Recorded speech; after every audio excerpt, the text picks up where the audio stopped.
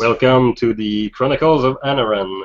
This is chapter 13, and tonight we have Fred and Tim playing the roles of Idricos, the Titan mercenary, soldier.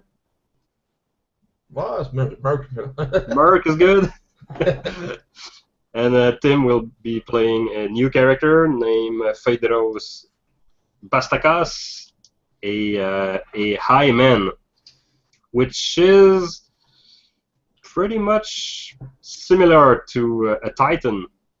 So it's an advanced race of men, more majestic, more noble, more blue blood, more manly. Yes.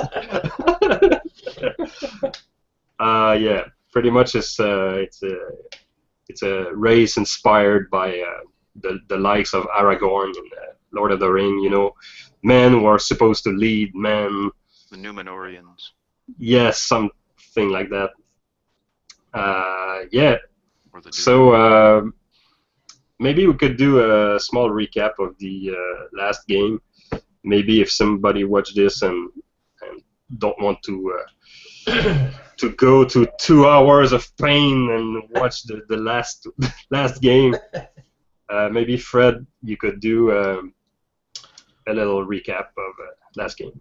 As best as my neurons can tell, the city was besieged by the forces of the Sevarians, and yes, after recuperating from climbing the wall and being attacked, we encountered the wounded watchers that acted strangely. We confronted them, and then they disappeared, because at this point the great door that was sealing the underground passage through the darkness was blown up, I think, at this point.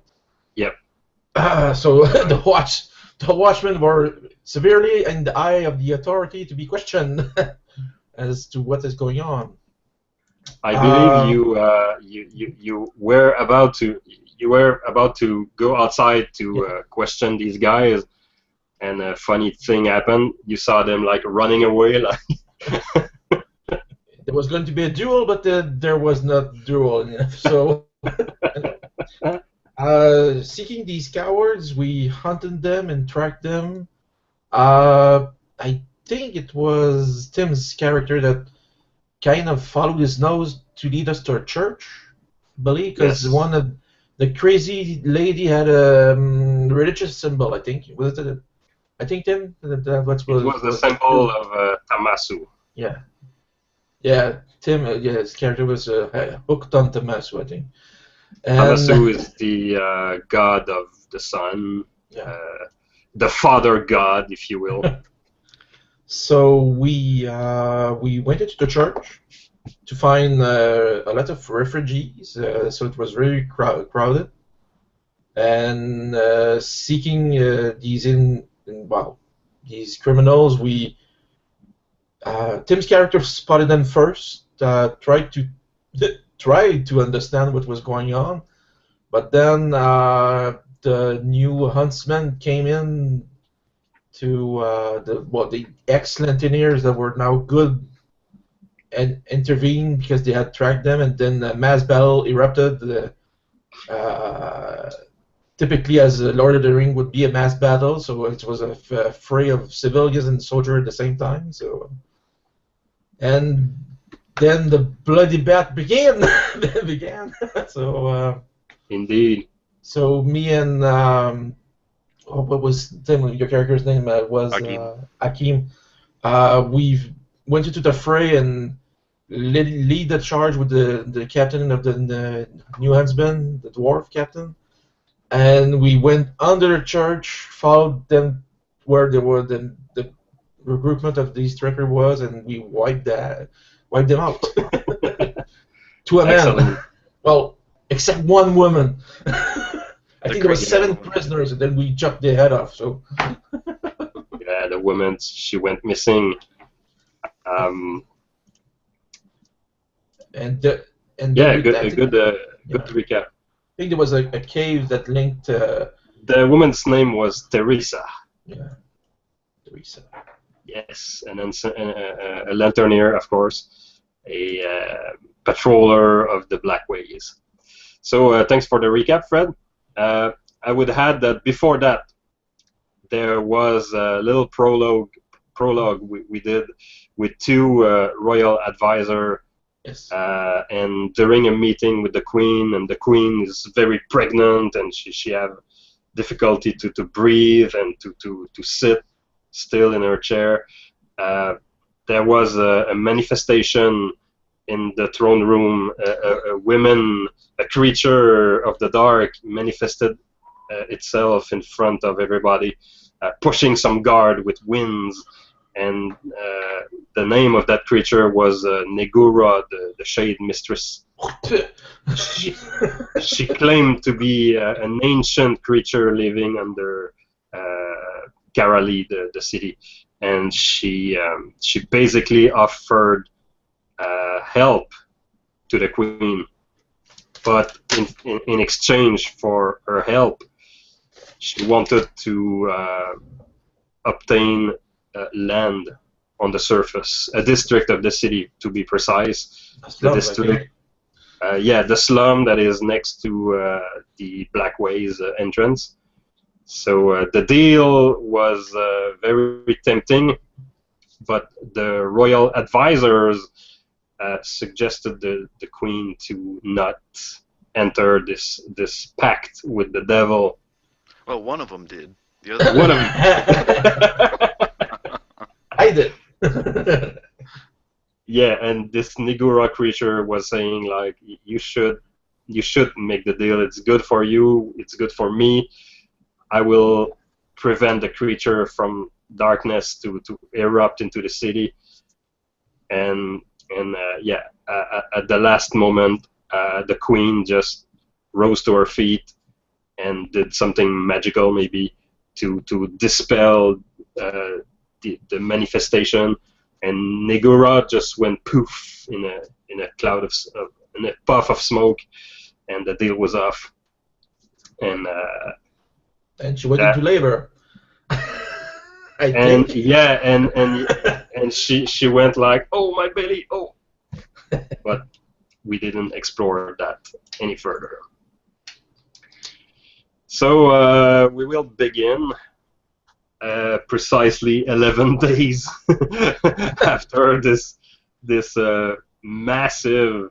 That's just a week. It's a massive skirmish in the Temple of Life.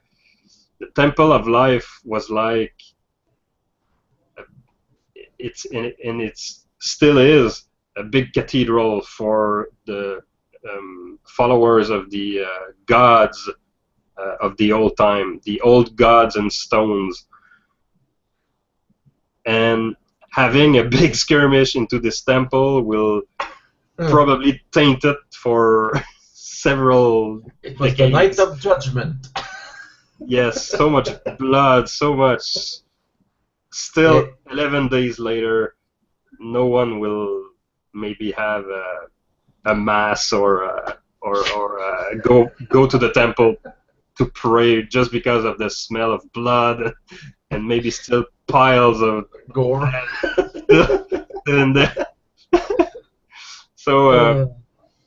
So after 11 days, Edricos, yes. you are back on your feet, like at 100%. Yes. I have it here in my notes. Just the details of how well your recovery went. So starting about the 6 days, you started to feel good again, and on the 7th days, a physician, a doctor, went to just check on you just a little bit. He did something to you that very helped you, and after that moment, you started to really like feel better. There was rust on the blade.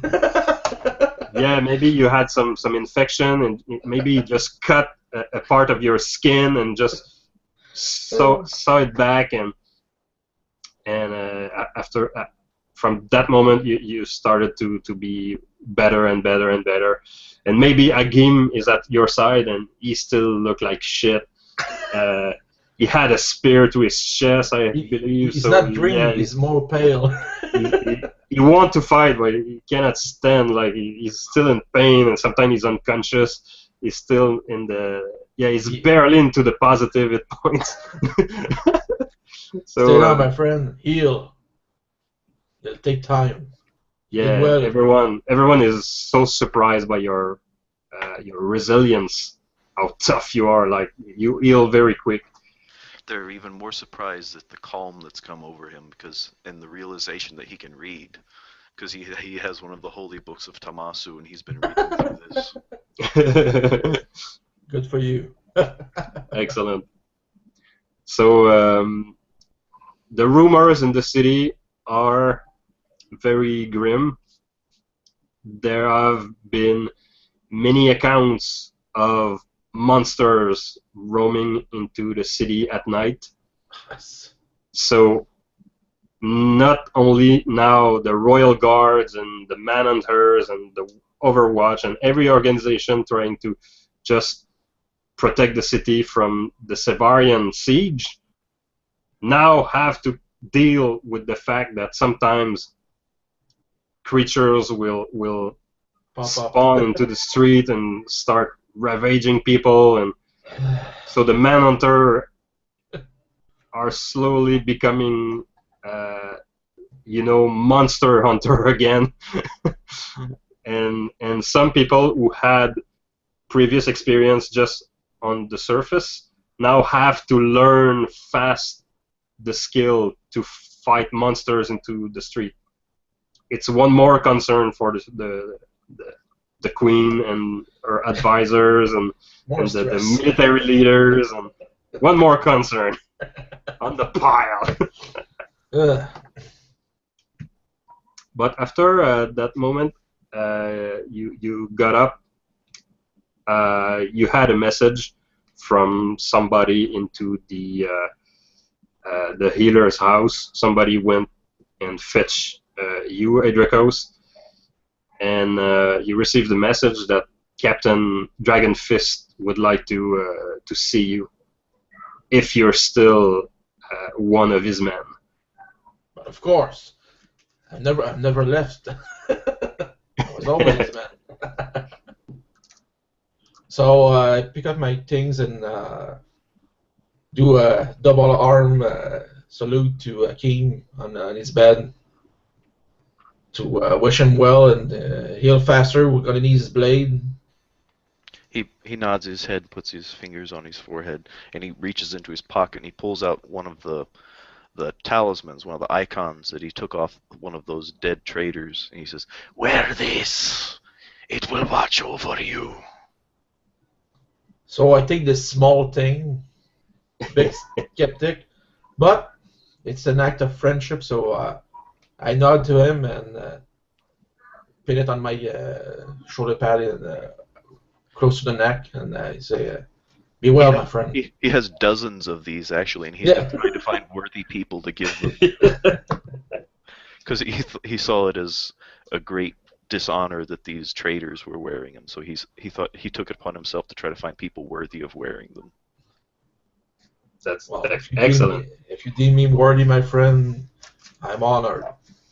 You're spreading the words of the Father of Gods. All right, so after a quick walk into the city, you finally arrive in the slums of the city. It is where you used to work. Yeah. It's a bit more fortified. I imagine now it's going to be more hectic with the door down. Yeah, I was just checking my map. It's a district called the Dark Faden. Yeah. So it's just in front of the Blackways entrance. So obviously, when you arrive there, you can see there is an effort to build something back to and, and at the moment it's not elegant. It's not like it used to be. It's more like they started to pile huge rocks in front of the entrance, but they maybe covered half of it. Okay, yeah. So there's still. It's high to cover up. It's a big a lot of work. Yes. So there must be like many thousands man-hour still to be done to just block the passage. But yeah, they do what they can, and they probably scavenge the rock from the hills, not the hills, but you're like into a canyon, you know. The city is like built into a canyon, so they city walls. Yeah, they like destroyed houses and buildings to take the rocks and just yeah, it's a huge thing. So you probably hear the like the mining pick like going tick tick tick tick tick tick tick, and people like lifting heavy bags full of rocks and using watching someone building a pyramid. Yes, exactly like that. So and the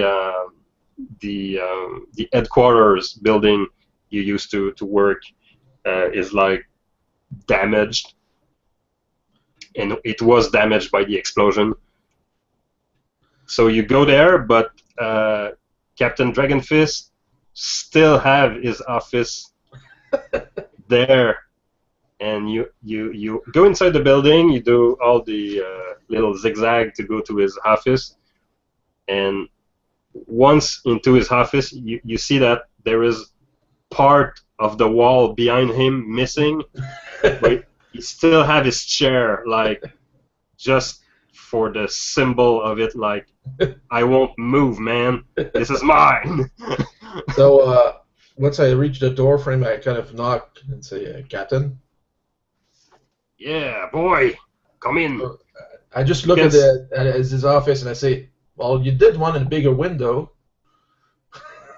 Of course I do. I can now almost feel the breeze on my beard.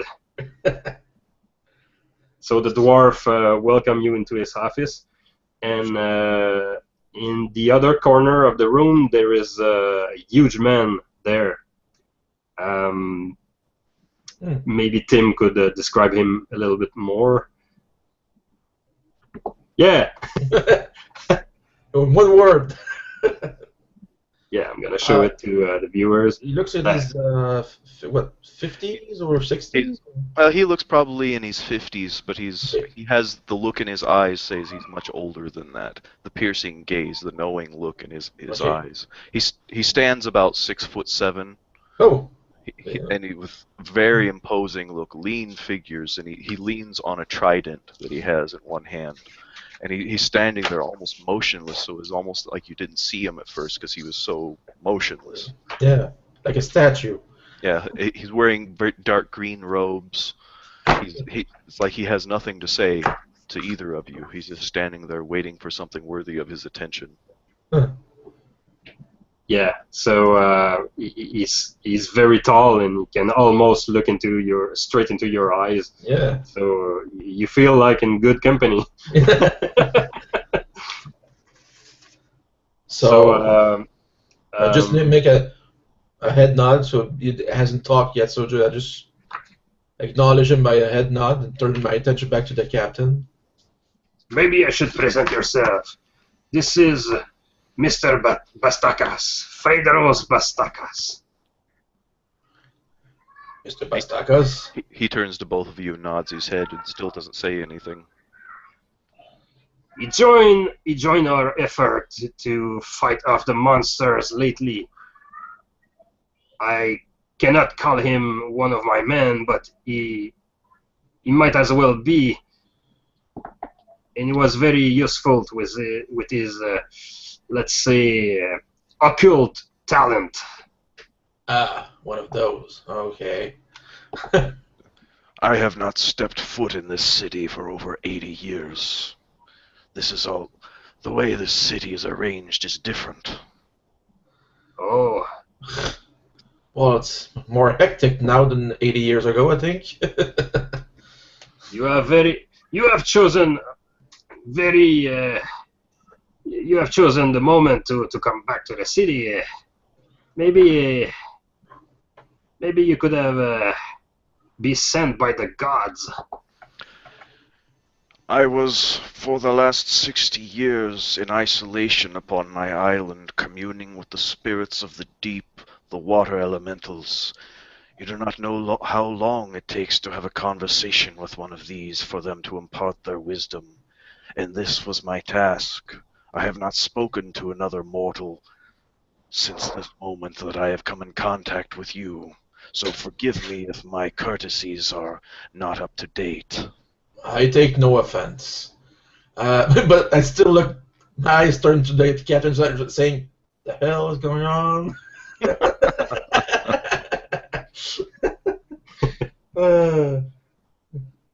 Well, as you know, my boy, desperate measure, desperate people, desperate skills are needed. Spit it out, old man. You have something to say it. I'm gonna say it. I have a mission for you both. And I don't have many men I could thrust into such a dangerous situation. How dangerous? Well, I'm not 100% sure about the level of danger you may have to face. But let's say you both, maybe 2 of my men, against maybe 20. Fair odds for that, 20. I feel sorry for them. Yeah. Well, that's the right attitude. But I fear this time you may have to use your experience more than your muscles. Because you see, this is why I chose you both. You have experience in combat. You can judge a situation by observing it and not charging like a young fool into the fray without looking where you step in.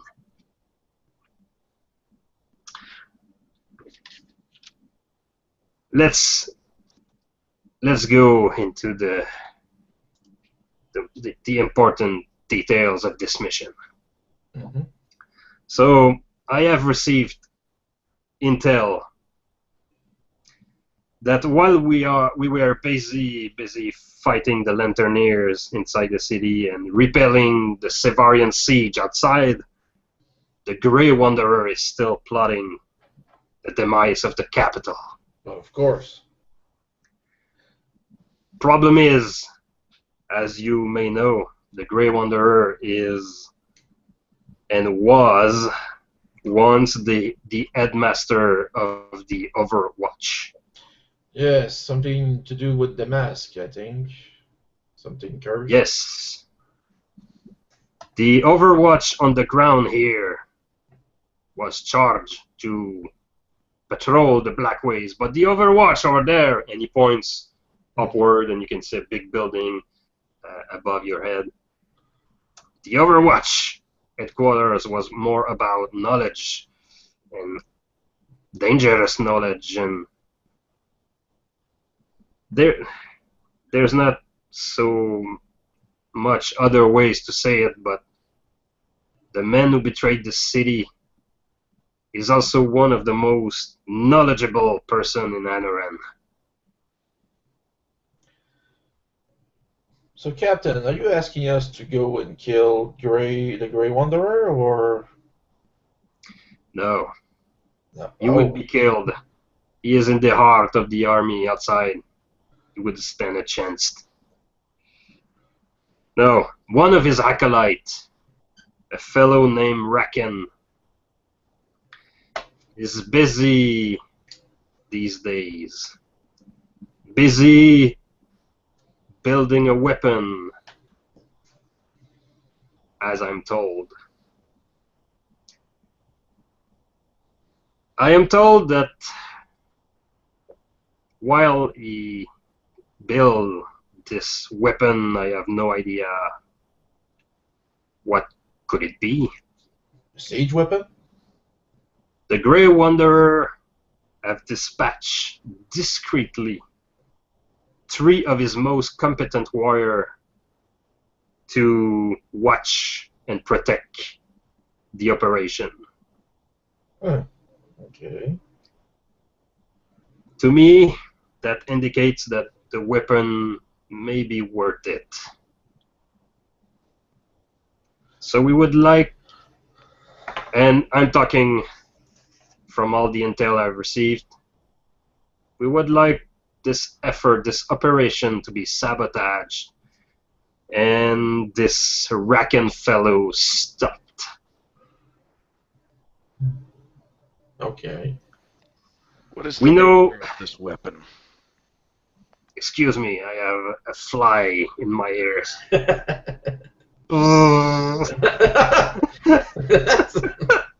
Literally.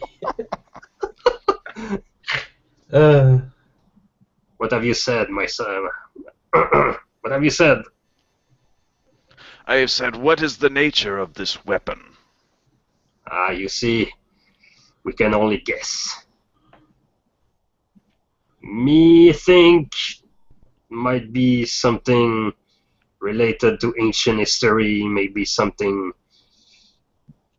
ancient artifact? maybe something magical in nature even.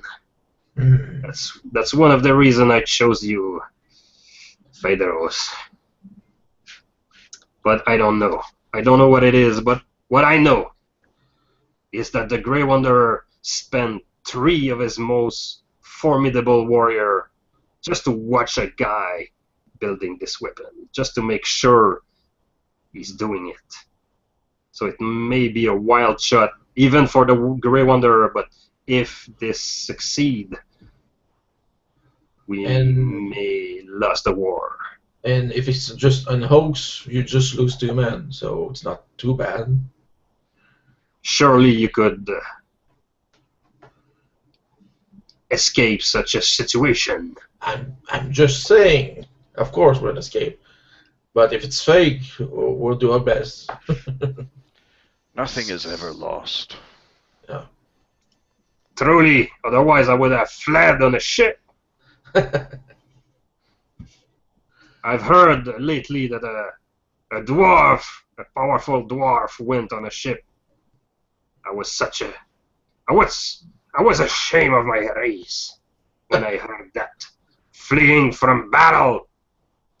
There is always hope. So, Well, the meaning of my statement was different, but yes, I concur.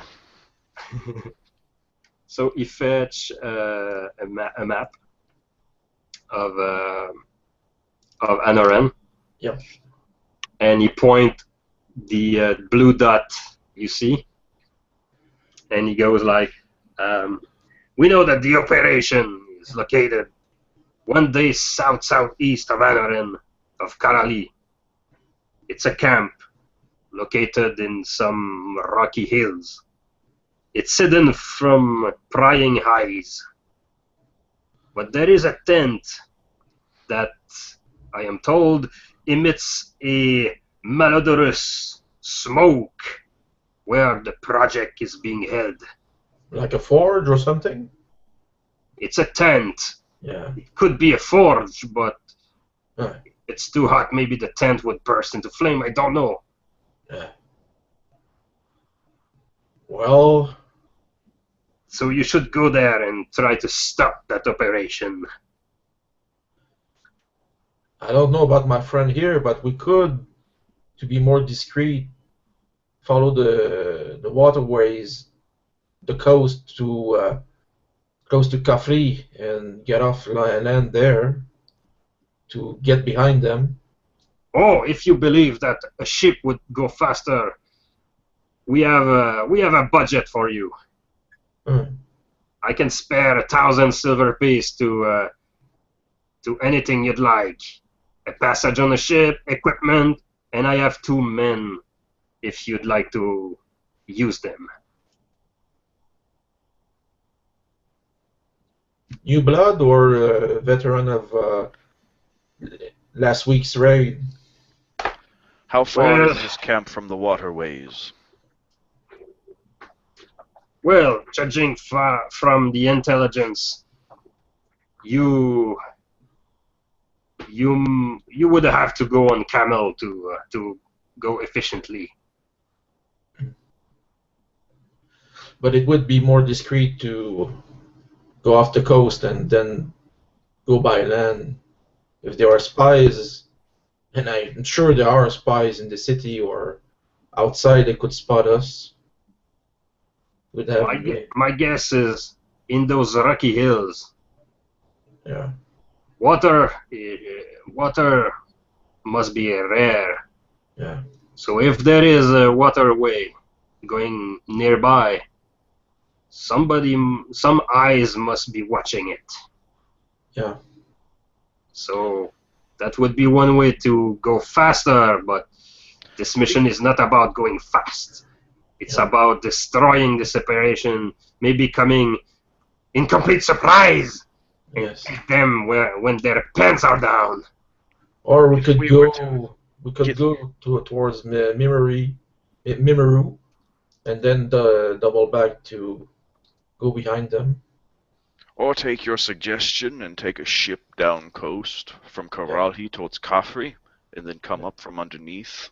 Yes. That would be a good idea. The siege of Karalhi, no doubt all the passageways from here to there are very carefully patrolled and watched. Yeah. Yeah, I think if you go to Mimiru, you will waste so much time. Yeah. And I will remember you as a GM that each X's on the map is like 500 miles. Yeah. So if you go to Mimiru, it's like a detour of. I was just saying going towards it, but then circling around. But yeah. But leaving by the sea would be more discreet at night than by land because it might be a lot of eyes. Oh yeah. Around Karali to spot us. And if I want to be fair, you probably know all about your geography, basic geography. The only way outside of the city is currently it's currently the army, the Severian army is there. So the best way to leave the city is by sea, and your plan would be a very good idea. Yeah. And you would maybe not even need to go to Cafre. You could stop anywhere. Well, yeah, that's the plan. Yeah. Maybe once we're south of that point there, we could come inland. If there's like a small port city, we could anchor. Or Fisherman Bay, or something. Yeah, that sounds like a plan. Yeah. Okay. Well.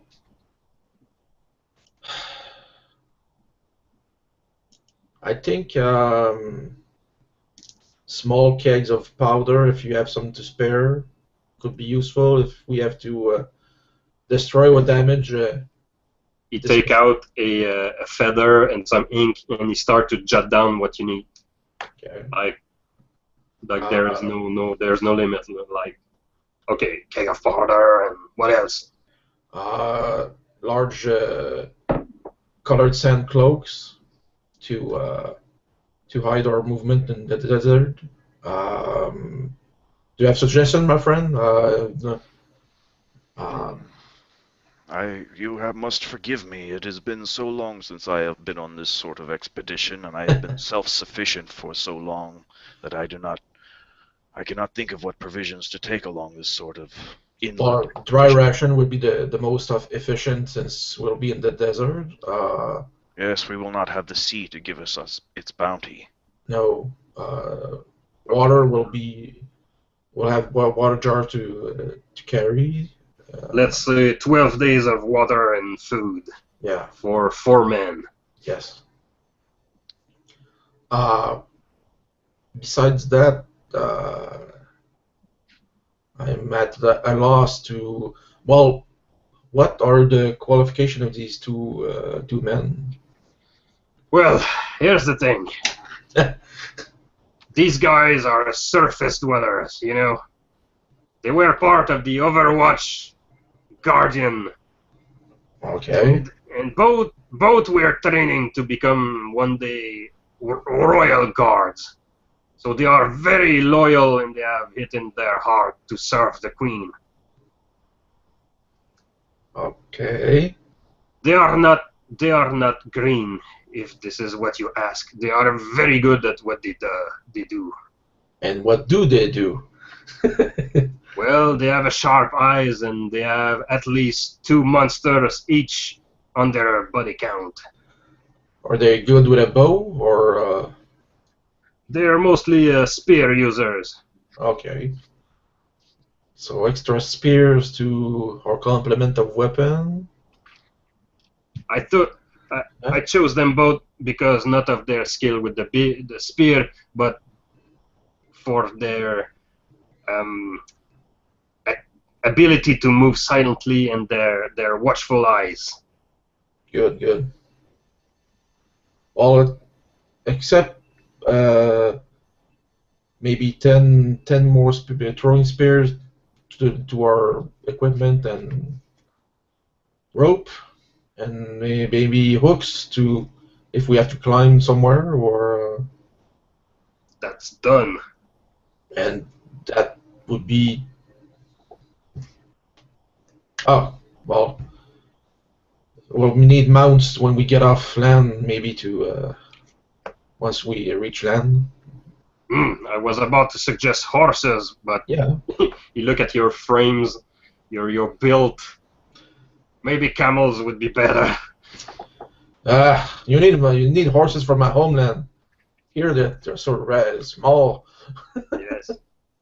The Minari's horses are very good, but not very strong. They're quite fast and lovely, but then again, not meant for war.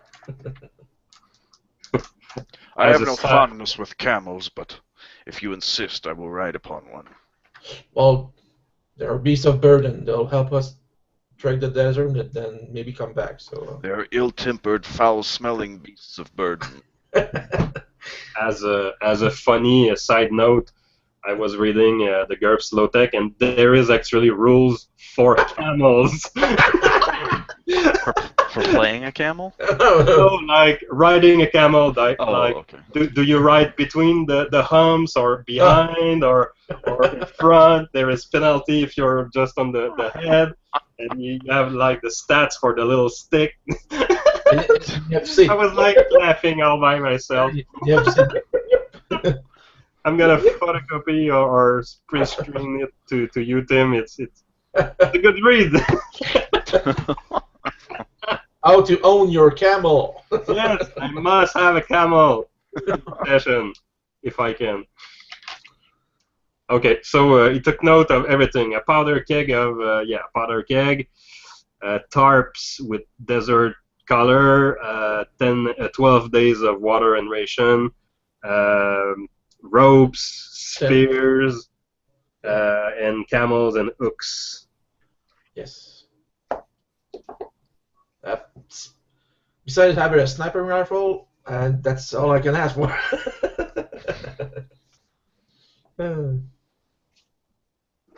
All right. Of course, this is a dangerous mission, but do this for me, not for the Queen, or yes, do it for the Queen and Anoren. You will probably save a lot of people if you pull this off. But I would like to ask a favor. Yes. Do this one for me. Captain, I'll do it for you.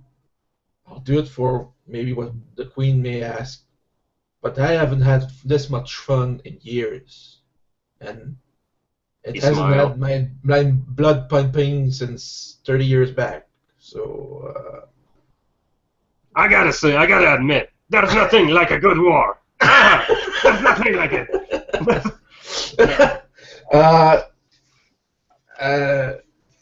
I've been looking for a meaning of.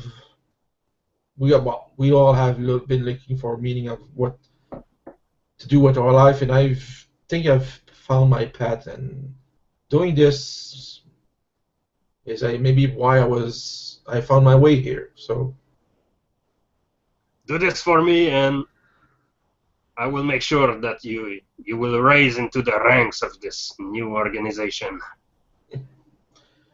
I slap him on the arm and say, "Well, to work, Captain. There's a weapon to be destroyed and a man to hunt." Excellent. In game term, you will give you free a military ranks, an upgrade in military ranks, and maybe a patron advantage if you'd like. So you will be like really a part of this organization. So it's up to you. So what are you doing now? Well, I look at Phaedrus and say, "Do you have something you need to do, or?" I have done most everything I need to do over the last 80 years. Aren't you blasé? No, but is there a family you'd like to see before we leave? I'm not concerned that we will come back, but if you have still No, my friend. My family has been dead for 50 years. well, then we'll see what these two new recruits have to say, and Or was it longer? I'll let you think about that. So I'll leave and with the captain try to be discreet. We're on a mission right now, and attracting attention isn't a good thing. So I'll start to be discreet. We'll mostly work at night to leave and by sea and have a boat and everything. So Okay. The two captain's men, I'm gonna write their name into the chat, but it's Kufos and Jekka. It's a Hebahin woman, a man and a woman. oh, okay. And yeah, they are. Well, the first time you meet with them, you instantly have the feeling that they are not green. You know, they know what they are doing. So it's Kufos and Jekka. Both have shaved head. Okay. Their skin is brown, and the women have a skin more like very dark brown. Okay. They More have African? they are Ebahin. Okay. Yeah, African, if you like. They both are very cut, athletic. They have leather armor, very lightweight. Both have at least two spears, a falchion, the curved sword, and some backpack equipment, and they look like very to their Sad people. yeah. They don't look like lanternier, half crazy a little bit. No, yeah. They look like surface people, like soldier. Okay. So When they meet with you, they have their back straight, and they have a good posture, and they salute you with the military salute, like the fist on the chest. So I greet them with a salute, and putting a hand on the shoulder of Jaka, and this is the last time you salute me. For now, we are only travelers. So I try to make them outside. When we leave, we're just people. So They nod, very discreet. so When they salute, Phaedrus stands up very straight and lifts his head up and his eyes open a bit wide, as if he was almost startled by it. I have not seen a salute in so many years. you've been gone a long time, friend. I was very acquainted with this a long time ago. You didn't have, indeed. You didn't have indeed. You didn't have indeed. The last one died. The last one died, didn't they? Yes, they did. They died. One died in your hand. In your arms. His eyes are... Phaedro, he just runs. He just sticks his hand out. Away! And he starts walking off. Yeah, the voices just come and go, like just a gush of wind, like just a. Phaedro, are you well, my friend? We must be off. We must be to our task. He seems a bit irritated. Oh, again, I'm stuck with. Jaka, the woman, come close to you and unroll a map, and she points her finger near the point where Captain Dragonfist showed you, and she just like, is it in this region? I think I may have go on a hunting trip with my grandfather in these hills. Do you? That would I think I could remember maybe the basic layout of the land. Well, those are really treacherous, rocky hills. Well, it's better to have some info than nothing. Yes. I meant to say that plenty of hiding places could be found in these hills. Yes. Maybe we should be careful where we step, and for watchful eyes. Yes. Maybe hidden in the hills. Yes. Do you have any knowledge as to legends or rumors in those hills, or? Kufos, yes, step into the discussion also, yeah. and he says, "I'm a man of Mimiru. I was mostly raised in the north, but the people of the north fear the giant scorpion of the south, of course."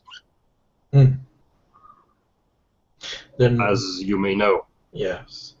So we'll have to watch for more than just arrows in the back. Probably. He nods. No. Wow, this is going to be a fun trip, children. No, let's pick up our things. We will have the cover of night to guard us for most of the time. We can hide during the day and stay out from underneath of prying eyes. Yes, that's why I asked. That's why I asked for some the sand capes. So that same night, that very night, a discreet cart is given to you. Like discreetly, a cart is given to you with everything you need. Yes. But it looks very normal, and there is nothing flagging this cart to be a military operation. Anyway, the city is like in chaos, and the night is coming, so everyone is going inside and shutting their doors and windows and pushing tables against the door just to make sure. And the manhunters are the new Overwatch. Light big fires outside to cast light everywhere, and in the east you can hear the cries of Sevarian chanting for blood and testing the resolve of the citizen and the Opposian on your side of the wall. So you take your stuff into this 20 feet long sailing boat with just one guy, to steer the boat. and you load your stuff into the boat, and just about in half an hour you're on the boat and you're sliding into complete silence on the water, and you're going away, and slowly but surely the capital disappear on the horizon, and you are into the darkness with just the water splashes on the boat for sound effect. Salty air. It's been a long time. I'm standing near the bow of the ship, leaning on my trident, with my face leaning into the wind, my eyes closed, just smelling the ocean spray. My other hand just spread out wide, like I'm just reveling in the scent of the ocean. In your ears, the wind whisper, "You know, you're not going back from this trip, you know? Yes, you don't go back. You will not come back from this. One last time, for a good old time." And we lost him to the murmurs of the sea. The concept of going back is flawed. We can never go back. Never. We always press forward, so your reasoning is flawed. Are you talking to me, my friend? Of course not. I kind of just leave my mouth open. Jacka cannot help herself. She look at you and whisper to you, Edricos, making sure Phaedros cannot hear. Is he okay? He looks like strange a little bit. Unfortunately, I've dealt with his kind before. No, I mean his eyes. Look at him. He's like possessed, or he's something very unnerving about him. And for the first time, he turns around and looks you square in the eye, and you realize his eyes are completely silver. It's the first time he's looked at you good up. His hair has been out of his face. Again, I ask, are you well, my friend? I am better than well. The smell of the ocean is invigorating, and he's just smelling the ocean. Last trip. You know, I've dealt with people of your kind. I have, well, a friend that sometimes do what you're doing right now. And people of my kind? And he looks startled when you say that. Well, when I say your kind, I say the ones who dabble with, well, what they say called magic. Ah. And then he turns around back to the ocean. I thought you meant people of my kind. Oh, your kind? No, I've never met your kind. Though your bloodline resemble mine, there's a difference. I can see it. Yes, there is a difference, and time knows the tale.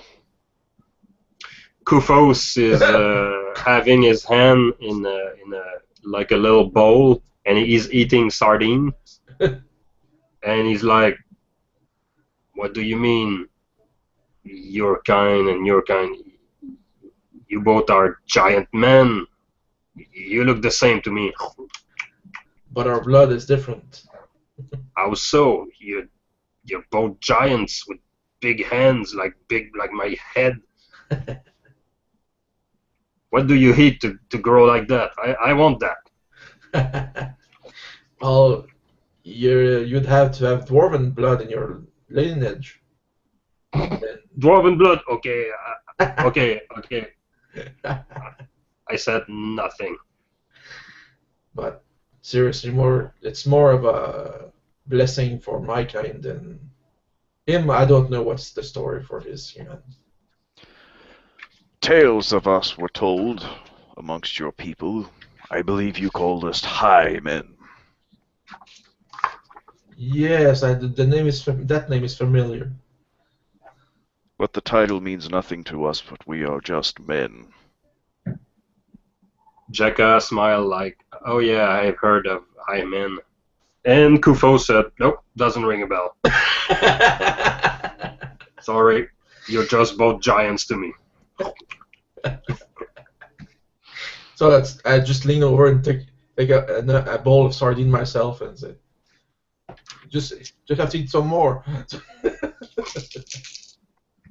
At least you're eating the good stuff. Jekka at one point just straight her back and look at the horizon and try to pierce the darkness with her human sight. Do you see something? Yeah, I think there is a mass over there, maybe a ship. Maybe I would recommend to maybe get closer to the land, just to be hidden from them. Yeah. Go tell the navigator to change course. Yeah. But I look So with my piercing eyes that I can see in the dark. I look into the far darkness to see if I can see something. yes, both the giant in the boat have the same ability to pierce the darkness. So you both see clearly a big merchant ship with at least two masts. So it's a huge ship and it's coming your way. Okay. If you don't maneuver, We'll get out of his way. the ship could just pass like a turtle, a big giant turtle to your right. Well, we do want to be discreet, so we're not looking for trouble. Fuck yeah. We'll just get closer to the coast and steer away from him. It's not trying to intercept us? No. Okay. He's even slower than you are. So you just slide, and in fact, I don't know how to call this guy, but it's not the captain, but the pilot of the first man. Yeah, he's just following your lead and just change course, and you very slowly go nearer the land, and at some point the ship just pass you by very far away. Yeah. So for the better part of the night, the ship will sail due south, or at least will follow the land. And during this time, what are your plans? Do you want to do something special? For the most part, I'm staying on deck, and I'm just looking out to sea. Okay.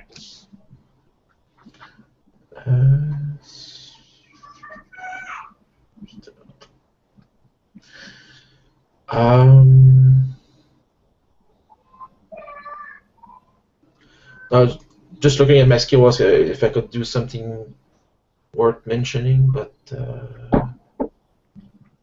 Anything could be as simple as.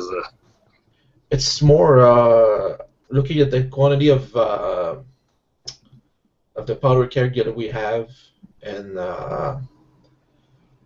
maybe make just keep one powder keg full, but the other one maybe make small fist-like pouches of it. Okay. So if we need to. I took a note right here. The powder keg, to me, if you throw a match in there, it would produce a 15 die crushing explosion. So you could divide this 15 dies into smaller portions. Yeah. Okay. Like maybe a full bag of it, maybe 2 dice of an explosion. Okay. So yeah, divide that like you want, like 15 dice of crushing damage. Well, I'll take. I suggest not putting fire in it. No. In Not now. yeah, in most circumstances, just saying. I never ended a campaign with a boom. Yeah, it's more of a maybe taking about 5 dice of damage and Okay. making 5 small pouches of powder. This is more for use of distraction than destruction. Okay. Yeah, my small version of a grenade maybe, but it's more to light this up and throw it somewhere to attract attention elsewhere, or distract, or burn a tent, something. Okay. I'm gonna. Oh, I'm not gonna say this often, but Fred, Yes. I'm putting you in charge of the powder. So you have 15 dice, and yeah, use it as you will. Here, I'll take 4. I'll take 4 for this, and so the keg has 11 in it. Okay. Okay. And I have 4 small pouches.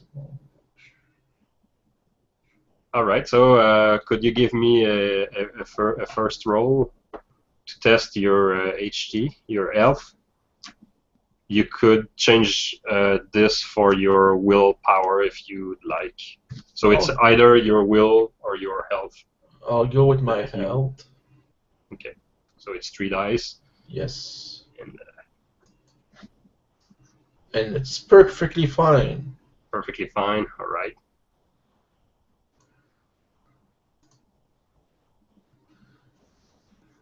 If you don't have access to dice stream, Tim, you could just roll dice. Yeah, I have a dice stream. Okay. Am I rolling for this too? Yeah, yeah. Oh, okay. I'm gonna roll 2 for Kufos and Jekka. So I rolled a 10. Kufos is good. Jekka is okay too. So did you? Yeah, it was a 10. Is it showing up? No, it's not showing up. Oh, okay. Well, I rolled 10. Okay. Okay. So you stay awake for a very long time, and you are rocked by the ship slowly, like a mother rocking her child, and you take some fatigue, as you stay awake, and but at every moment you are on this adrenaline, you are on a mission, and so maybe it's not the time to sleep, or Not now. no. So yeah, you're pretty much awake the whole trip, and at some point the sun is getting up. From your perspective, the sun is going up from the land. Yeah. Okay. So you have a spectacular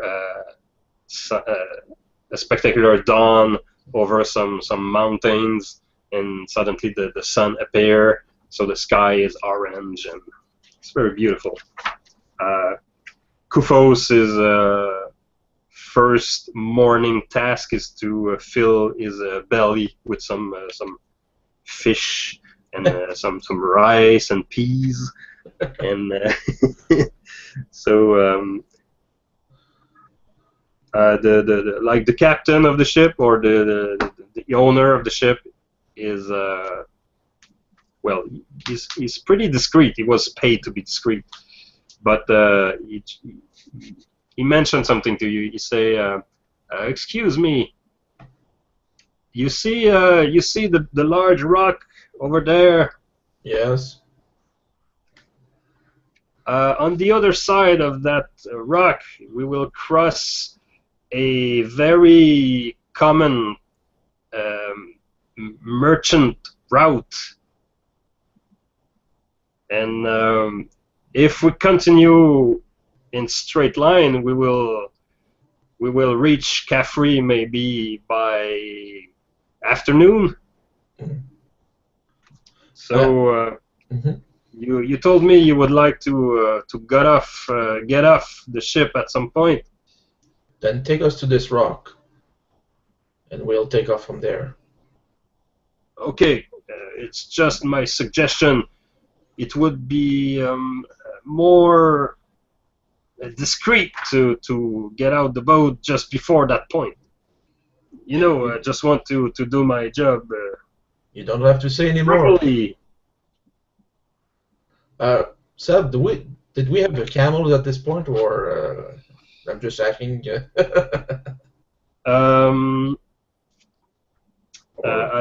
Honestly, I forgot about the damn camel. So maybe Captain Dragonfist, maybe. Oh, a message from maybe someone in the city. You would have sent a falcon or a pigeon or something to warn something in Caffrey to bring you some camel. At this rock, that would be. Yeah, that would be. Yeah. I'm all for that. Any objection? Redcon. Because we need our camels. yes, I forgot about the camel. Forget about that. So we'll just get to the coast towards that big rock and take our gear off and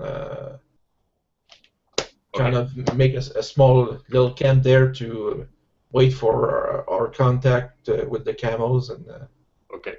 So the owner of the little sailing boat continue his way towards Caffrey, and he's waving you goodbye one last time, and his ship just disappear behind the rock. Yeah. And at some point there is a guy coming your way with 4 camel, and he's like, "Are you Dragon's Fist people? Yes, I have your camels. You can take it. You can take them." I look at the camels with a disgusted look on my face. I would prefer to walk, but if we're all taking camels, then that is what we will do. That's a change of heart. Yeah. Harder character. So, okay. So, we're gonna go this route just for to represent your sleepless night.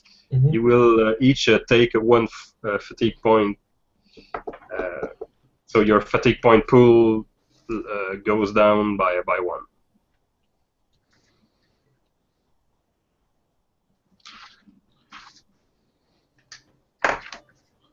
Okay. You are in a unfamiliar territory now. Yes. You are between big cities. Yeah. And you try to find a point in the desert.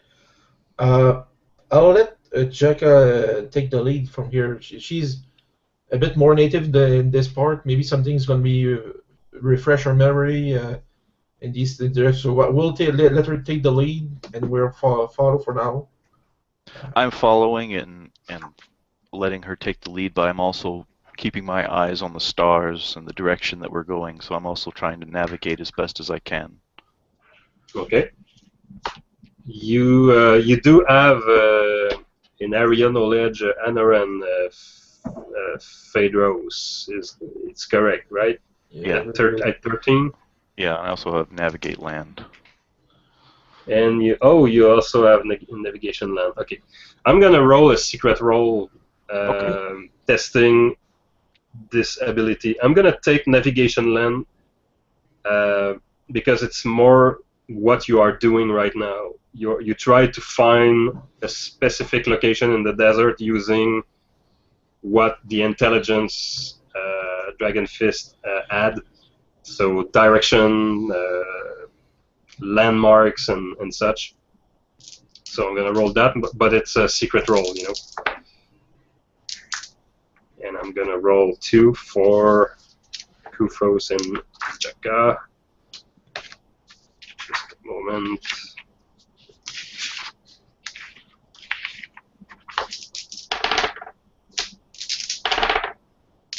Right. So you start to go eastward. Yep. Yes, eastward. And yeah, and the hours just fly by, like 9 a.m., 10 p.m., 10 a.m., 10 a.m., 11. At noon we stop At noon you stop. because now the zenith is the highest, so Yes. we stop for take the protection from the heat. So we take the sand blanket and make small tent with the camels and. This is. You are acting like a true Minari. I've been here for a while now. Indeed. Yeah, let's try it. Let's test. Let's test this. So I'm gonna. Survival or. Yeah, we're gonna test survival or your HD. HD. Okay. Yeah, one or the other. HD. Okay. Because we're taking a rest. I mean we're taking blankets and covering ourselves from the heat. So. Yep. Roll. I'll be right back in just a second. Okay. I'm fine. Oh, I'm yeah. 8 on the 13. You're more than fine. That was Ollie. Ollie. Ollie! And from this point on, well, I'll wait for Tim to come back.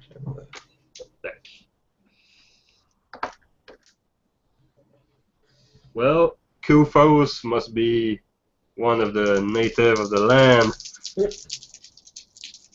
No, that would be Jaka. If I'm basing on that roll, that would, yeah. Okay, so Jaka probably found like I'm trying to phrase that. Runes or Runes? I put on red runes, but ruins. Ruins? No. Like a small oasis. Oh, okay. But maybe just trees. Okay. So she recommended that you use the tree as a cover. Yeah. But then she used a knife and she started to dig into the soil. Yeah. And she cut like a root, and some water started to come out of the root. Huh. And started to suck the water like this, and she proposed that to you guys, like do this and.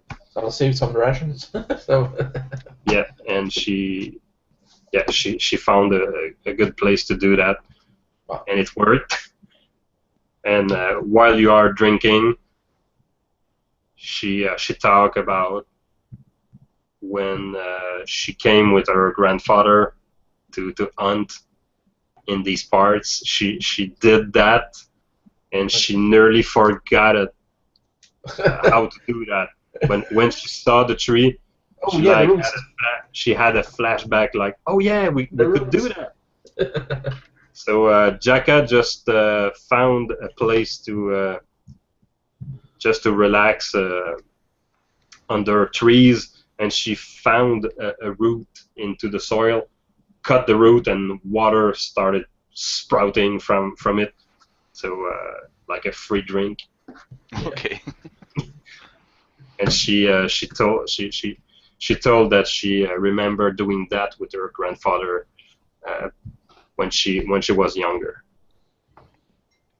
The links that have to be gone through to find water on land, when all I have to do is speak but a word and it comes to me. In a discreet way, or? When you say that, Kufos and even Jekka like straight up stop moving, like they're not saying anything, but their face is like, are you fucking serious? like magic, like Lola.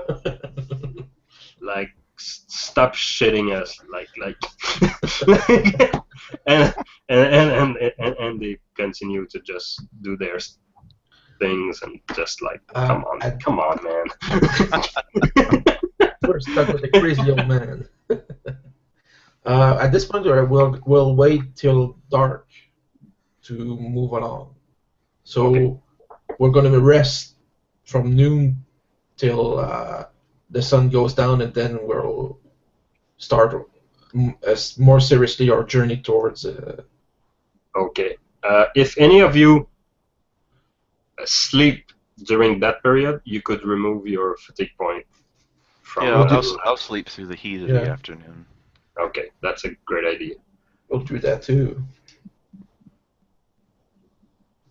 So it was probably the best thing to do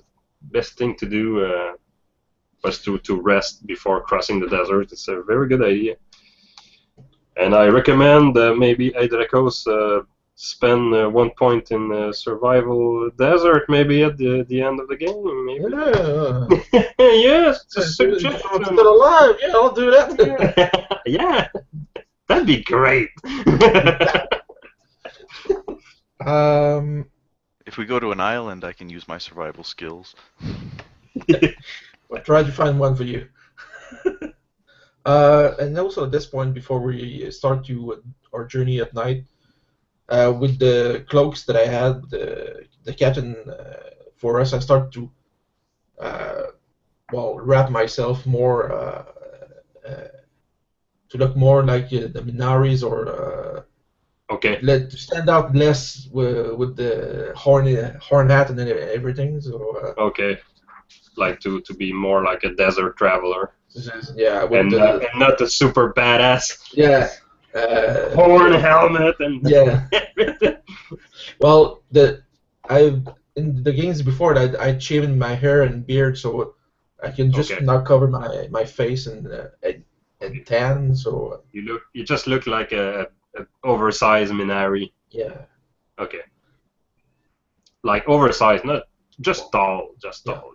You're not like Very a monster. Tall. Yeah, you're not a monster. Your race is called Titan, but you're not like a real Titan, like no. 20 feet high. And okay, could you roll just one dice, everybody? What type of dice? 1d6. D6. Okay. Just one? Just one. Yeah, just one. Like a test of chance. 2. 4, 2, and 2. All right. That would be between. Okay. So me and Tim get 2-2, and they get 4-4. Yeah. So Kufos and Jekka are asleep. Okay. The sound is really low, and both of you are like just watching the horizon, and suddenly it's Phaedros. You spot something dancing in the dune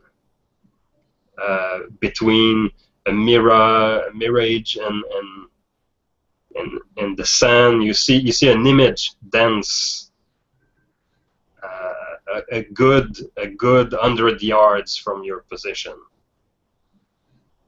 And the more you focused on it, the more it looks like a camel, a lone camel with his back full of stuff, equipment, and there seems to be no rider on the camel, and the camel looks like walking randomly the desert. Like sometimes he stop, sniff the ground, and continue.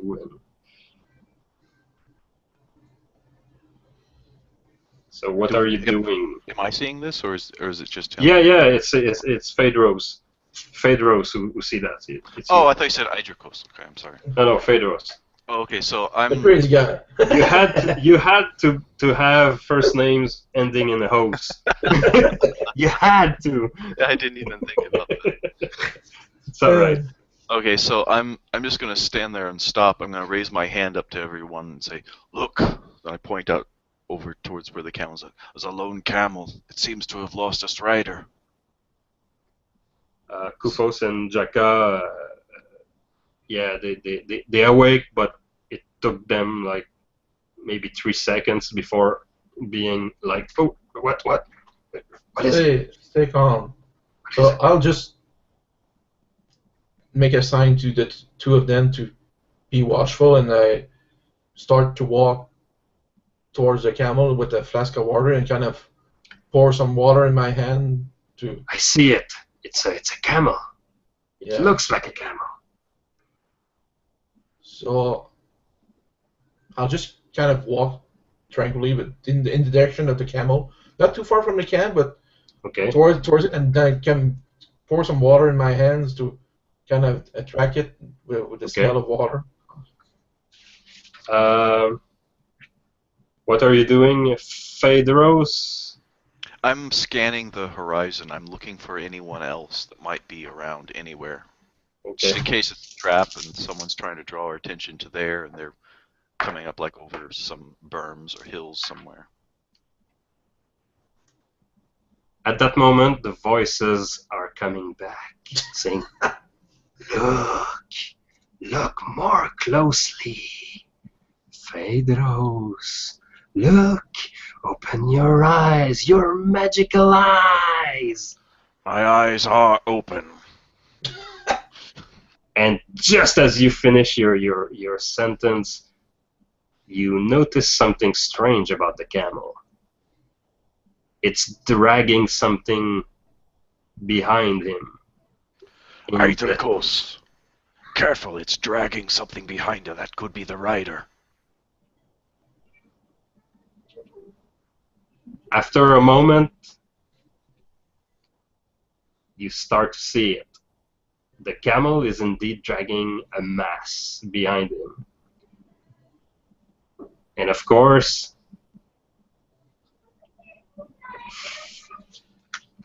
to have more details about that, you would have to get closer. The camel doesn't walk your way. It's like on the distance, and it's shambling. You know, it's randomly moving. So I'll walk towards it, but staying alert, slowly, not to scare it off, and try to attract its attention with the camel goes on. Yip, yip. Phaedros, this could be a trap.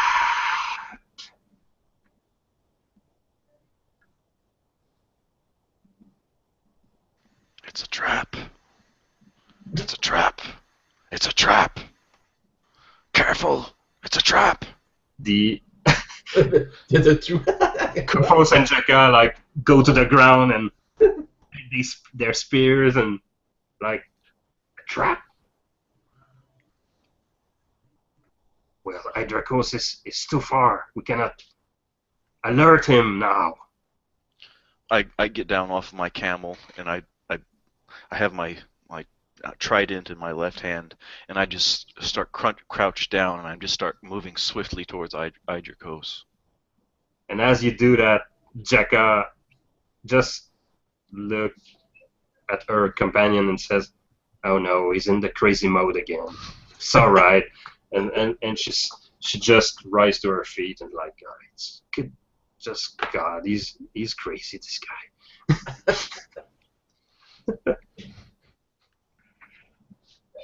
So I just close on Idricos. You just ride to Idricos. Yeah, I'm just walking out towards him.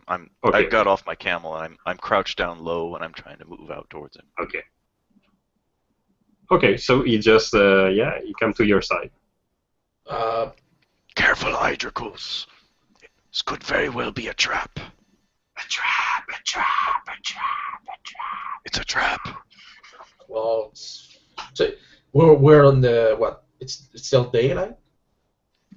Still, yeah, you still have light. You so I look around, say, I know they're good to hide in the sand, but I see nothing. Whoa. And what I can see, there's someone hanging, maybe dead on at the heels of the camel, or he could be still alive. So Yes, but approach carefully. I will. And I stand up and I just start looking all around across the horizon. Oh, and you see the camel is static, and you see his ridiculous head looking straight at you like this, like he finally saw you, but he's static. He's like, looking, like. He's like, I thought it was like at an Aussie concert. He's like, Okay, roll IQ -4, Fred. Okay. IQ -4. IQ -4. It's like what animal handling. Oh, I don't have any more handling. IQ -4.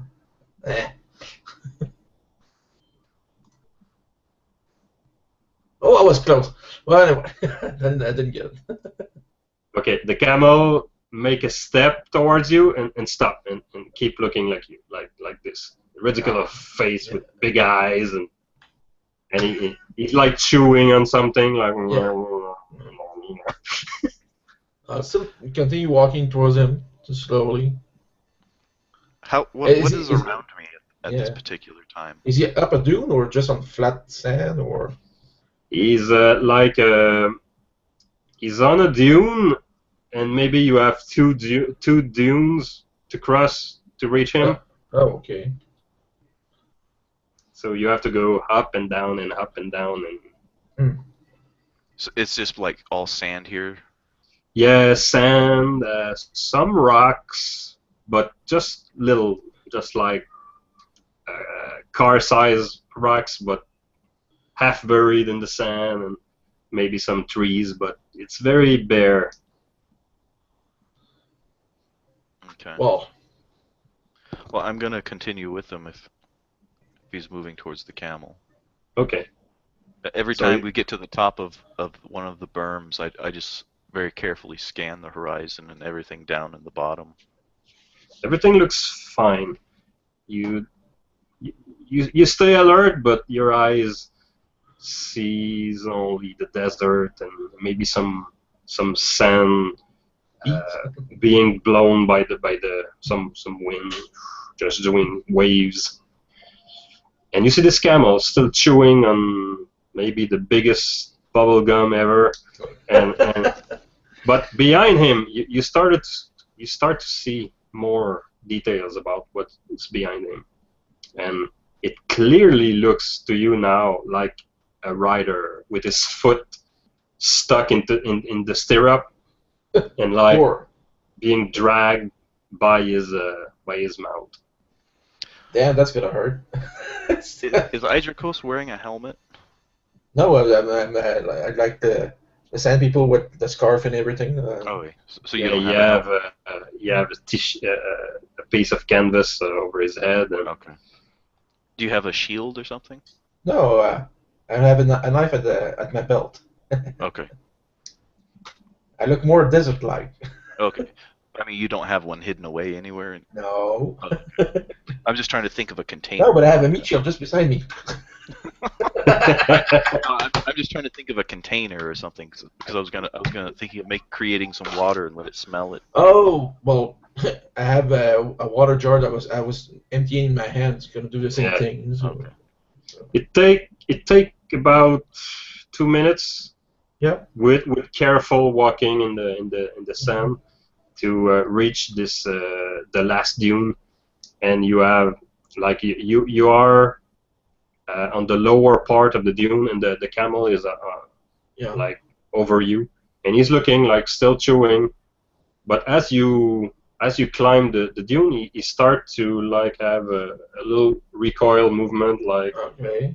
like Well, like I start pouring some water in my hand to maybe attract attention or. okay. Yeah, that's a bonus right there. Roll again IQ, but this time just -1. Just -1.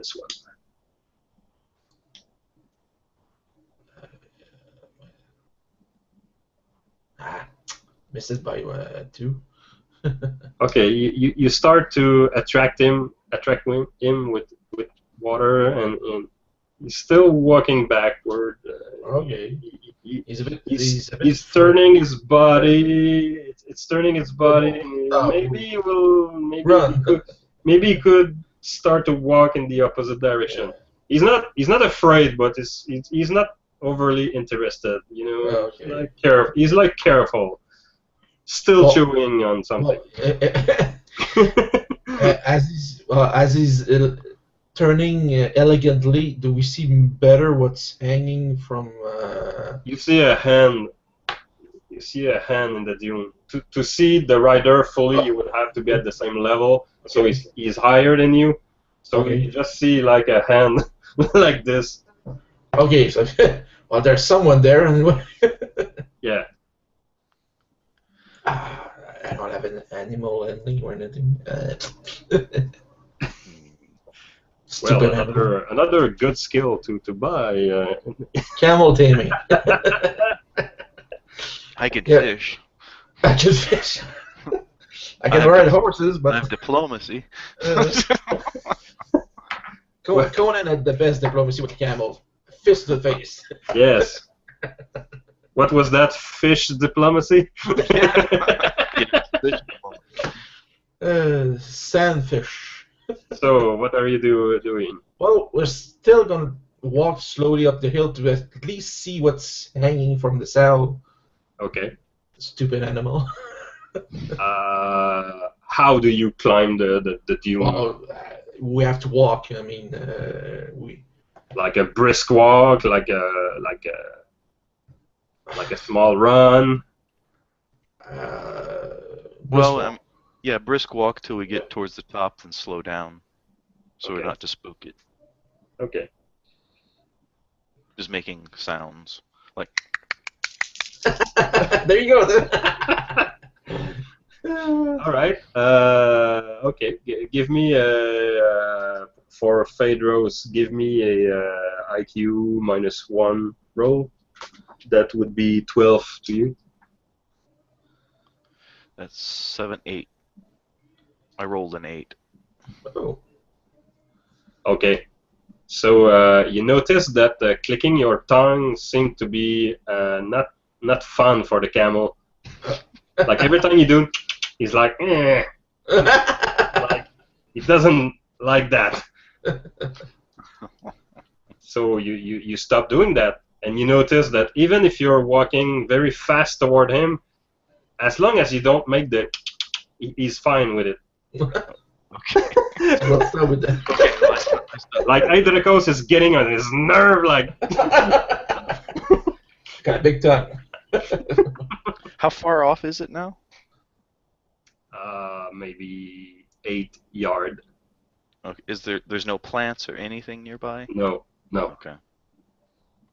Behind, as you climb the dune, behind him you can see open desert and maybe some hills far away. Like you see just a line over the horizon, raising above the horizon, and you can see rocky hills, but it's so far away. I'm gonna stop. I'm gonna stop moving and just slowly start making small steps towards him with my hand out. Okay, so he let you do it as long, but each time Hydrocos is doing, he's doing a step back, like dude, this is annoying, and he's doing like horrible creatures. He does not react to that. He only reacts to the clicking noise. Well, I just keep slowly walking up towards him with my hand out. Okay. You clearly see the rider now. This guy is probably dead, like very dead. Like he's started to dry. his skin his face is He's all dried up. yeah. He's like well cooked Okay. and full of dust and sand and his lips. Normally the lips are like slightly moist, but in this case it's like cracked and full of sand. And yeah, the guy is like a little bit rigid with his feet in the air in the stirrup. So you grab the reins? I grab the rein. reins. Yeah. I'll take out my knife and cut the poor guy off or if I can put his feet, pull the feet out, or. Well, it's either you just juggle the feet of the stirrup, or you cut a large, very good pieces of leather like this. I'll just cut the feet. Again, very much effort for nothing. You can just wiggle the feet out of it, and it's very easy. Does the man is wearing something official or colors, or looks like that random poor guy that died in the desert, or? To you, he looked like a Minari. Okay. Of what tribe it could be, this is hard to tell. Well, especially if he's dead. But he looked like a typical Minari in his mid-30s. Okay. Someone beard and. Yeah. Do you recognize the tribe? No, but we can at least ask if Jaka or Kafu can tell us something. So I kind of, is there a blanket on the saddle or something? I'll wrap the body and put it on the camel, or. There is all his belongings are there on the camels. Probably there is a lot of stuff on the camel, bags and saddles and all kind of stuff. And there looks like a tent rolled up, like a big tent, like rolled up into the back. I'll just take the body and put it on the saddle. On the saddle. Yeah. Good. And we'll start to walk back with. Okay, so you go back to Kufos and Jaka, and Jaka just says to the other, "You see, there was no ambush. It was not a trap." It could have been. Crazy old man. So what's with the dead guy? Do you recognize what tribe he is from?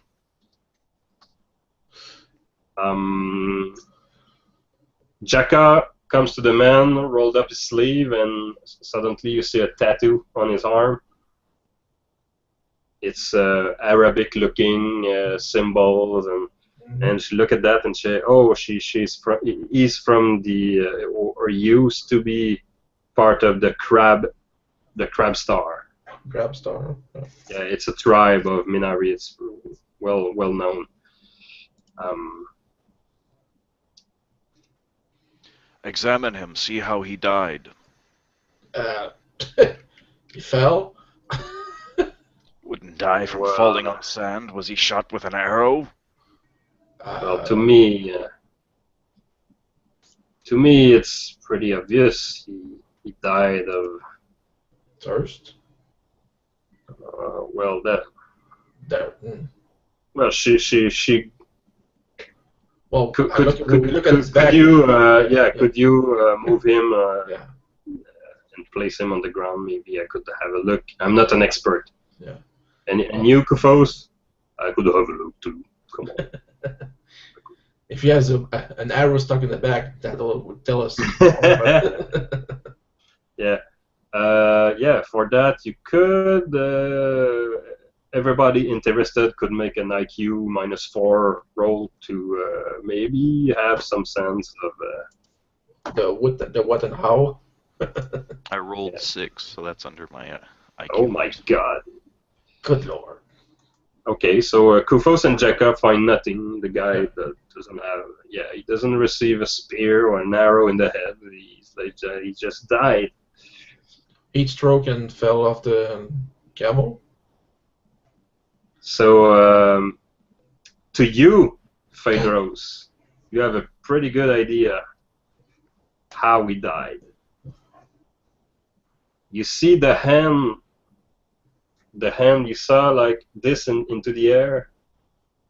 If you place the body into a natural position, the hand, the arm is in the position of somebody gripping the left arm. His own left arm or someone else? His own left arm. And from your long experience living among many species and having seen many people die and everything, looks like the symptoms of a heart attack to you. Like the guy was just like on his right and jaw, and like his heart just stopped. And like, oh. How old does he look? In his mid-30s, maybe. His mid-30s. Yeah, maybe 35, 36, 34. He's awfully young to die from a heart attack. What?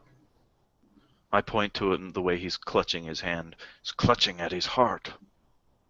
Or at his arm. His heart failed? It looks like it could have been heart failure. Poor man. Or black magic that caused him to do so. Well, ponder more natural means, but yes.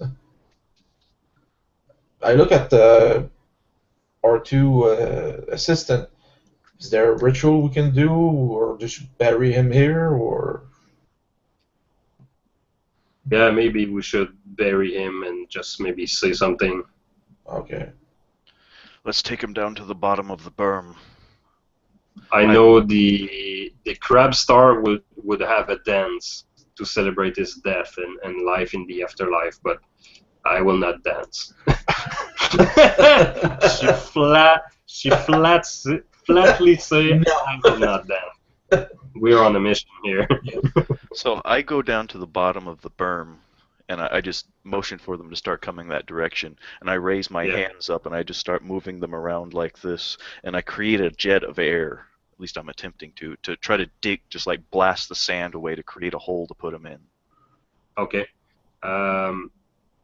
Like you would like to create. I'm just thinking, would you have a shape earth thing spell? No, I have air jet. Okay. I have air jet, but that's You have an air jet? Okay. Yeah. Okay. That's the closest thing I have that would work. Okay. Right. Okay. Just kind of aiming it down towards the sand to try to blow the sand away to create like a deep enough hole to drop. Okay. Roll for your spell. You concentrate for one turn. So that's invoking the magic, doing some gesture and mystical. Yeah, the silver of my eyes starts to light up, and they're more luminous than they were before. And so I rolled a 12. That's what 3. are you doing? And as you cast Kufos and Chaka like start to be very concerned. The wind starts picking up, and my hair just starts flowing Phaedros, back. what the hell are you doing? My robes start to flow beneath me as I'm continuing to wrap my hands around each other like this is not good. And it's an air jet, right? Yeah. Okay. Okay. Okay, no, just do it. Just do it. Yeah, so I rolled 3 under my skill, so... Okay, so it So costs you finally, 1 second. my hands start to... What was that? Yeah, you have to spend like one fatigue point just for a basic blast. Yeah, I'm just doing a basic blast. Okay. And I slowly, my hands just start slowing down, and finally I just reach them out like this, and then air just, like a torrent of air just rushes out from my hands, and the sand just starts kicking up, Okay. and digs a hole in front of me. Okay. You project a high velocity ball of wind into the sand, and when the ball hit the ground, it goes like like if you threw a grenade on the ground, and yeah, you have a small crater, and boy, you just lost the other. You lost Phaedros for a second. He's surrounded in a cloud of sand. Like poof! The fuck you did? Here, bring the body over here and bury it. Put it in the hole. We could have digged. What did you do? I don't wish to take time to dig graves. I've seen too many graves in my life. Put the body in the hole and we will bury him. Could have warned us, maybe? Told us, maybe? I said I would create a hole, or I told someone. You did create a hole. Another hole. Another hole. Another hole in your heart. Hurry, quickly. So Jaka and Kufos take the guy and place him into the ground, and you see his butt go into the ground, but more deeper. and just the butt. It's like you have an impact hole like this big. So they're like, give me the shovel, and they start to throw sand on the guy to bury him, like just barely, just to cover him, like as fast as they can. Oh boy. Dire times. And as they do that, they both have a look at like Phaedros and what was that? What was that, man? I wish to be gone from here. We need to continue to move on to our destination. Anything else we want to know?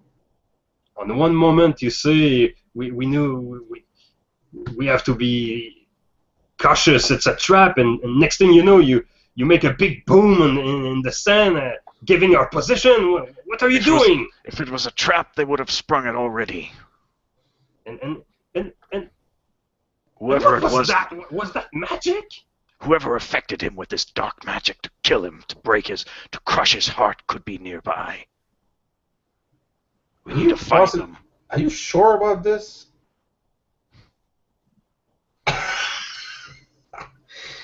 They're all crazy.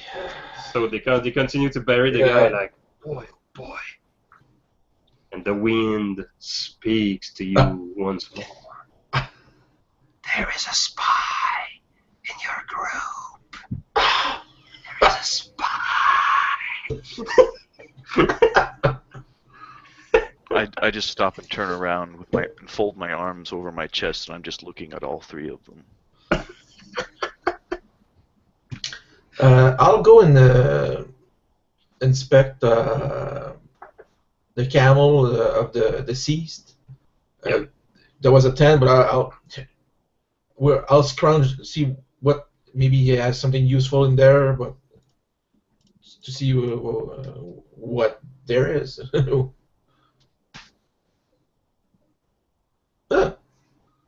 Okay. So there is a lot of stuff in the bags. Quickly, 4 jars of water, a Bedouin taint. Bedouin, how do you say that? Bedouin? Bedouin? Bedouin? Okay, Bedouin. An axe, poor quality. 3 saddlebags, a leather crafting kit. He was probably a leather craftsman or some sort. And a leather scroll that was very discreet, well tucked into his things. You know. And what does it say? The scroll doesn't contain. The scroll doesn't contain scripture or writings. It contains image. Oh. image of a guy doing some sort of dance with his fist in front of him. When I see him looking at this scroll, I'm going to go over there and take a glance at it. Yeah, there is several pictures of a man in sequence doing some sort of dance. This But looks with his fist, and his body is like all twisted up, and sometimes the fist is in front like this. It's a very weird dance. Does it look like it might be like demonstrations of some martial art? Or Yes, is it more like yes, it could be a technique of sort. it looks like the scripture for wrestling we had back in my school, but this is different. This is more. This is different. Huh. Have you any of you guys have brawling or wrestling, or even better, both? Both. I have brawl. Yeah, you have both. I have brawling. Don't have wrestling, but I have brawling. Yeah. You have brawling, okay. And Fedros, you have brawling too. Agim had both. He could have. Yeah, he was. Of course, it's a technique for the gladiator. Okay, so from a brawling perspective, it looks like a way of using the fists in a fight, probably. Huh. But there is some move in there that you grab the head of the other guy, and it's not clear. Huh. It's not clear. There is some part of wrestling in there that is. If it were yourself, you would just go like, why bother with this phase of just punch the guy and that's it. But there is a strange way to give the punch. It's not straightforward. It's not like giving all your weight in it and just give it all. It's more delicate. No, it's still a rough dance, but you would have to study it to understand it. But there's no words; it's only image, right? Yeah, it's just image. Huh.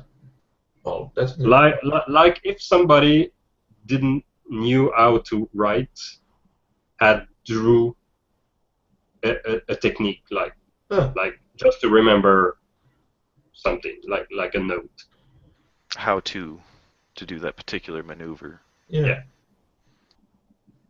Interesting. Okay, like it's a novelty, but I'll keep it.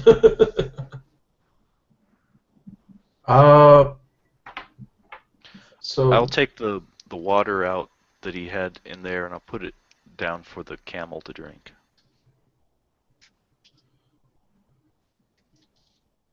Or just shove it in his mouth. I don't want to hold it there for him to drink. I'm just going to put it on the ground so he can drink it himself. Okay, so we drink, of course, from your hand. Like clicking stuff. Yeah, I forgot there is a camel too. Doesn't like clicking noise. Okay, well, we'll just wait for the night to come in.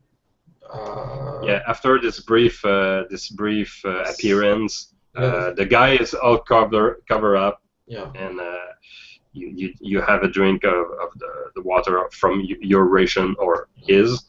Of course, the water in his jars are it's warm. Like you could probably infuse a good tea in it just by dropping the leaves in it. But after that you're good to go. What are you doing with the camel? Oh, we'll just keep it tied up at the back. Like a convoy. I mean, that's it. Okay. It's going to be the burden beast. Okay. Good, excellent. And the Bedouin tent is if you build it, it gives you +1 on your survival desert if you use the tent, because it is made for the desert. So okay. All more fun. So, thanks to the watchful eyes of your companion, you suddenly see, after several hours, of course, of traveling the desert and scouting the area, you finally see something very something that stands out of the picture, and it is lights coming from a hill, or rather somewhere between some hills. Okay. And there is a lot of activities going on in this part. And there is a little stream of water doing a snake-like parkour in the hills. Very small stream of water, like 1 yard in width, you know. Yeah. So it's very like, it's not a river, it's just a little stream of water. And you see fires, and you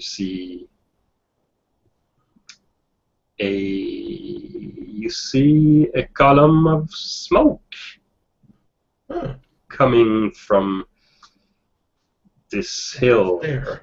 Yeah, from up there. And there is a vinegary smell in the air. So we hold our advance, and I think we have found what we're looking for. And so we get down and pull the camel to kneel down to start to unpack spears and the pouches of gunpowder, and start taking the gear we need, but not too much to be hindered. I'll take the powder keg so the weight doesn't bother me, but I'll spread the 3 pouches of powder between the 3 others. So I made 4 of them. So okay, so they have each a pouch of powder. Yeah. Exploding. And we start to snake around. I'm wondering. Just to have a better view of the place. Yeah. Okay. It's the night. It's pretty far away. You don't need to roll anything. Okay. You use the shadow just to move, and you and Adricos and Phaedros both have night vision at 5, so that nullifies up any to metals. Yeah, it nullifies up to -5 penalty because of darkness. So you're halfway there to see in complete darkness. Okay. So that gives you an idea of your capability. I do keep an eye on the other 2 because they more than likely can't see in the dark. Yeah, they don't say as much, but you can see that they are kind of following. Yeah, they are perceptive. They adjust, and they are very like trained guardsmen or sentinels. You know, they have it.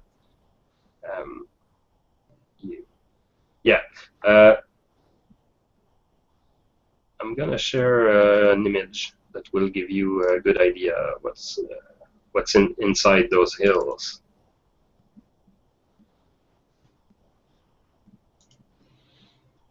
So, in the center of 2 hills, between 2 hills, you have this tent.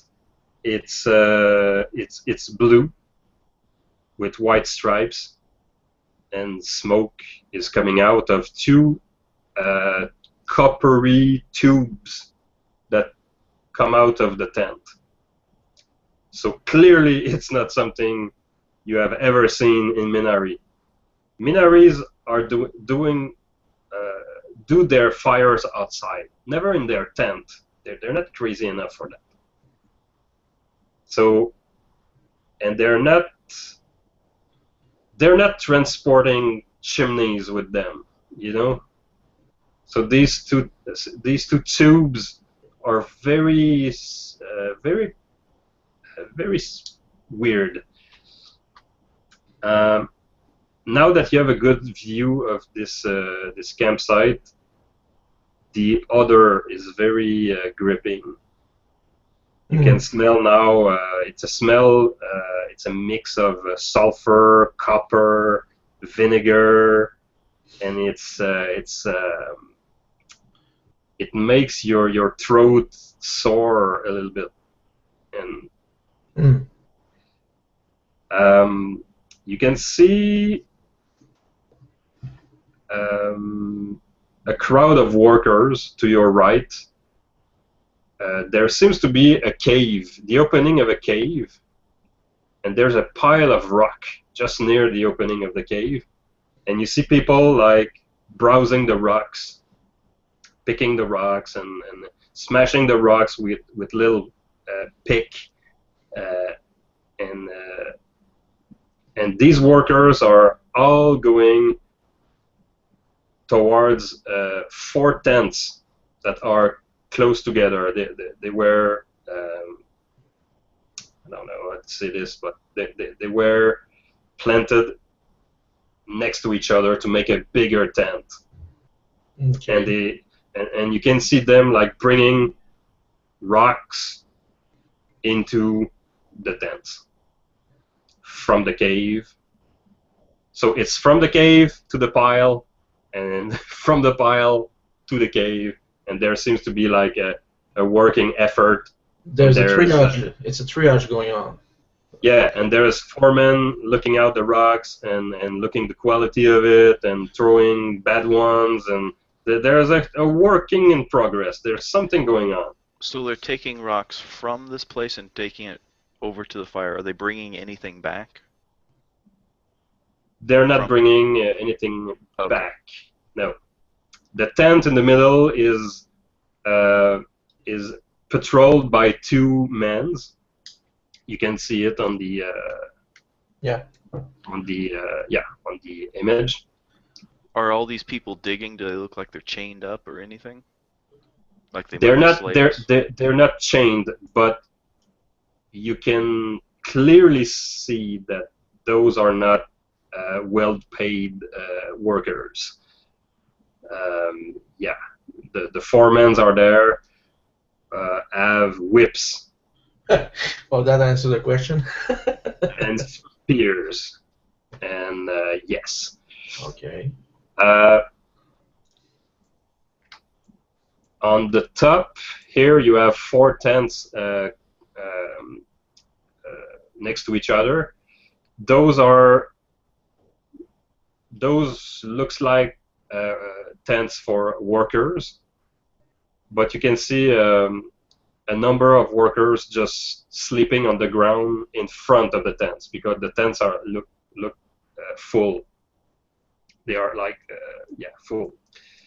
And on the other side, on the south, you have like a training rig, like you have 4 dummies planted into the sand, like wooden dummies or hay dummies, and you have like soldiers just training on them. And you have like 8 tents plus a big one. Those looks like more like soldiers' tent. So that's about it. Yeah. Also, next to the dummy, you have a rack. You have a racking, you have a weapon rack just here. I don't know if you can see. Yeah, we can see it. Yeah, you can see. Okay. So that's about it. And these little X's give you an idea of the scale of the camp. Up on the left, Seb, what is it? Debris or a tree or? Up north of the middle tent. Yeah, well, north Is of that the a middle. ridge? Is that a This? ridge? Yeah, that's a ridge. Okay. And No. this is that junk over there, and that thing that's just Okay, beside that you. thing. It's Yeah. like a. Uh, An old root tree or something? yeah, it's an old tree cut Okay. in half with a flag on it, Okay. and next to the tent itself, it's a pile of junk. Okay. So Oh. you could learn more by rolling a observation skill. That's perception -5. Yeah, right. Hey, it's a military skill. Yeah, in the modern So game, that would be but 8. uh, So that would be perception -5. That would be 8 for me. 8 for you. You can try. No, that's a failure. I rolled an 11. Okay. and I need a 5. Oh, so close, but so far. Well, you miss by 2. you miss by 2. Okay, that's a bit much. So My. you're still able, using your observation power. You're still able to see that there's about, if you count 5 men per tent, not counting the overstacked workers tent, but if you count, let's say, 4 men per tent, you have potentially a 20-ish, 25 soldier watching the operation. Yeah.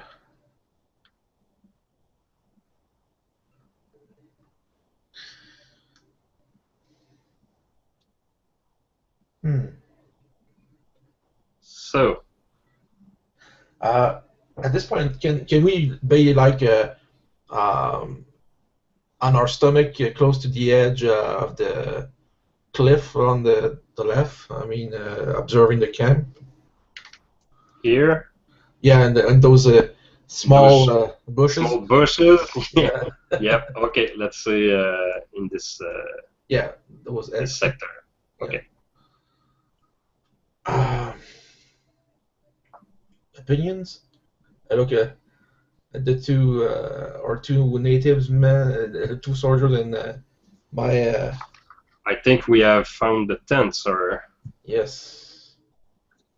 I think we have found it. And what are they brewing down there?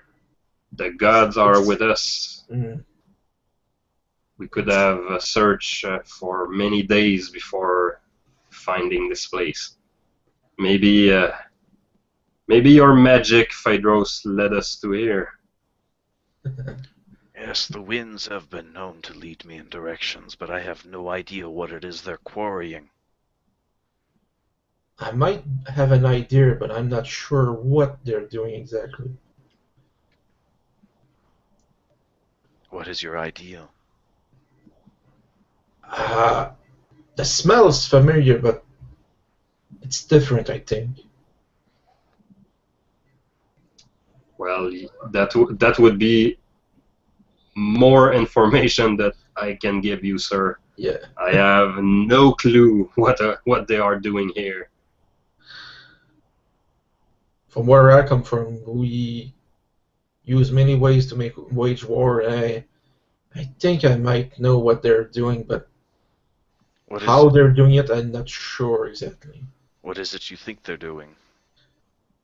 I think they might be making something called tar or wildfire or something like that. They're not making a machine of war, but more like tools of war. I see. So a big fire. Yes, but this fire you can't extinguish with water. If you put water in it, it will spread like wildfire. Well, You can that hold it might be a 1000%. idea. That might be a good idea. Get it to burn out of control. Well, the powder keg will help for that. What intrigues me is all our friends that are working. Are they slaves or? No doubt. Yeah. Yeah, no doubt. These men must be captured from surrounding village and town and Yeah. small traveling band and clearly these Sevarians have, have put an obligation on them to work. And Uh, judging by the state of those sleeping in front of those tents, we can clearly see how difficult and hard it is to keep up with the demand. Imagine the day shift must be working like hell in the sun to dig.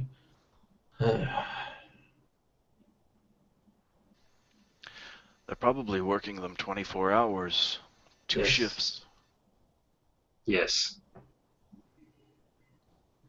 it's inhumane. Uh, Sebastian. Yes, that's my name. Oh, great GM, Lord of the Ring. Uh, these soldiers, these men, Yeah.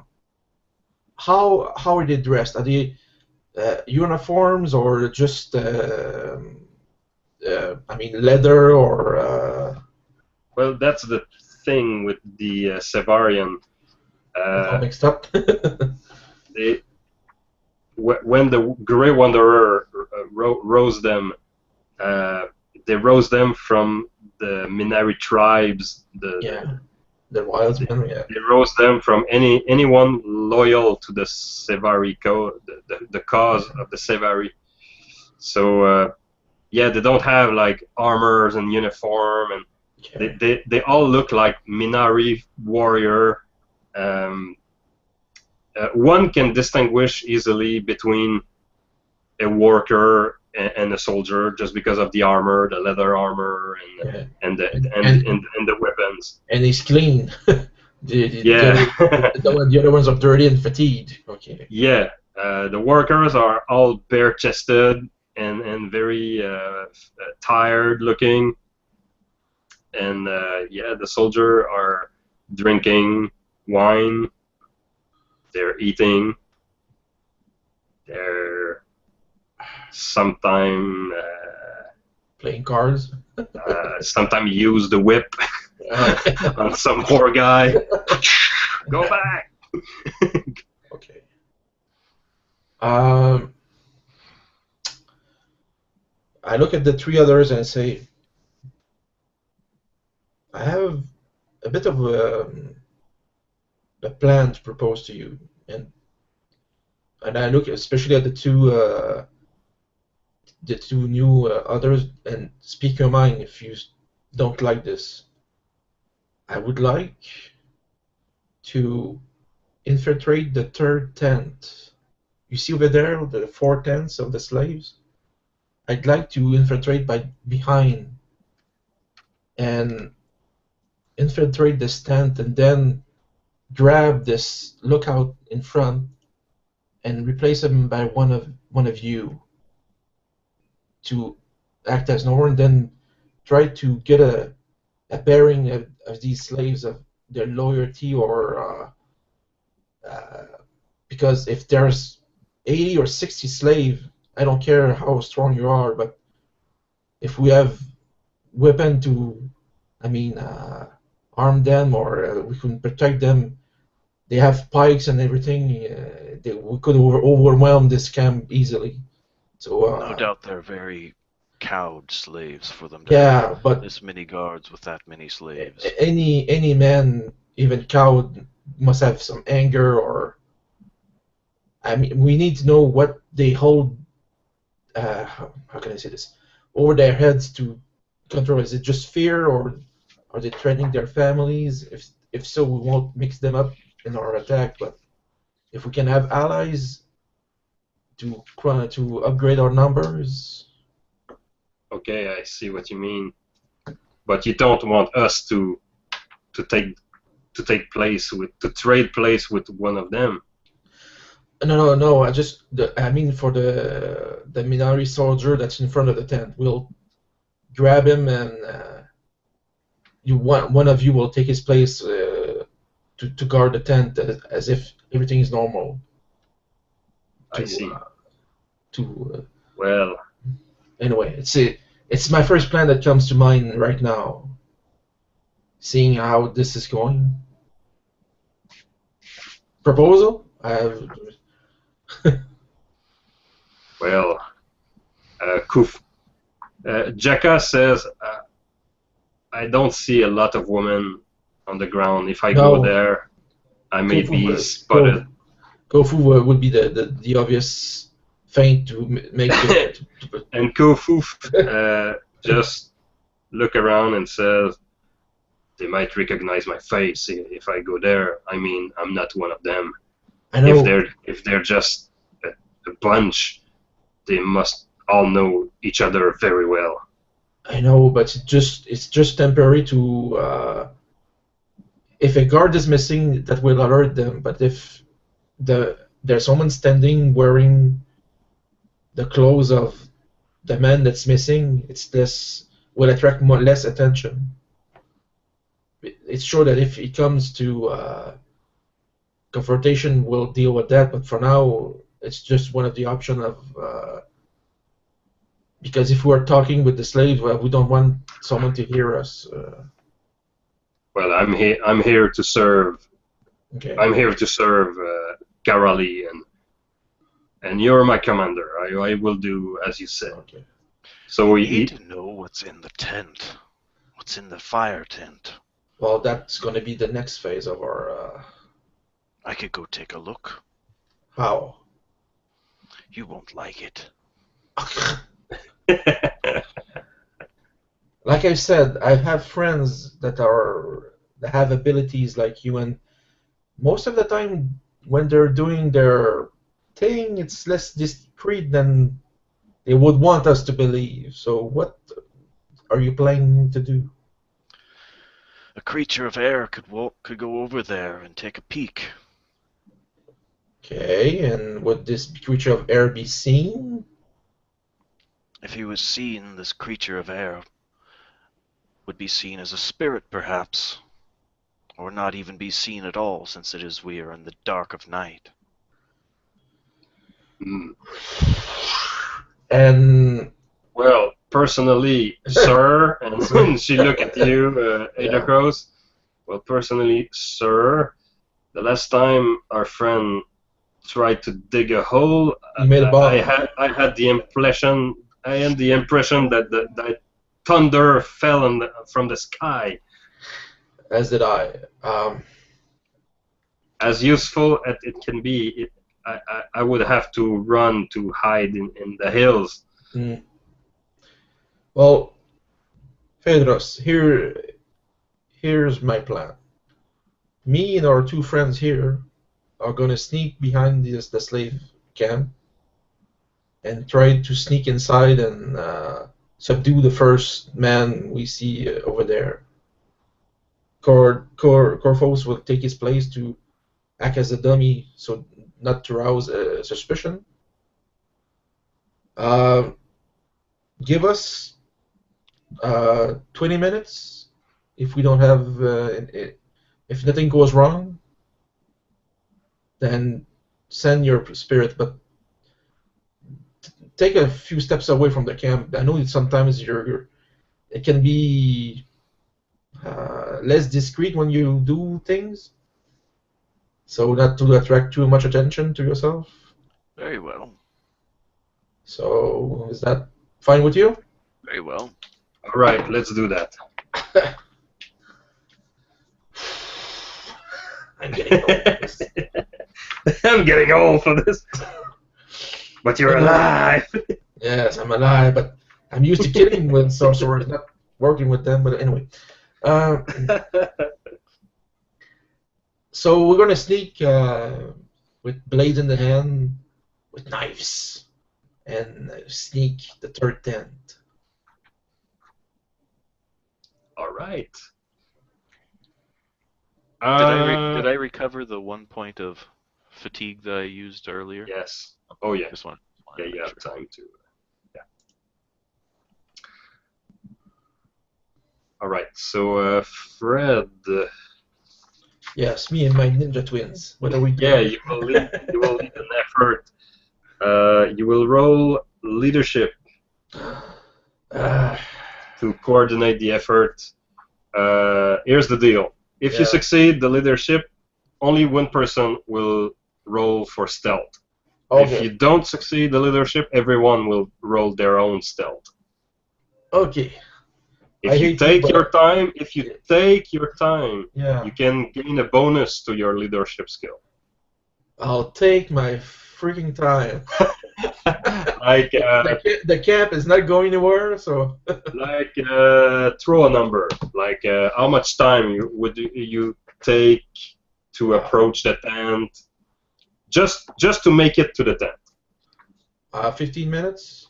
15 minutes. That's good. It's walking distance, but we don't want to attract attention, so.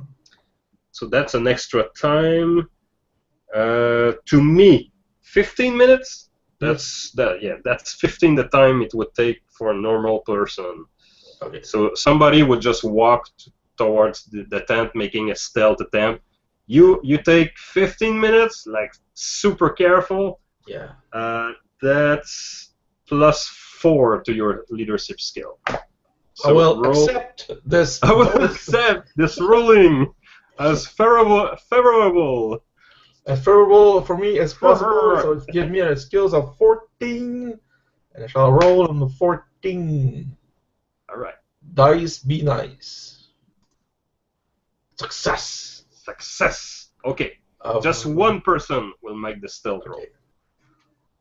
So normally you can choose yourself, Kufos and Jekka. And since it is GURPS, choose one person from your impression of their skill. I'll go with Jekka. Jekka, all right. So you are going to roll for her, so that's going to be fair and in the open. Let me have a look on her skill. Because mine is going to be 12, so that's going to be... Okay. So successfully, or luckily, our skill is 12 as well. So it's okay. So she looks slimmer. Yeah. So okay, roll stealth to approach the tent. While they're going, that's the 7. While they're going off, I'm going to actually start using my mage sight to try to look at the camp just to see if there's anything magical about what they're doing. Okay. Are you using any? Yeah, I have a spell mage sense. Okay, it's a spell. Okay, because basic magery can give you like a feeling, like of the force. Okay. Kinda. Okay. Midichlorians! Oh my god! Yeah, kinda. You can have just with magery, since it's a inborn thing. You can like just have a feeling, but it's. I'll do that first. See if I detect anything. Okay, I'm gonna roll for you since it's a secret roll. But you have a magery 2, so that's a +2 on your perception for a grand total of 15. So I might add maybe a penalty for distance. Okay, you extend your hand and just try to connect with the magic, going into a calm state of mind, just to connect with the purest form of magic in the area, while your buddies are taking a whole lot of time to make it just a few distance, but they are super careful. Like it's a success by 7, like something like that, or 5, or 7. You have 14. 7. 5. Yeah, 7. 7. So it's a success by 7. If somebody wants to peek in the dark and look at you, you have -7 to his skill plus the darkness. So it gives you a good idea. -14. It's a very careful approach. So as they do that, you extend your hand and try to do the magic stuff and connect with the magic, and suddenly, all over your body, you have like this very quick shivering, like, ugh. And you cannot say if it's magic or not. But definitely, you didn't have a cold shivering like because of the weather. No, it was very supernatural. But you had just a quick like shivering, old body shivering, like ugh, like a weird sensation. There's something dark at work here. I'm whispering to myself. Yeah, because now you're out by yourself. I'm gonna go ahead and cast Mage Sight. Okay, go ahead. I'm gonna try to. Oh, I rolled a 4. 4. It's a critical. Really? Critical on the first. It's gonna I'm trying to locate the spell and the book. It's in what type of magic thingy?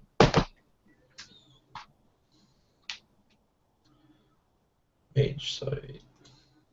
Mage side. Mage side. Okay, 1, 2, regular spell. So you had a critical. So the first things first, it does not cost you any fatigue. And I'm willing to make the spell last at least twice the duration. So 2 minutes instead of 1. Is that good? Yeah, that's fine. Yeah, it's fine. I was muted. I forgot I was muted. Okay.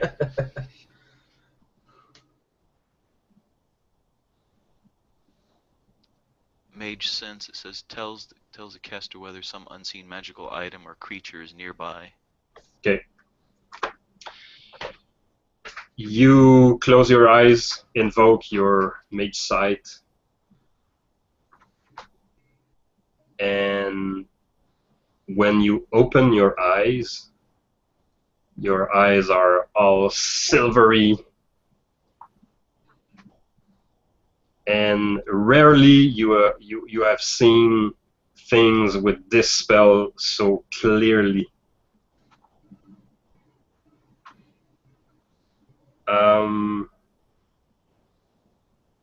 Not only you see 4 glowing things, but you can see the shape of them. Are they in the tent or near the tent? You have one in the center tent, in the middle tent with the tubes and everything. This one glows the most. It glows so bright with magic, you could almost say it's alive. Okay. And I'm gonna keep the punch for the end, okay? And in the tent group, the 4 tents together, you have also 3 signature there, faint, but with the same shape. But they are very faint. And that shape is one of a giant man. And I'm talking like 15 foot high. What? Inside the tent? Inside the tent. Is it moving? It's on the floor, like a vitreous man, and it's just lay on the floor, lay down on the floor. Okay, like on his back? Yeah. Okay.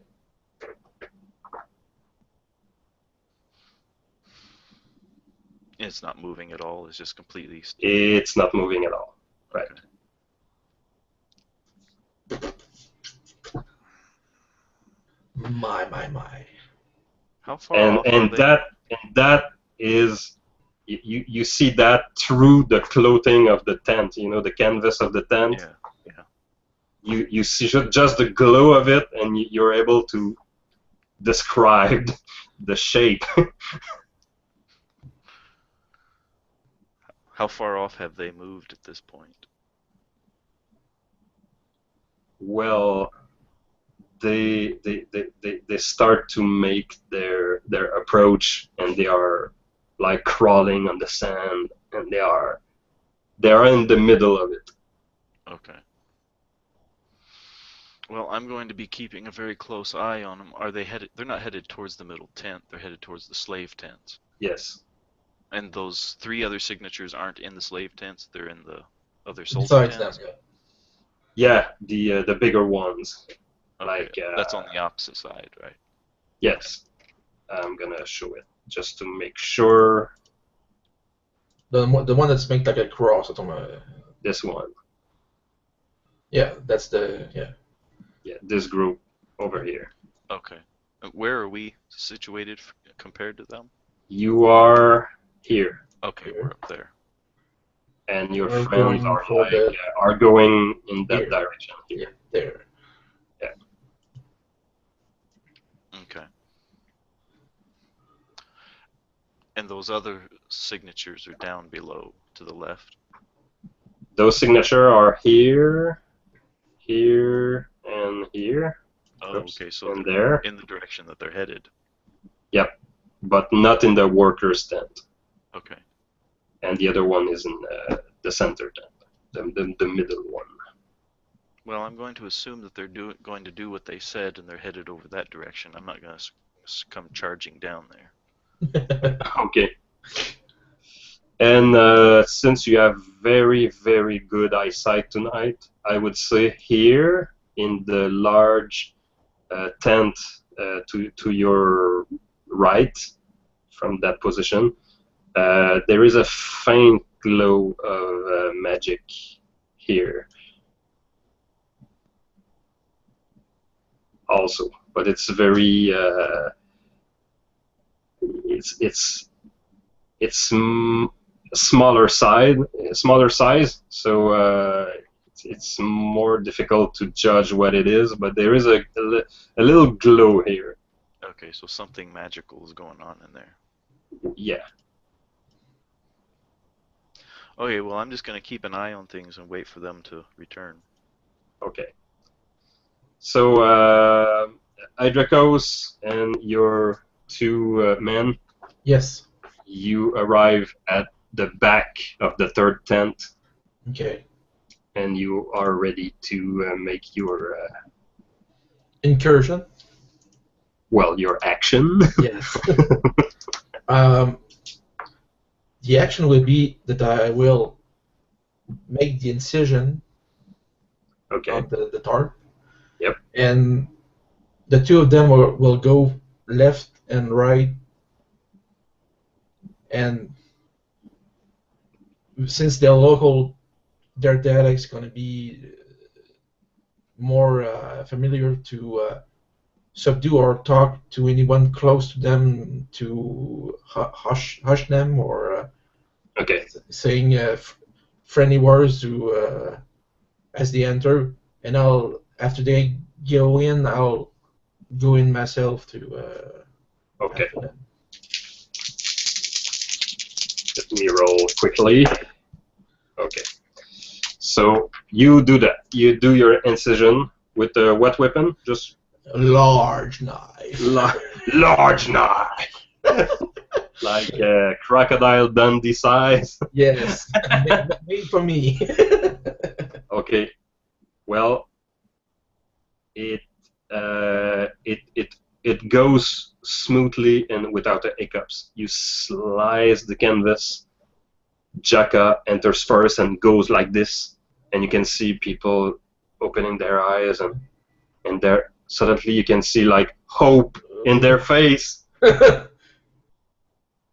The only sign is the Kufos enters and like shh, shh, and you can see one of them going near the door and making sure the door is shut yeah. to cover you, and you then proceed to enter the tent. And the eyes go, what? Yeah. I'm a bit bigger, so. Yeah. So I usher to Jaka. Do we have friends here? So since I'm not. Okay. So. Yeah. You can see most of them are like just saying a quick prayer, like, thank God, thank the gods, so thank Brother Mountains. I'm big as a mountain too. So I signaled Kophos to go close to the door. Yeah. And I walk close to it and just use my small finger to look how the man is standing and. Okay, the man is standing, and he's very relaxed. He have his hand crossed like this. Yeah. He's standing. He's bored. He's not bored. He's relaxed. He's relaxed. Okay. Yeah, he's relaxed.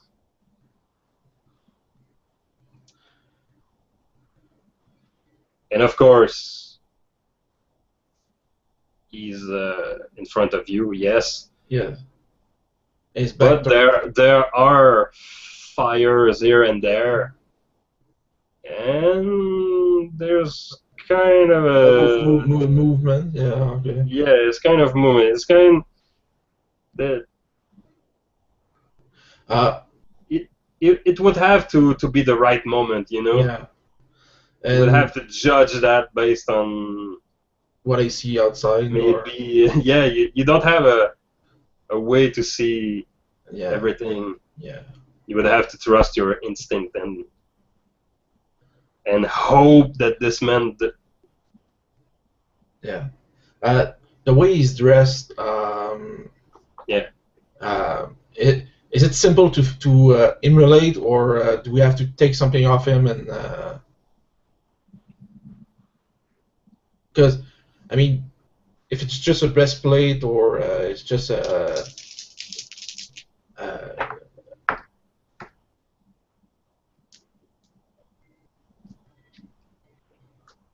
Yes, Fred? Was what? Yeah. Well, I mean, a peculiar sword at the hilt, or is it? Now that you're near this guy, yeah. All your senses are red alert. Yeah. You, based on your tactical experience, you begin maybe to think that it would be a bad idea to try to impersonate this guy and fooling the others in the camp. But there's another factor. You would have to disappear for at least 1, 2, 3 minutes. You don't change clothes like that. You know, it's an armor. You have to put it on, and maybe tactically it's not so strong after consideration. Yeah. So we'll put that on hold. Let's say this with other words. It would be more. It would be more challenging. Yeah. We would have to have someone already dressed like him to make it faster. Yeah. Kufros would have to be bare-chested and ready to give me the clothes, you know. Give me the cape. And it would not ensure an hour of peace. You know, it would be minutes maybe. Yeah. Okay, so we'll go with. I'll just make a hand sign to go first to say to put it on hold, but keep his eye on the guard. You just nod. I'll just go back to Jaka and see and whisper, is the leader? Who is the leader, or who can speak for the tent, or The worker? yeah, or Well, there is no leader among the no. workers. Well, one that's more willing to talk or whisper to us. We Well, need some info. okay, so some guy with a little goatee. Yeah. Yeah, but thank you. Are you here to? Can we go? And he points to No, the back of the tent. I Can we go? know it's not the right time. How many of you are? We are. Let's see. He starts to count in his head. We're at least 30. 30. Okay. So 15 in the tents, 15 working? Do you work in 2 shifts, or? I'm not counting the soldier. Oh, Just the how many just soldiers? the one they took from village. Yeah. To work. How many soldiers are there?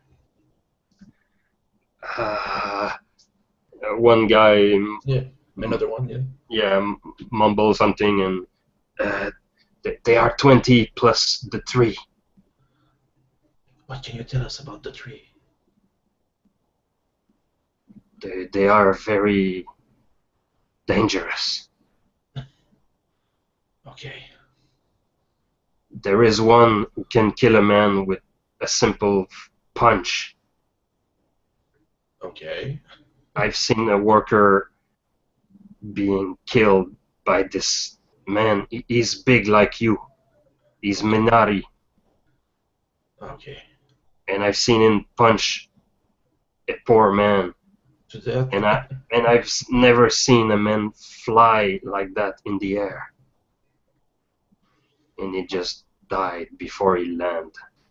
We have that technique on parchment.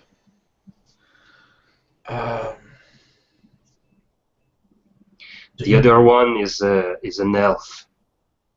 An elf? She is a witch. Sometimes she's there, and sometimes she's not. Damn it. Okay. And the last one is their leader.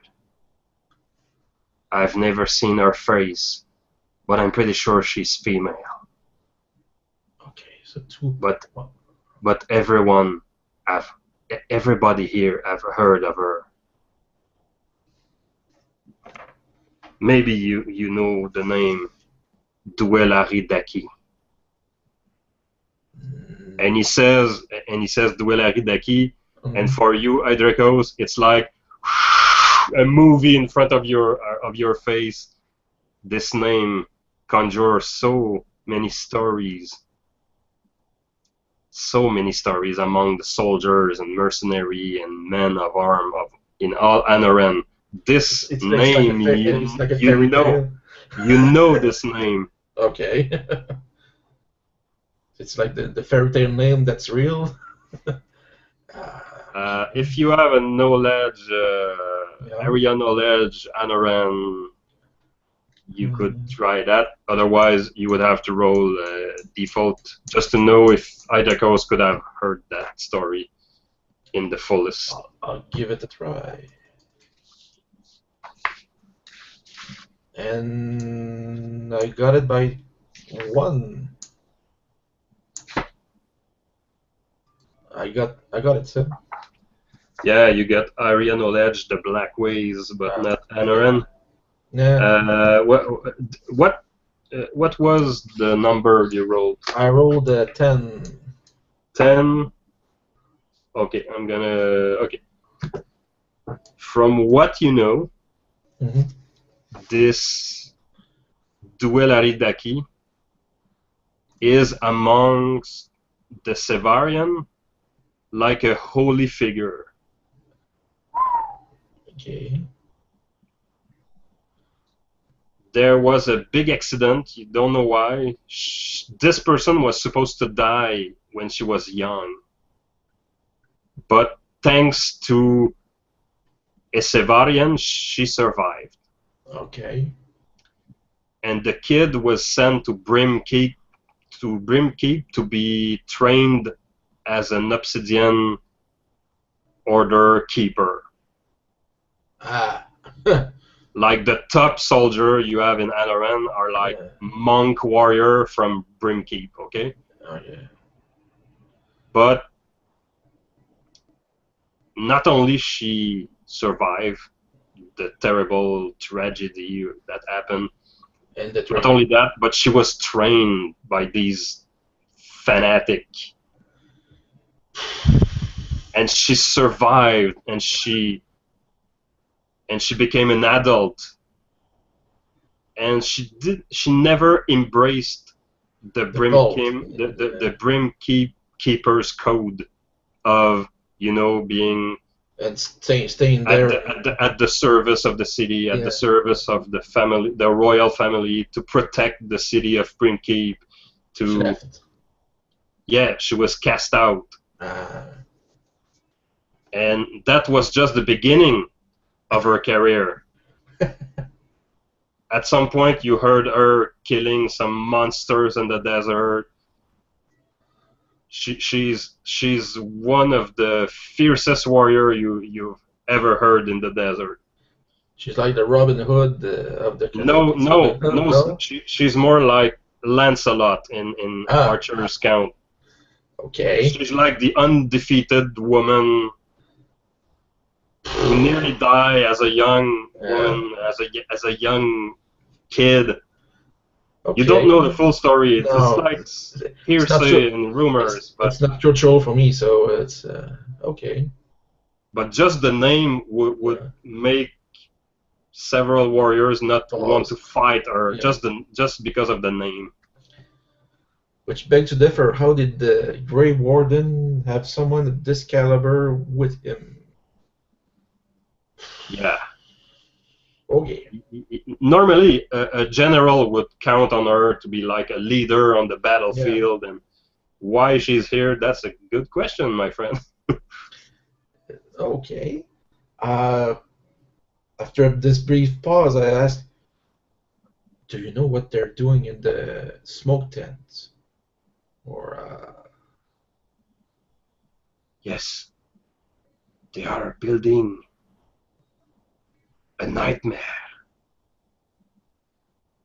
In the tent, there is this huge a recipient, like a bath, but it's made of copper.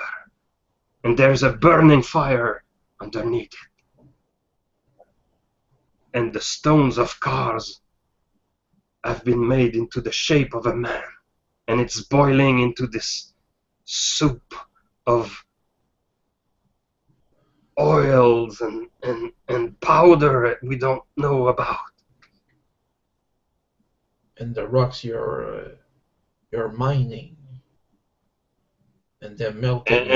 And you see everyone in the tent having That is, having a long face. yeah. They are all ashamed of something. They're all Okay. like they're suddenly very quiet, like they don't want to look you in the eyes. Did I say something to offend you? No. But you know now that every worker here is tainted in a way. We are forced to dig these holy stone from the ground. The stone nobody in Anoren can touch with their hands. The stone of cars are sacred. I turned to Jack in the Jacka to my filter this. Jekka and Kufu are like empathic or like they're consoling these people. They're like, oh my god, this is awful. Those bastards. There is a type of rock in Anoren that is viewed as the Holy. skin of Brother Montaigne. It's like Okay. very holy, And when he saved the world, he like bled out into the desert, and this became the stone Stone of the Father. Yeah, the stone of Brother Mountain. It's Yeah. And nobody is supposed to touch that stone with your hand. Okay. You're not supposed to do that. It's like doing something taboo. You do that, and people will spit on you. Like, Okay. it is bad luck. Okay. It is very bad luck to do that. You just don't do that culturally. It's as bad as the Dark Fate. You don't go in there and have no consequence. Okay. You know, it's something, and it does not matter if it's true or not. Culturally, all in Anoren, if you say, "Hey, I have stones of cars in my pocket to sell," What? everyone will, Spit on everybody will tell you to shut up and go away and bad luck. You know, it's bad stuff. And they are building men with stone. these stones, and they're like they're not good. They're not feeling well. It's like they're tainted with bad luck for eternity, you know?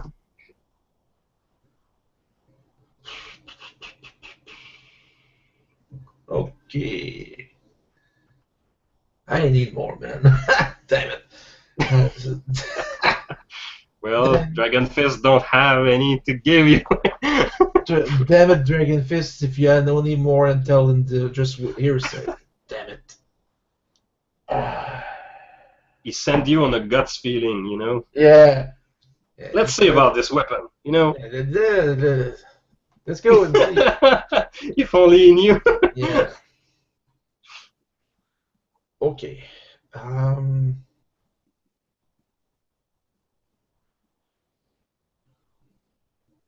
So, what are you doing, Fred?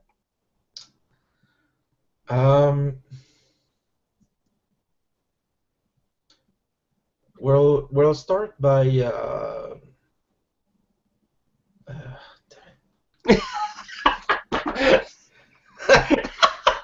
it's gonna be complicated, but okay.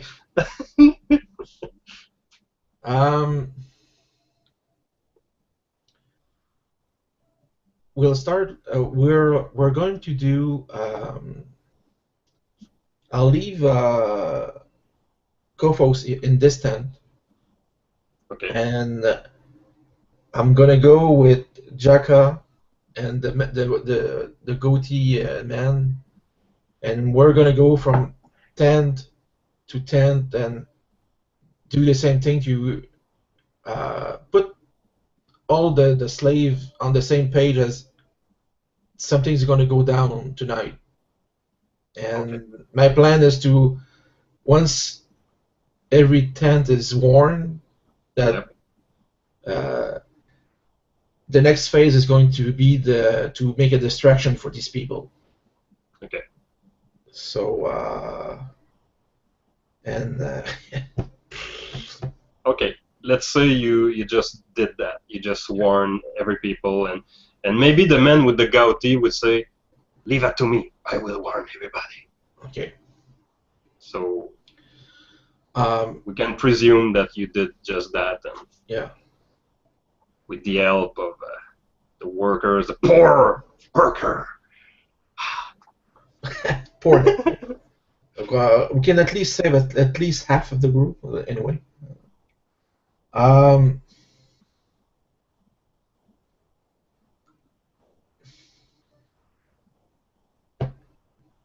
I'm going to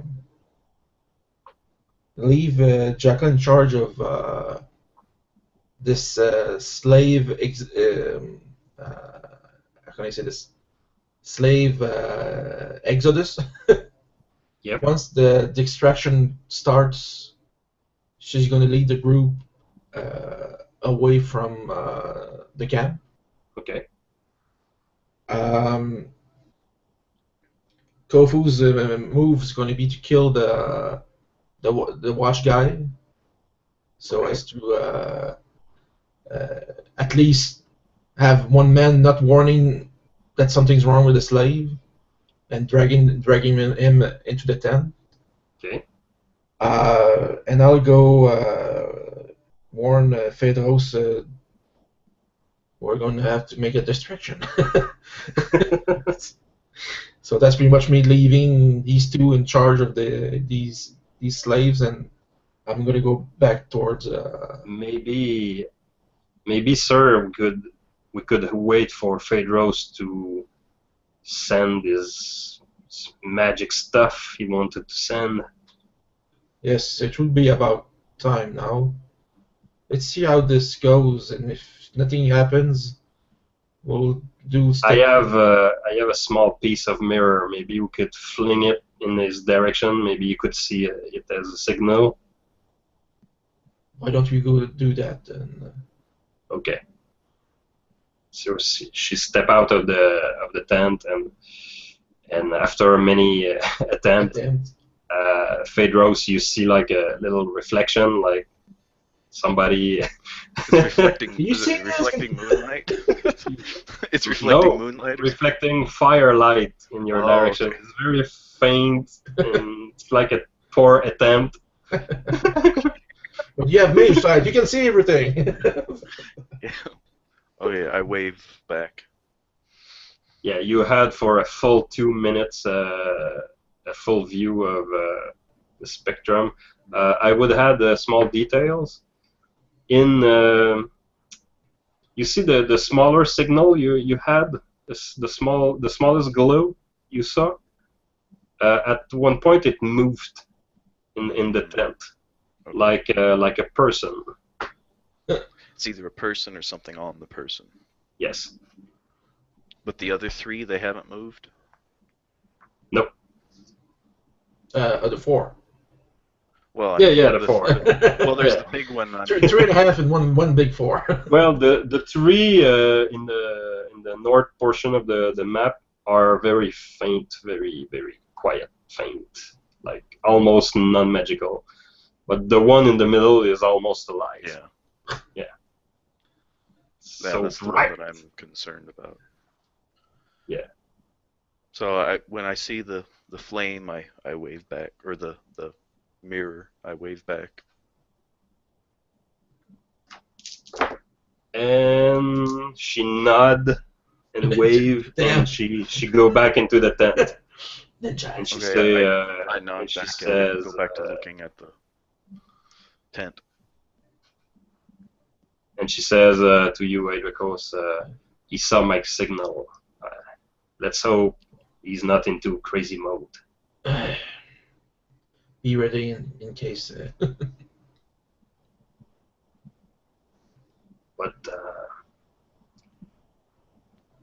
we're really into the viper's nest, sir. If Oh, somebody were to happen, it would not be long before we would have these soldiers on our back running after us. Yes, but this is more like a crocodile's nest than a viper's nest. If this were to happen, me and Kufos would have to run, maybe, and join you back to the camels, maybe tomorrow morning. Yes. The point of this mission is not to kill Roman, but to at least damage or destroy what's in the middle tent. Yeah. That'll be my job. Yeah. And Phaedros, you see a teenager coming out of the cave, pushing a small wagon of rock, and the wagon is so full and so heavy that he slipped and he fall on his chest, and he have trouble getting up. And now there is this dude with a big beard, and he take out the whip, and you know what? He already got the whip. So he take the whip away, and he pick a big rock from the cart, and he lift the rock, and he smash the rock on the kid's head.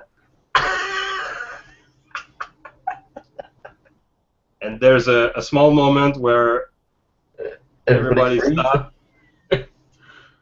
Then he take his whip, crack it. Go back to work. And the work continue. And there is a soldier taking the leg of the kids and drag him. And he just put the teenager next to the pile of rock. And you can see, and you can feel, Phaedros, you can feel the pain, and sadness, even at a distance. These people suffering. You can sense that sadness, that hopelessness. You can sense that because of the way you are built, you know. Wink, wink, decides.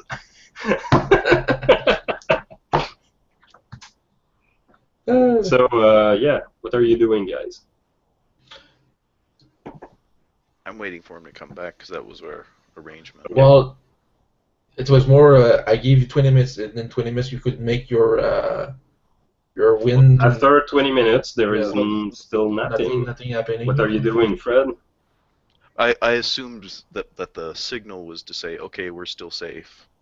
Oh, well, if nothing happens in 20 minutes, I'll then slip outside. You know what?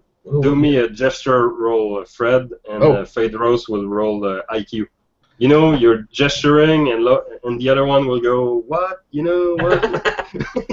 What? Usually it's every military you know the mongoose? Yeah, gesture. I didn't bring my watch with me, so I'm not sure how long it's been. So gesture Fred is the default is IQ -4 if you don't have it. And Phaedros just need to roll his IQ. I rolled a 13, which is my IQ. Okay, so you missed it by 4.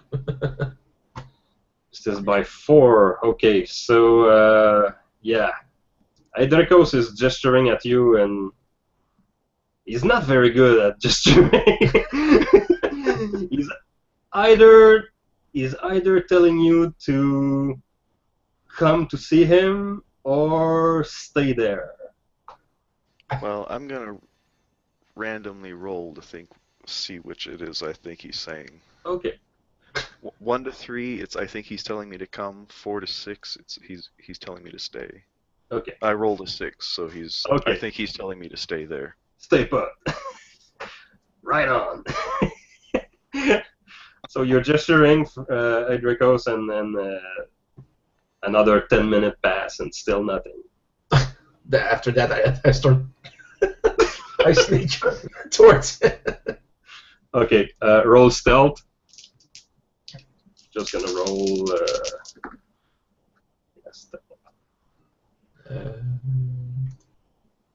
Well, that's good. Okay, so you get out of the camp, crawling, climb back the hill, and you return to Phaedros. Did you do another skill to improve? Yes. Or buy. Or gesturing. Yeah, gesture. So I crawl through him. So, did you do your thing, or did it work? I have been scanning this area for magical presence. We are in dire circumstances. No kidding. There is a significant magical force in that tent. It is beyond anything I have ever seen. There are other magical sources scattered throughout this area here. 3 in those tents over there, and 1 in that tent over there, and I point in the directions. Yeah. What we found from the slave is that they're building some type of Iron Man or Copper Man or something, a living being of stone and metal, which would be a potent weapon indeed. I think about through all of my occult learnings and seeing if I can remember anything about this. Okay. Can you? You could roll occultism or Chemistry. alchemy or maybe thaumaturgy. I have thaumaturgy and occultism, so whichever you want me to do. Go with occultism. They're both the same, so it doesn't really matter. Okay. Okay. So you're. Give me a roll. Oh, I missed by one. Ah. Okay. Without knowing the exact procedure or how to do it, it's look from your point of expertise. It looks like they are trying to take stones and build like golems with it, stone golems. With metal casing. Damn it. You don't know about the metal part. Okay, you would not need metal, but from the look of it, if they're selecting rocks and you have that shape, and yeah, they're trying to build stone golems. I guess my only point that I'm trying to think of is, can I think of a way to defile the ritual and ruin it so that they can't continue it, or would they be able to pick it up later and restart it again? That would be a thaumaturgy roll. Yeah, roll that. Okay, I will roll thaumaturgy. Oh, 7, 8, 9. That's 3 under my thaumaturgy. Okay.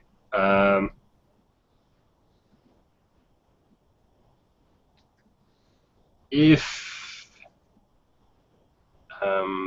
you were yourself to make a stone golem, you would have probably to look deep into the how to create another type of magic entirely. But now that seeing everything in front of you, seeing these tubes and smoke, and you begin to think that the person trying to make the stone golem is not using pure magic, but more alchemy. So maybe the stone golem is bathing into a solution, maybe. So if you were to destroy that solution or destroy the process, maybe it would break the enchantment and maybe produce a not so productive or not so efficient golem. It must be very hard to do. I think I know a way of disrupting this. What would we need to do? I will need to call the wind, my old friend. Okay. Is this going to be noisy and destructive? As noisy as a hurricane. Okay.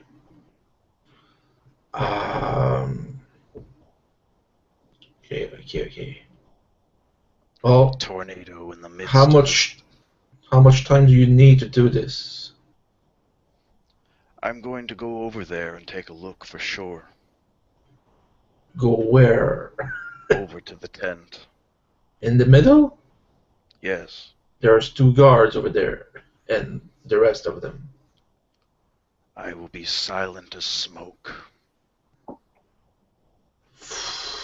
Do you need a distraction for that? I don't. I don't know what it is that your friends are doing over there, but... Well, on the first noise or disturbance that the camp hears, the slaves are going to flee.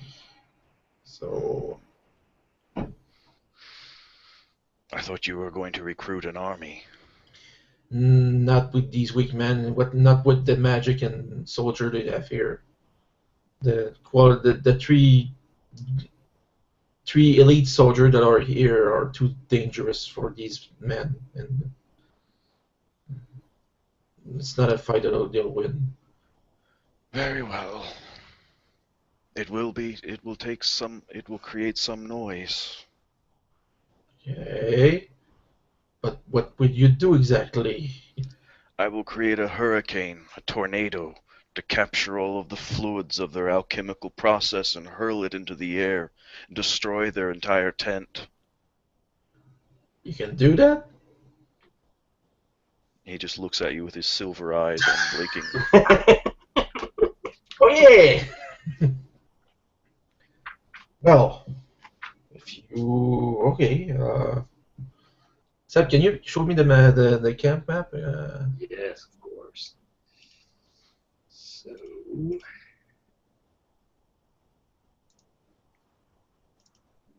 there you go.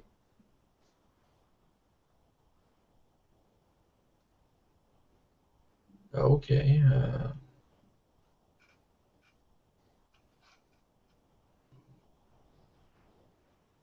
Is there a portion of it you want me to zoom in? The left section. Okay, so we're up there. So I could go down the left side and sneak behind these tents.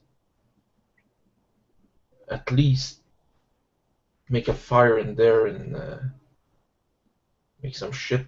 Okay. I'll make my noise over there. Okay. Well, my friend, I hope your plan works. So do I. And he begins lifting his hands up in the air, and he starts muttering underneath of his voice. At this, Again, he starts winding his hands around each other, and then he starts moving them so they're upright like this, still words coming out of his mouth that you don't understand. His eyes start to light up silver. I never missed this. At this point, I'm jogging to sneak around the row of tents that are hiding the soldiers. Do you take the same amount of time? No, I stealth. You're going straight? Yes, it's not going to be. Okay, so roll stealth. I'm gonna give you +2 to your stealth. Okay. I got mine by 5. Okay, so this is a very good contrast with your previous approach. So you're nearly running, you know. You're very fast this time. Because shit's gonna happen. Yeah, and you hit the deck and you start crawling, but like really fast, like, and you're going back to the tent. Phaedros, I don't know the spell you're trying to. Well, this one I'm casting Body of Air. Body of hair. Oh my god. Okay. It's on page 24 of 24. the magic book. Thank you. So yeah, okay. So you have plenty of time to cast it. Like you can cast it for it takes 5 seconds. You can cast it, hold it, and wait for Adricos to be in the tent before releasing it and transforming into a man of air. So let's see. And on the core book, page 262, it says the traits of an air. Yeah, body. you have meta trait. Yeah, so I have flight because I'm lighter than air. Oh yeah, I know body of hair. It brings me back to my GURPS Supers game. So as I'm winding my hands around, like vapor and mist starts pouring off of my body until finally starts wrapping around me, and I'm completely consumed in it, and it just like I'm absorbed into this mist. Oh, And absolutely. I start floating up in the air until I'm floating up over the tent where he went into. Yes. The tents. Those are the ones on the top. Is that what incredible. Those are? Yeah. And as I get over there, I'm going to float up in the air as far as I can think without being seen. Get close to the main tent. Okay. you are. I will assume that you are using this spell not for the first time. You are a practitioner of this type of magic. You are used to do that. So transforming into a body of hair is challenging and costs you 4 points of fatigue, but you have done it several times. So you know your capability. You become vaporous-like, but you're not. It's not invisible per se. Yeah. So you can float into the air. So I'm gonna ask you to roll a stealth roll, but I'm gonna give you +4. Like you're nearly invisible. You're I'm up in the air vaporous. too. Yeah. Yeah, and You're vapor into the darkness. Would you like to use the vapor getting out of the tube as a cover, maybe? No, I'm not going to go all the way into the tent. I'm just like getting over to where those boxes are in the middle because I don't want to get blown away by my own hurricane. Okay. You want to be just close enough to to cast the spell so I don't have to move over there. Okay. So I rolled, let's see, 5, 6, 7, 8, 9. Okay. Okay, so you are, let's say, how high would you like to be into the air? Like 20 feet in the air. 20 feet. So like, okay. So like a good 6 yard into the air. 20. Yeah. It's about a 3-story building. Yeah. Okay. So you're into position. This spell is, yeah. Okay. So maybe you are at half the duration of your spell when you finally arrive at your position. Okay. Just maneuvering, walking into the air, and now you're into a position. You have another 30 seconds of your spell. You could maintain it at will, just spending 1 point. Yeah, 1 point to maintain it. I'm gonna once I get over to there, I'm gonna start casting Windstorm. Windstorm. Okay. And I'm gonna double that.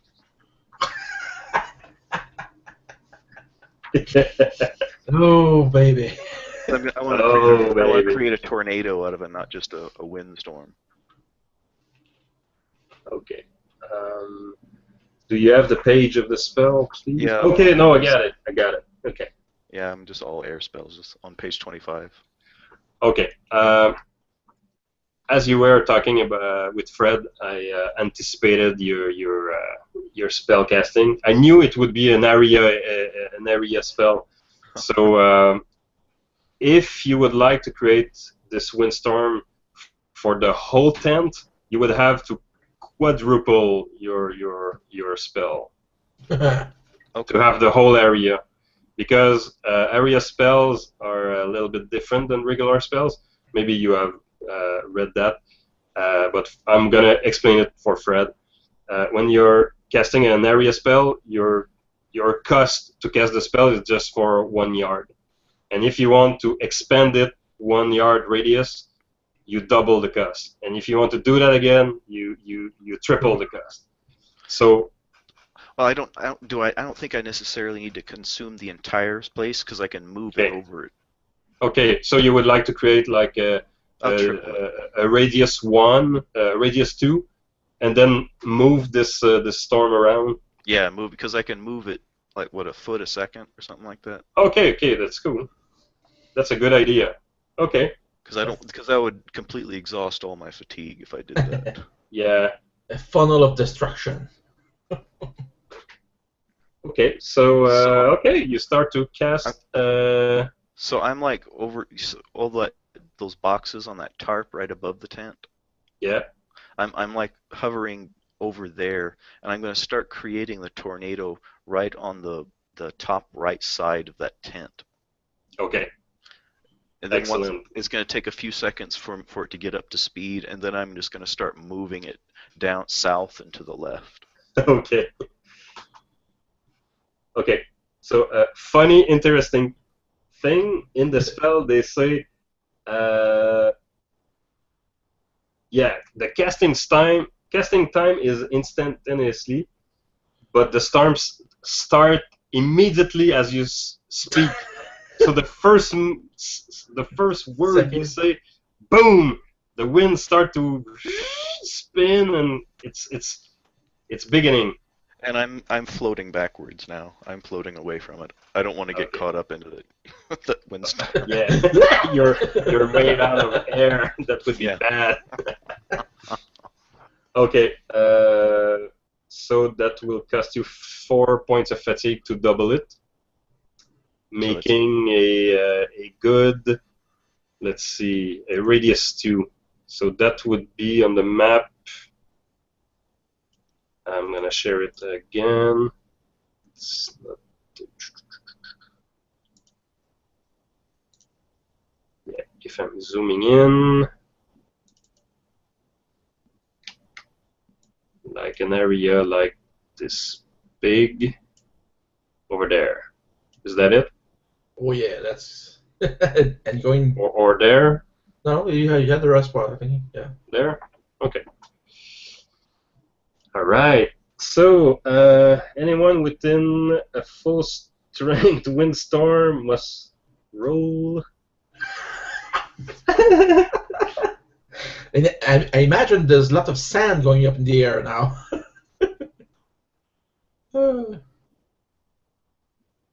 Okay, you have to concentrate for a number of seconds equal to the storm radius in yard. So 2 seconds. So during those 2 seconds, the 2 guards start to look the tent, and their reaction is like they're hearing somebody pronouncing arcane stuff, and they're trying to figure out where in the name of, and they all look not in your direction. They're like all confused. But the tents start to move and like I'm going to gesture with my hand. The tent is start wiggling and gaining speed and momentum, and the smoke start to being dissipated by this. While you continue to concentrate on your spell, you suddenly feel your body of air throat. It's like a burning sensation in your lung and nose and the back of your tongue. So I'm gonna ask you to roll HT. HT. Yeah. HT is 11. It's 11. Ah, I rolled 11. Ah. Okay. Okay, so you are not allergic to this vapor. Oh, okay. This is the good news. The good news. You lose 1 point of fatigue instead of 8 points. Hey. Oh, actually. So being in the being right into this gas is nauseous. It's like it's chemical. Toxic. It's chemical. It's yeah. As soon as I have it up to speed, I'm moving back away. I'm floating away. So now it is a powerful wind storm, and I just read in my book, like a tornado. Strength roll to remain. Okay. So the 2 guards in front of the tent are now in a kneeling position, and they're taking their head like this, and all their gears are flapping in the wind. One of the chimney of the tent like fall a little bit, like with an angle, and suddenly the tent, one part of the tent fly in the air. So it's half into the air and half on the ground, still pinned by some, by some pins. And you see boiling liquids turning into the air.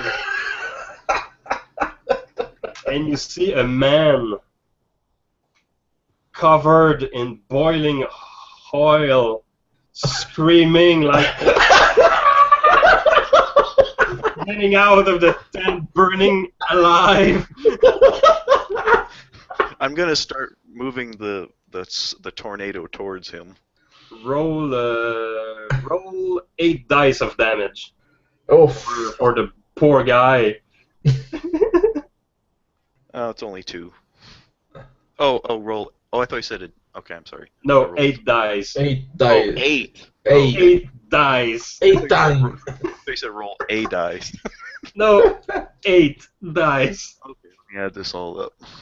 6, 7, 8, 9, 10, 11, 12, 13, 14, 14, 19, 20, 35. Turn off. 35. Chemical burn. Okay. And on the second roll, it failed. So Oh. he walked like 1 yard, 2 yard, and dropped dead. So I have this funnel with all this chemical sucked up in it. I'm going to start moving Yeah. it towards the...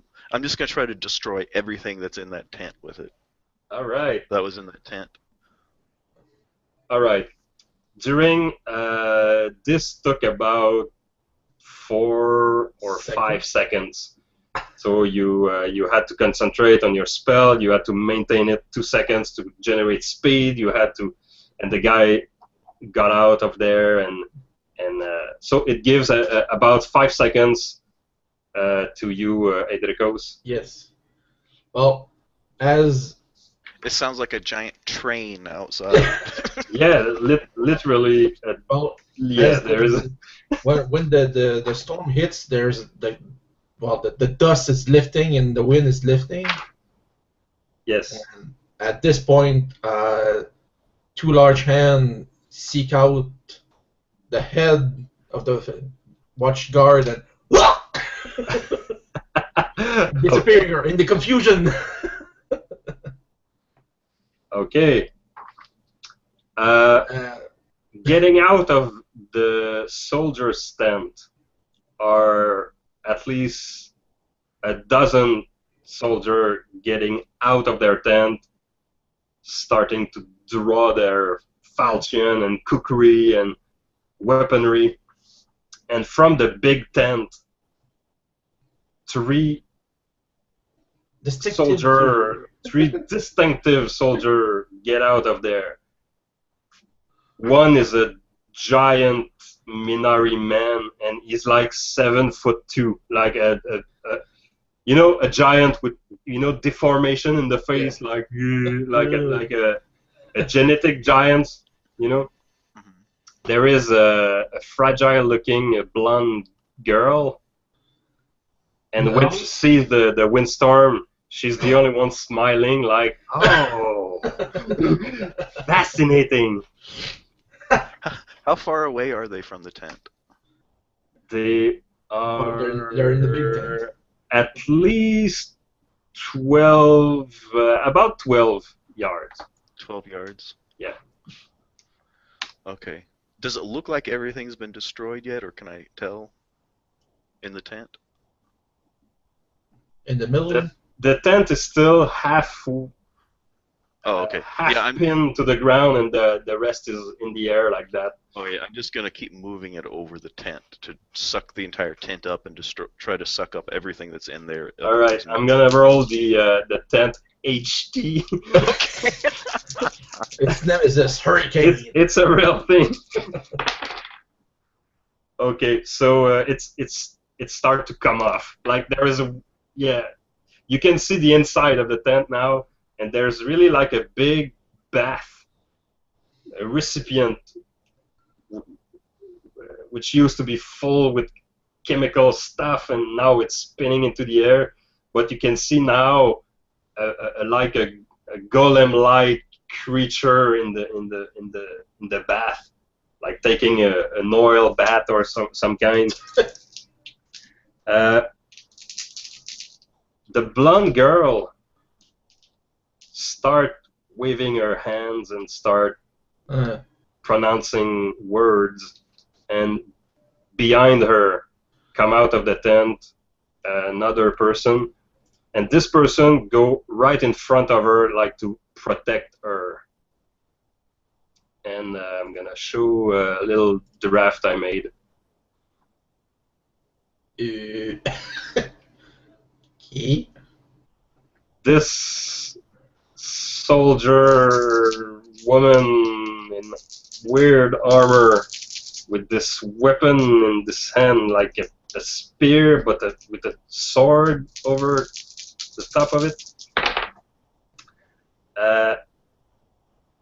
This woman is looking everywhere, in every direction, to see where the source of this confusion might come off.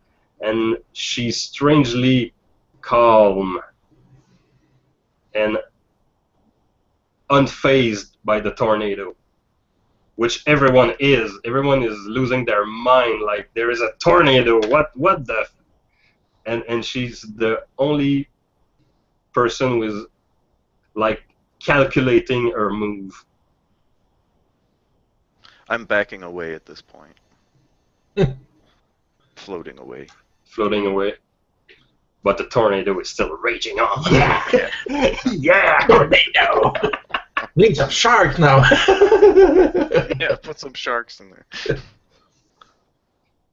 So, yeah, the warrior in armor points to the big guy, and she points to the tent of the worker, and big guy charge in your direction, Adracos. Oh, what you saw? She saw? Not in the third tent. Okay. He's aiming the first tent, Okay. but he's running, and yeah, if you want to stay hidden, you cannot see everything. Well, anyway, when the storm started, my intention was to cripple the man standing guard, and I don't know if he was seen or disappeared in the storm. The grapple was an automatic success. Okay. You could not miss that. And in 5 cookies, ended his life. So yeah, we won't roll dice for that. So starting at this time when that happened, that was a signal for the people to run away. To run away. So okay. So clearly, yeah. So clearly, the big giant, start to run after the workers. Okay. So what's gonna be? Is he coming running besides the tent, trying to go after them, or? He's probably going by the left. I was saying he was running towards the first tent. He will just, he will curve to the left just to surround, go around the tents. So, as he's going I'm gonna be coming the other way. The other way, and when he turns the side of the tent, I'm gonna swing him. Surprise, sucker! So. Okay, do a stealth. Come on, stealthy feats. Do I have a +2 for the darkness or something, or any plus bonuses that I can have?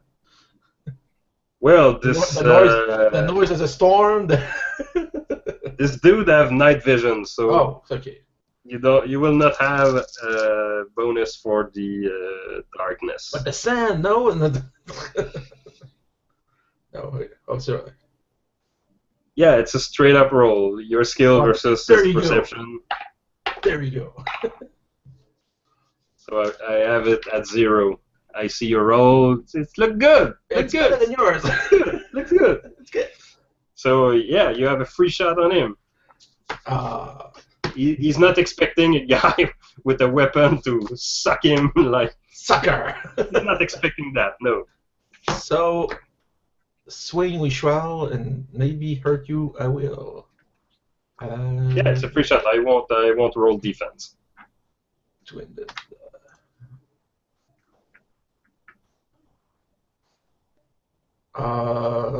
Flush. So no bonuses, no. That's good. Roll for damage. How many? 200.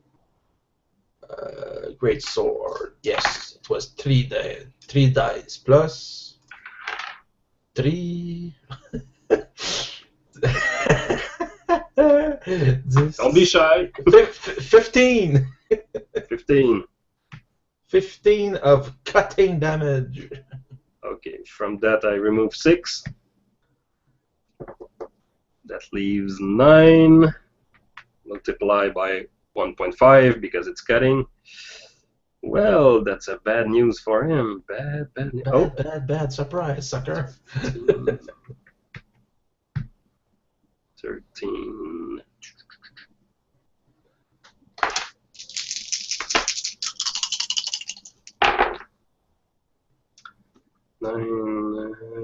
Okay. You swing your great sword. Yes. And at the last second, it was like running out of the tent. It didn't place any effort to dodge or whatever. But when he saw you, he turned and placed his arm in front of him instead of his sword. Yeah. So your great sword enters his biceps and triceps, and you saw the meat like flapping like that. Oh. Blood and gore flowing from his arm, and his arm went limp like this. But now he's doing like he's finishing his run like with 3 steps, like pump, and he stopped, and now he turns his attention to you, and you look at his arm, all messed up. And in my words, I say, "Got your attention now." And he readies himself to fight you. Huh. You have an axe in his hand, and he had it in both hands, but now he's handling it in one hand. But he's built like you, you know. It's a great axe, but he lifted it like this, and he starts to run in your direction, and he wants to plant this axe in you. I'll be right back. Okay. So I'm gonna check your speed. Yes. You would act. First. You would act before him. So you act before him. So, in a Conan style reverse grip, I swing for his belly. Okay. Now this time you can parry. I can got try. it.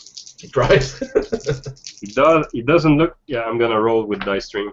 He doesn't look super good with his axe though. No, but. Oh no, that's a miss. So damage. 1, 2, 3.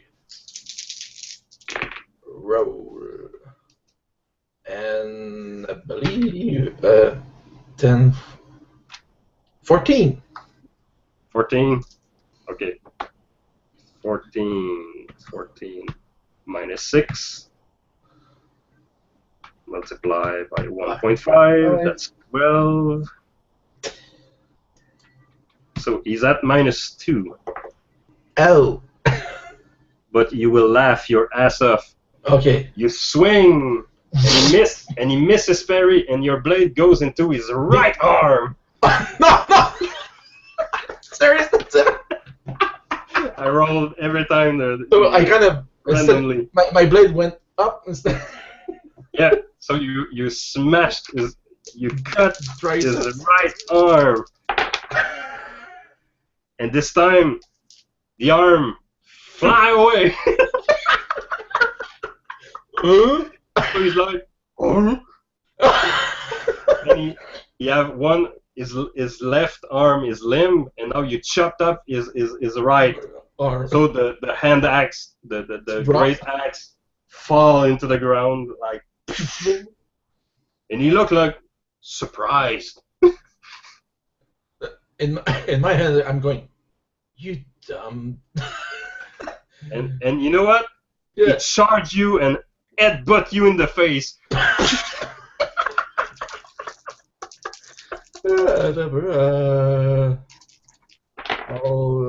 I'll block. Well, what can I block that? Or You cannot block. You can parry? dodge it, or you can parry it with your brawling skill. Yeah, I'll do that. I instinctively I roll my dice instead of dice stream, but he succeed is a head bashing move. It's desperate, but poof. Yeah, Tim, I just chop off his second arm, so he doesn't have any more arms. Yeah, he can't fight anymore. But he's like you, like he just lost both his arm, but it does not register the pain, you know. Just a flesh wound. I missed it. You missed, so you receive like a helmet in full face in your face. So you receive to the head. Oh, is that a joke? Come on. 2 points of damage. And you have the R2, like something I like that? got 2 hardness in the face, so I mean. So it's like just a glancing blow, like What? And people are getting away farther and farther, and you're like. Does he get damage for doing it? I know a headbutt you get damage when you do it, but I know he did too. So yeah, his DR to his face is naturally 2, and then his helmet. So it's just a. So it's just a not a so good blow after all. Not a good headbutt. So it's my turn, It's or your turn. Let's do another turn. I just step back and. Stupid dummy. It's not so dumb. Success. You want to parry? He's gonna try to dodge this one. You have a lot of equipment on him, so he's kind of slow. And bleeding? Success! Wow. Wow! He gracefully. The loss of his arms made him lighter, so he could. Yeah, the arms aren't encumbering him. Yes. So he gracefully. But he's gonna dodged. be bleeding. He's gonna be bleeding blood. And he tried to tackle you on the ground with his body. Like trying to ram you on the ground with a wrestling maneuver. Oh, I'm gonna roll with the dice stream. Oh!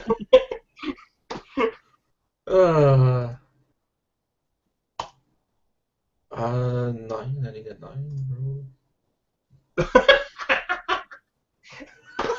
Never seen before. Never seen it. It never will be. All right. You know what? He tried to tackle you, and you just you triple him with your foot. Yeah. So he fall on his face, and now he cannot get up because of he doesn't have any hand Just to down on him. And yeah. All right, he's done.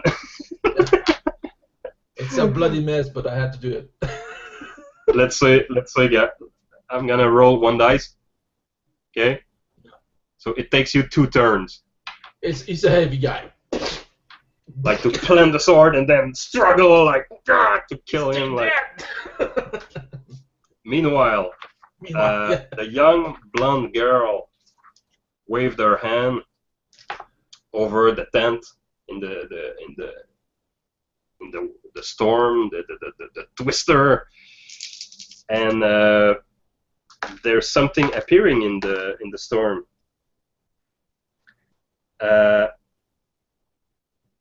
Like a snake. What? There is a giant snake appearing from her in front of her and like growing, and the snake fly in the air, and he's hissing and he's searching for something in the air.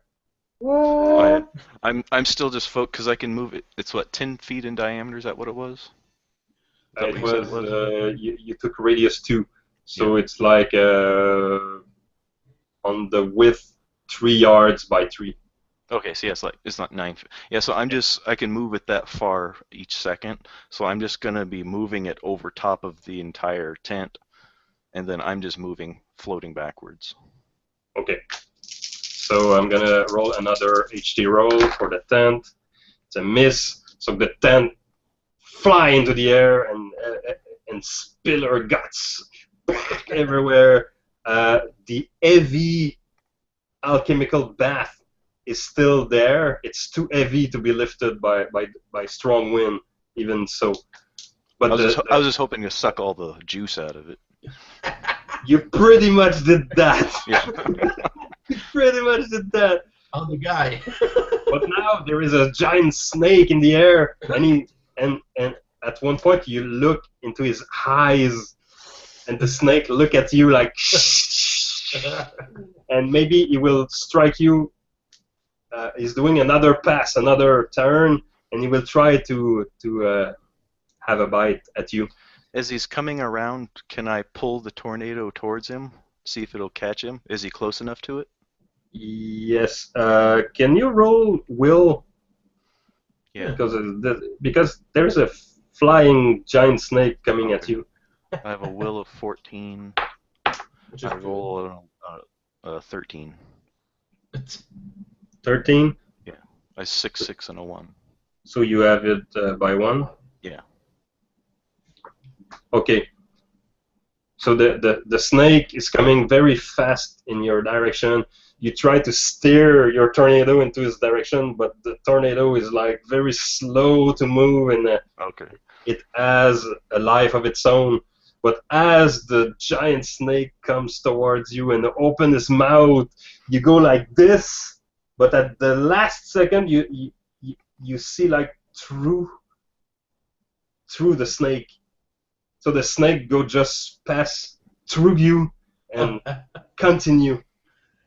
Is this a and you physical suddenly snake? What?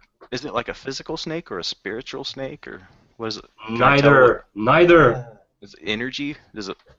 Neither. Just by looking at it, I can't tell. Illusion. Roll thaumaturgy. Okay. It's your knowledge of magic. That's 9. That's a 9. It's an illusion. She's trying to scare you. Okay. Then I just ignore it then. Yep. Problem. Does it look like everything in the tent is destroyed other than the stuff that won't be pulled up? Pretty much. Okay. I'm going to start trying to direct it towards her then. Okay. So, with whatever time I have left on the tornado. Okay. She quickly realized what's going on, so she tapped on the shoulder of the soldier woman. She screamed something but the wind is so loud you cannot hear. So she screamed something, and the woman do some gesture to explain to her man, and the soldiers start to spread. They start to run and spread, and they go towards the hills, and they spread. And at least if I can get it to her tent and destroy her tent, that's what I'm going to do.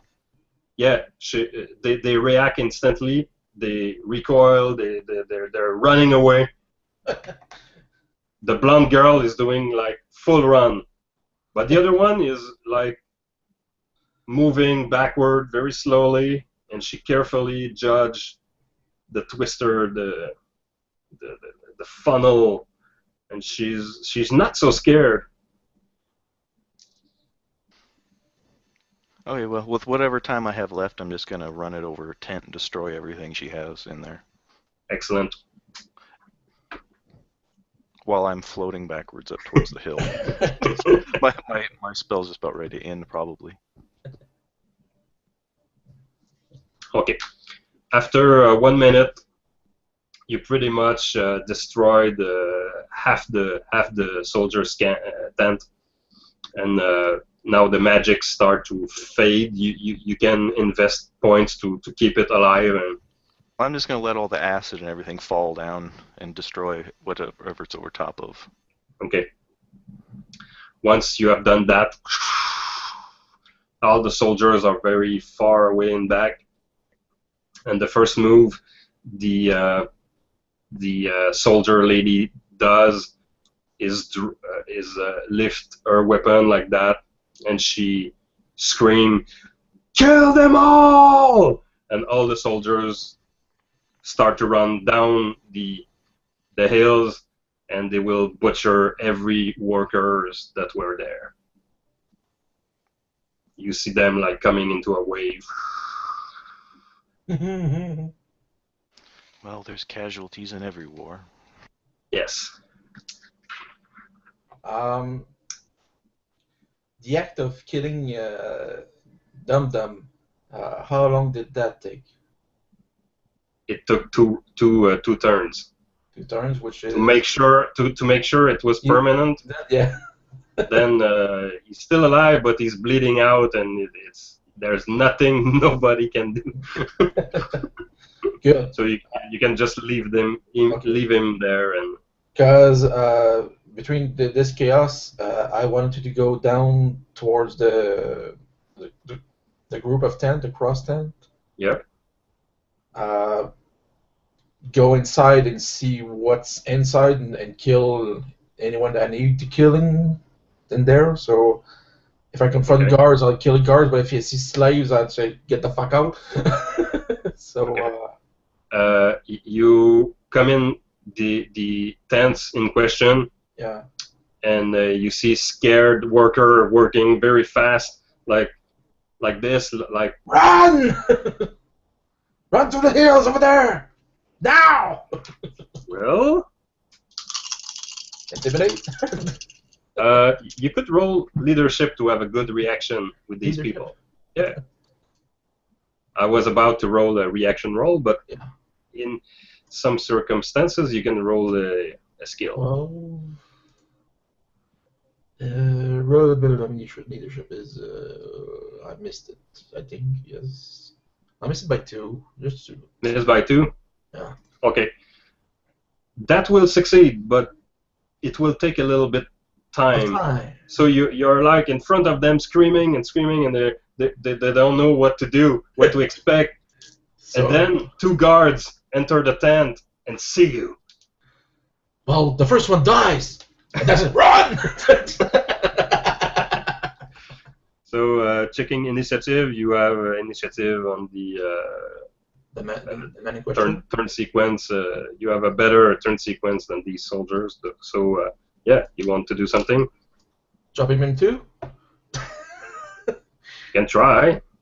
So it takes about 30 points of damage, but yeah, you can do it. So I got a 7 on a. What's my skill? No, it's not good enough, but almost.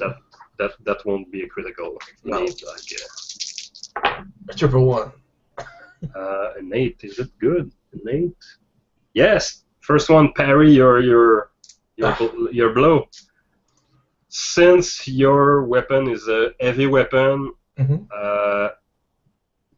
he won't be able to attack right away. You like block the strike, but his weapon went like this, and he's like losing balance. Okay. But I will roll for the other one. Yeah.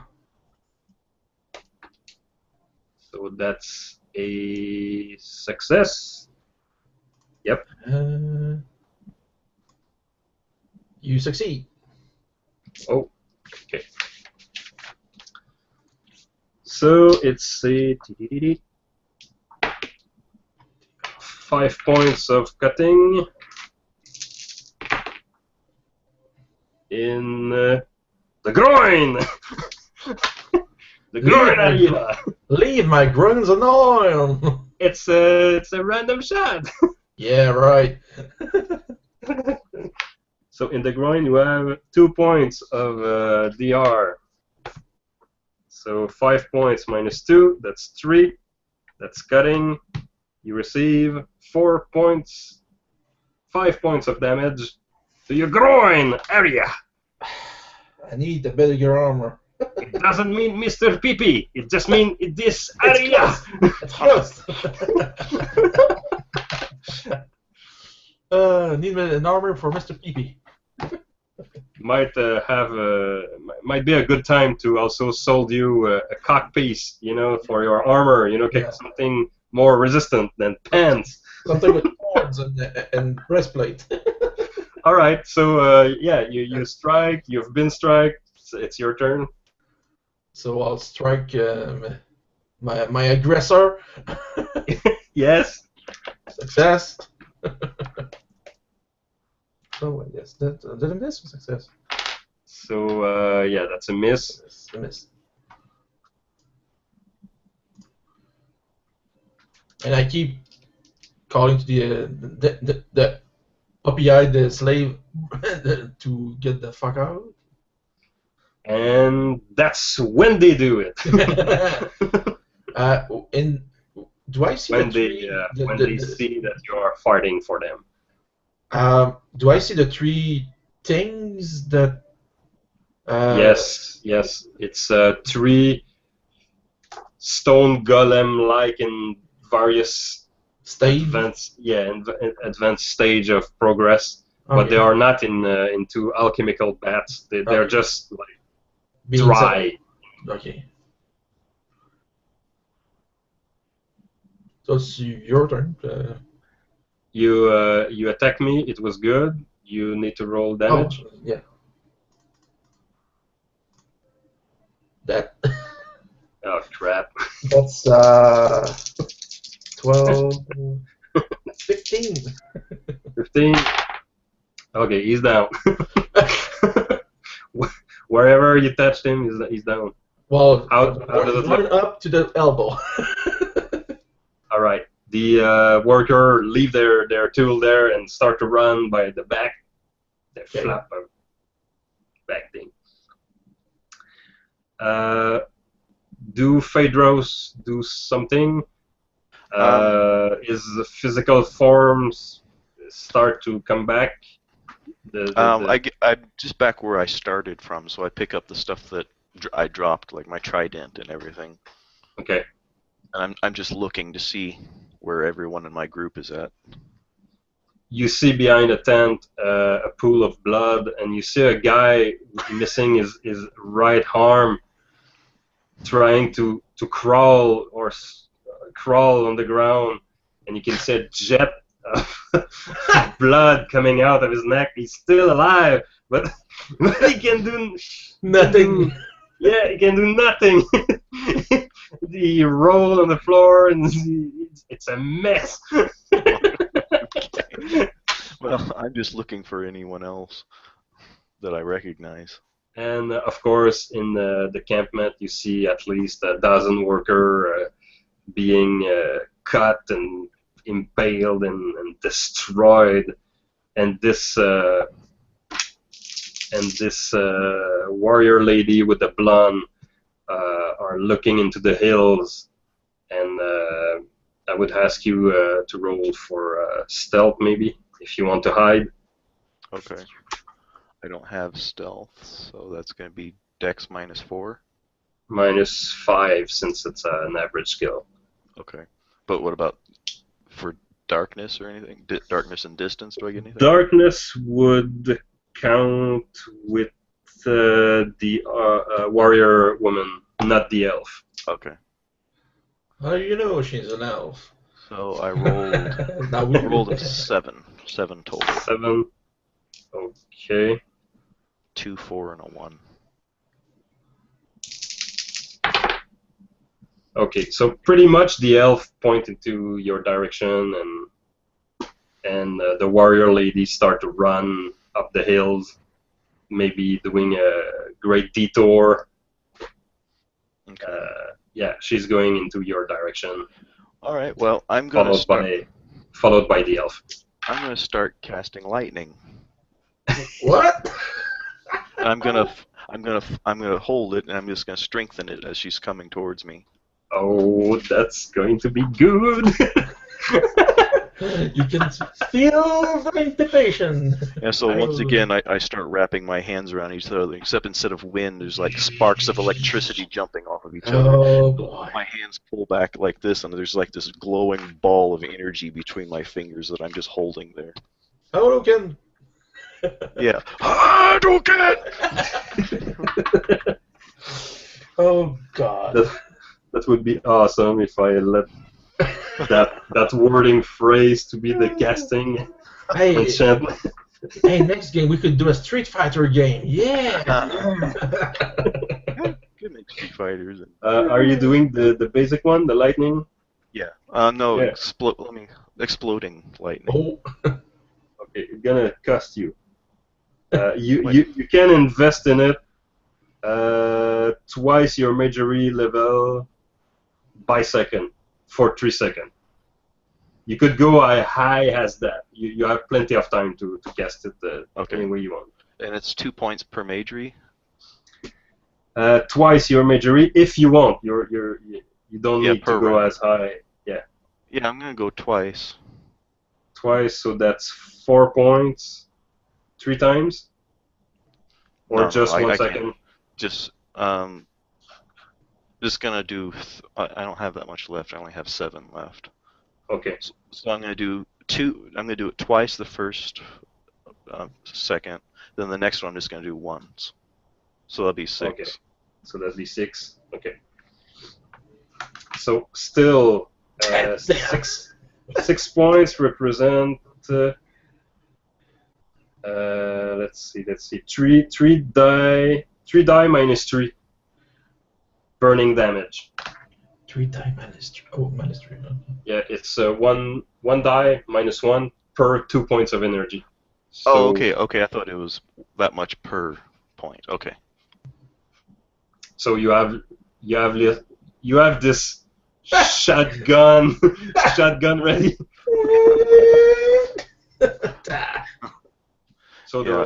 So the warrior lady is coming first, and when she see that she come at you, but at a slower pace. I'm gonna make an all-out attack against her. And the elf is behind her, and she fall to the ground like this. No. But the warrior lady is calculating her pace, and yeah, it did not bother her 1 second. She's still moving towards you. Okay. As soon as I see her, she's like prepping a charge. Okay. Okay. And you want to go all out attack? Yeah, all out attack on her. Okay. Since of the distance factor, I'm judging that you will have time to throw your lightning. Then a couple of seconds will pass, so you will be able to return into a normal state of fighting, and you will be able to defend or attack because she's so far away. So since this is, I get +1 for the all out for a range. Is that what it is? Yes. Okay. So and my innate attack is 12. Okay, so you have 13. Then I'm gonna add a minus for the distance. Let's say 2 rounds at full speed. So that would be, let's say, -3. What's? Oh, I can't just wait till she's within range. You can do that. So that'd be like 30 feet. Is that what it is? 30 feet. You can throw it at 100 yards. Yeah, I can throw it 50 feet. Oh, 50 is the half damage score. Okay. So yeah. So yeah, you can wait for her to be as close to you as you want, but since you are calling all-out attack, okay. Yeah, if she's very close, you could lose the advantage of defending. And this is the exposing one, so it Yeah. wouldn't be good to be exposing close to you. Yeah, that's right. It's the exploding one. just saying. Okay. I know Okay, you yeah. mad wizard like your stuff close, but this is. Okay, well, I rolled a 9 anyway. Oh, that's good. Is this good? Yeah, because that would be 13. It's good. Okay. 13 minus 3 would be 10. So Okay. I made it by 1. Okay, you throw the lightning, and she tries to dodge it.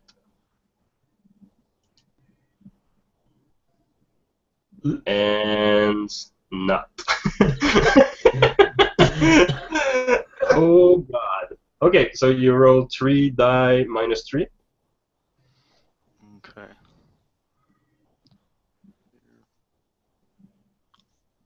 So that's 3 die minus 3 3, so that's 9. Yeah. 9. Okay.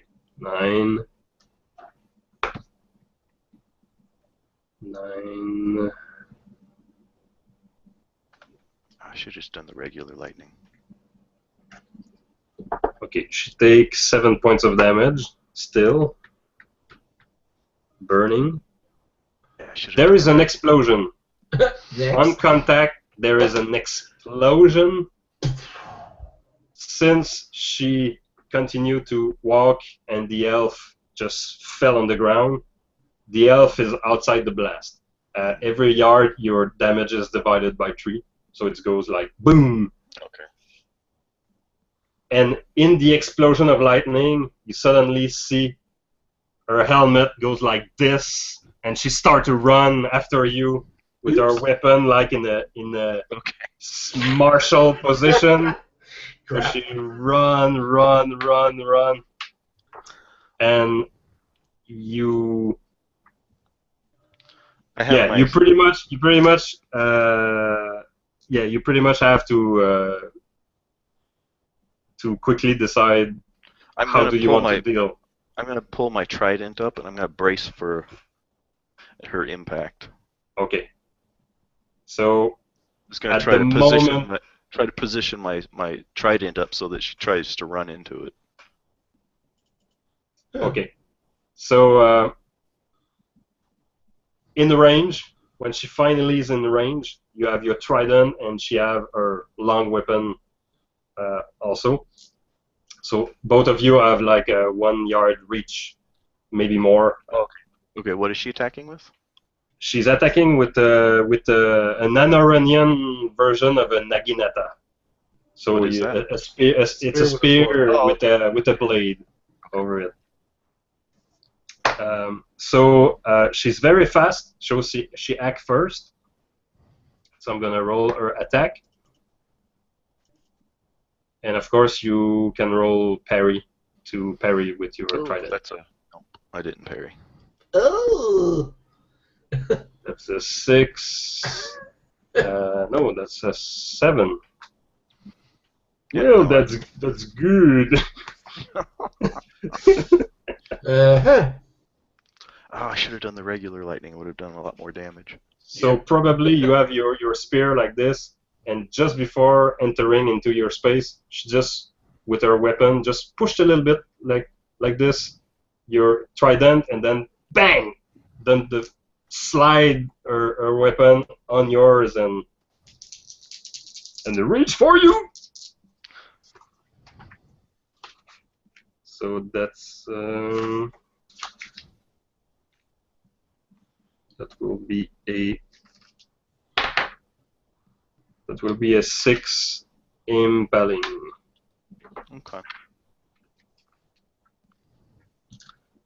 What's your DR? Oh, I don't have any. Oh, right, you don't have any. So 6 becomes 12. Yeah. And 12 is your full HP? Yeah. You fall at 0? Okay, roll your HD for, that's a how do they say that? It's like a mortal wound, or I'm gonna I find rolled it. a 9. That's 3 under my HT. Okay, so basically you won't fall, and I'm just gonna find the word I'm looking for. How does it go? It's a major wound. Yeah, anything greater than half your HP is a major wound. So you succeed.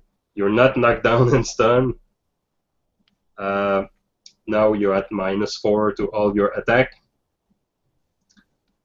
And on any active turn, you need to roll HT before or fall unconscious on the ground. Okay. So now it's your turn. Well, have I'm been gonna start pierced. running. I'm gonna try to start running to the direction of where I see, where I think that the tents were, where they were all at. Okay. Doing all out defense. Okay, running instead of doing just a walk, just a step, is considered an active maneuver. So you have to roll HT to do your maneuver.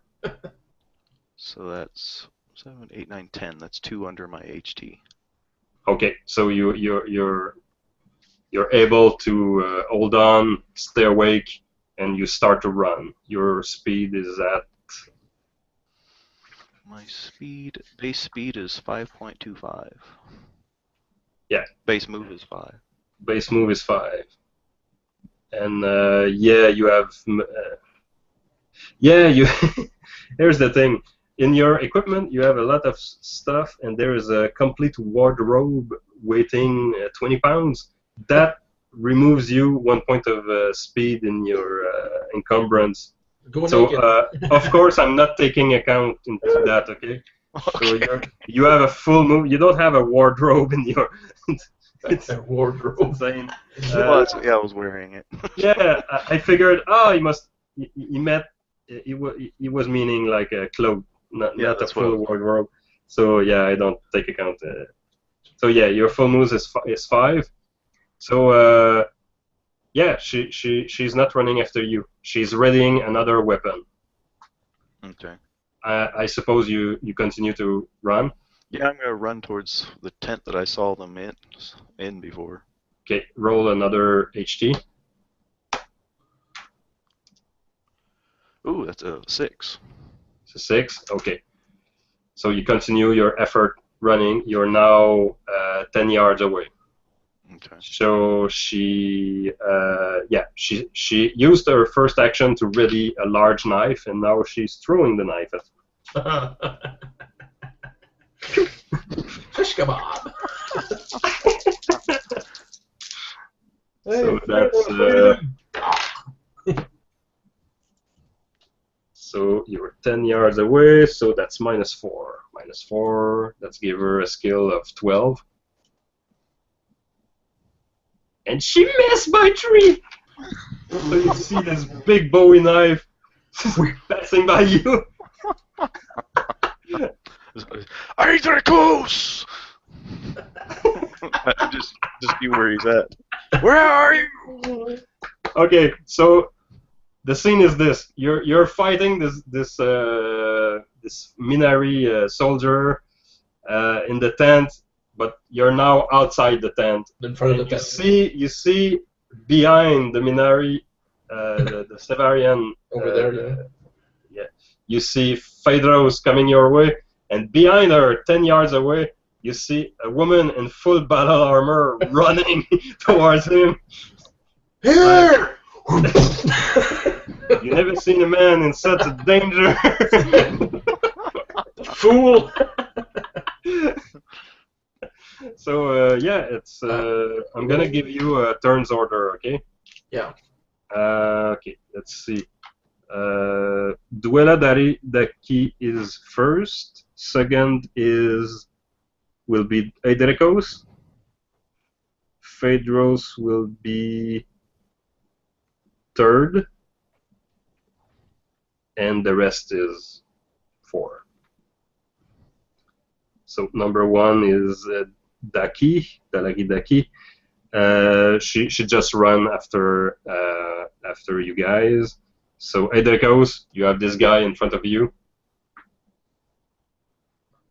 Touché. Touché! Touché. Okay, that's a hit. Plus 6. 11. 11. Okay, basically another guy down. So I stand with my two-handed sword in front of Yeah, me. you finish the guy, and now you're in front of Phaedros. I try to run around him and position myself behind him. Okay. You see the warrior woman running downhill, and at the moment you are behind Hydercoach, she changed her pace, like she's analyzing a new threat. Can you move? I just was running. But you're bleeding a lot. And now you see the surrounding, the air around the soldier woman shimmering. That's not And good. you see 4 other versions of her materializing into the air. Yeah, right. Yes, this is going well. And they start to switch place. It's an illusion. No shit. So you're gonna roll Well. will. Immune to magic. Not That's sweet to play. How convenient. It could be. Pill? Yeah, pill. I got it flush. Nope. Nope. For what you are concerned, these Therefore, 5 soldier women could be all the woman. It's all too real. I'm gonna try looking at it, see if I can determine, if I can see through it. You roll will too. Okay, so that's I rolled my 2 under my will, or 1 under my will. I rolled Okay. 11. You pretty much see through the illusion, and you notice that she's basically walking to the left, while Hydrakos is focused on 5 images of her switching places and coming his way. She's just walking like she wants to come on the side, and he doesn't see her. Like she's invisible for him.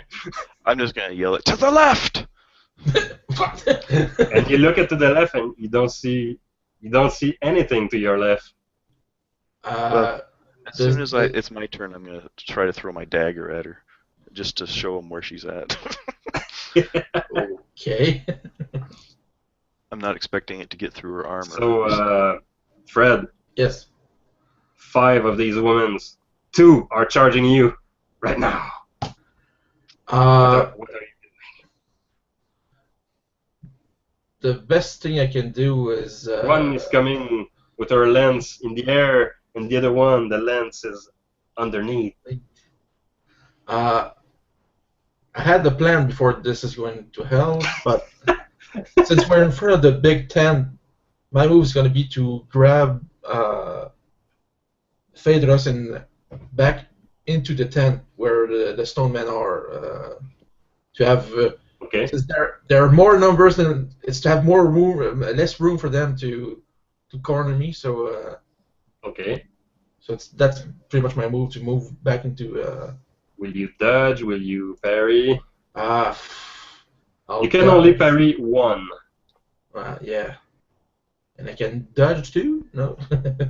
You can dodge anything, Yeah. but you don't have a fencing weapon, so you cannot parry unlimited amounts of time. It's a great sword. You can parry once. I'll parry. Will you parry the top one? The top one. All right. It's Success. Strange.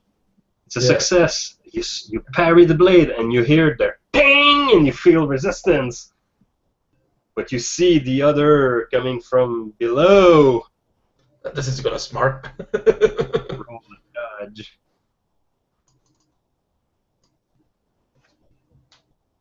You evade the phantomatic blade at the last moment. This blade is too real.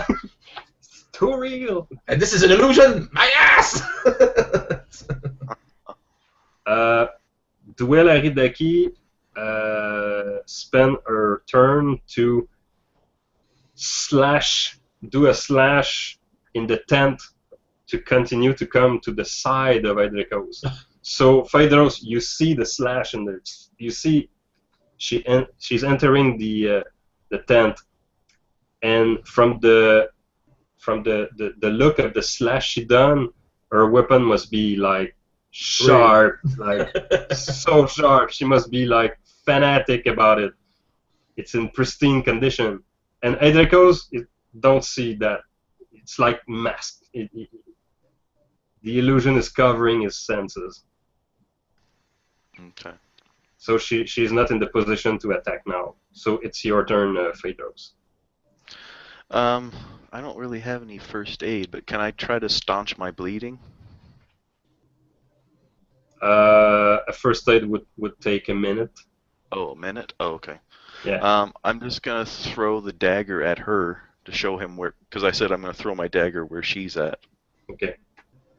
Do you want to do damage? If I can.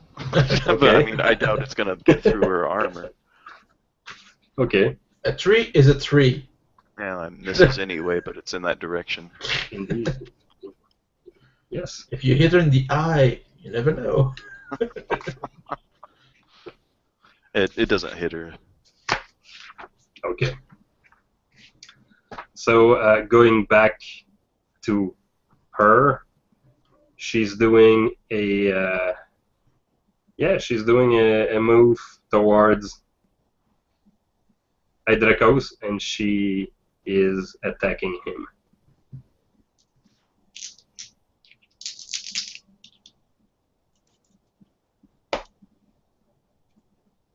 And that's a hit.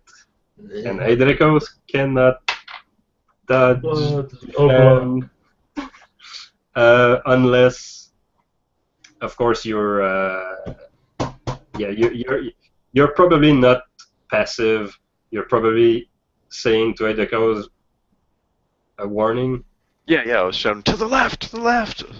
So that will be like a dodge, but blindly. I'm gonna give you like a dodge, but -2. Why, thank you. You're dodging, but you don't know what you're dodging.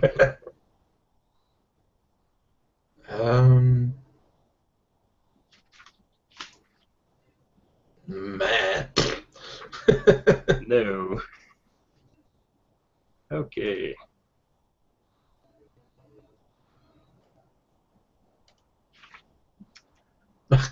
Oh. You are lucky. Yeah. So you receive 10 points of cutting. Uh-huh. So how's your DR to the chest? It's 5, 6, 7. 7. So that's a total of 6 points of damage to your chest. The fuck? I thought it was I thought I did 10 points.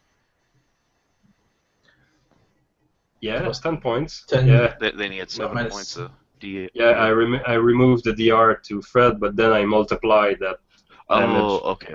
Cutting damage always had 50% because it opened the wound. Bastard. So one of the lady must have come off by the back. She appeared and cut you like ah. There's 3 on you now.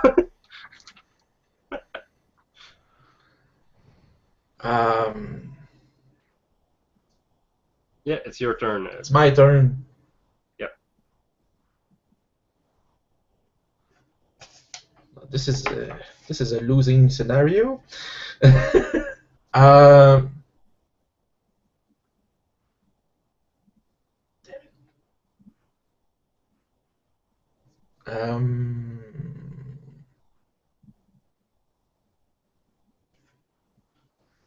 Plans will not succeed when meeting the enemy. Was it a plan never succeed first encounter with the Yeah. enemy. No, it's because I had a plan, but everything kind of. And my cohort is wounded, so it's not helping. So. Yes. Where are the other two with us, or are they off No, somewhere else? No, they're somewhere else. They are leading the workers Yeah. Okay. in the hills Oh, both of them? Okay. as ordered. Okay. Is there there has to be a light source in the tent? Yes. Yes. Yes. Is it oil lamp or something of the sort? Yes. And probably many sources of Yeah. lighting.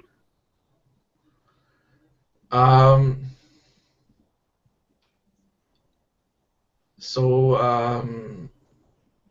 it's maybe a flawed tactic, but I'm gonna do it anyway.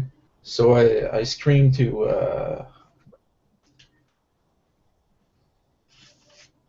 Phaedos. Phaedos. Damn it! I would have.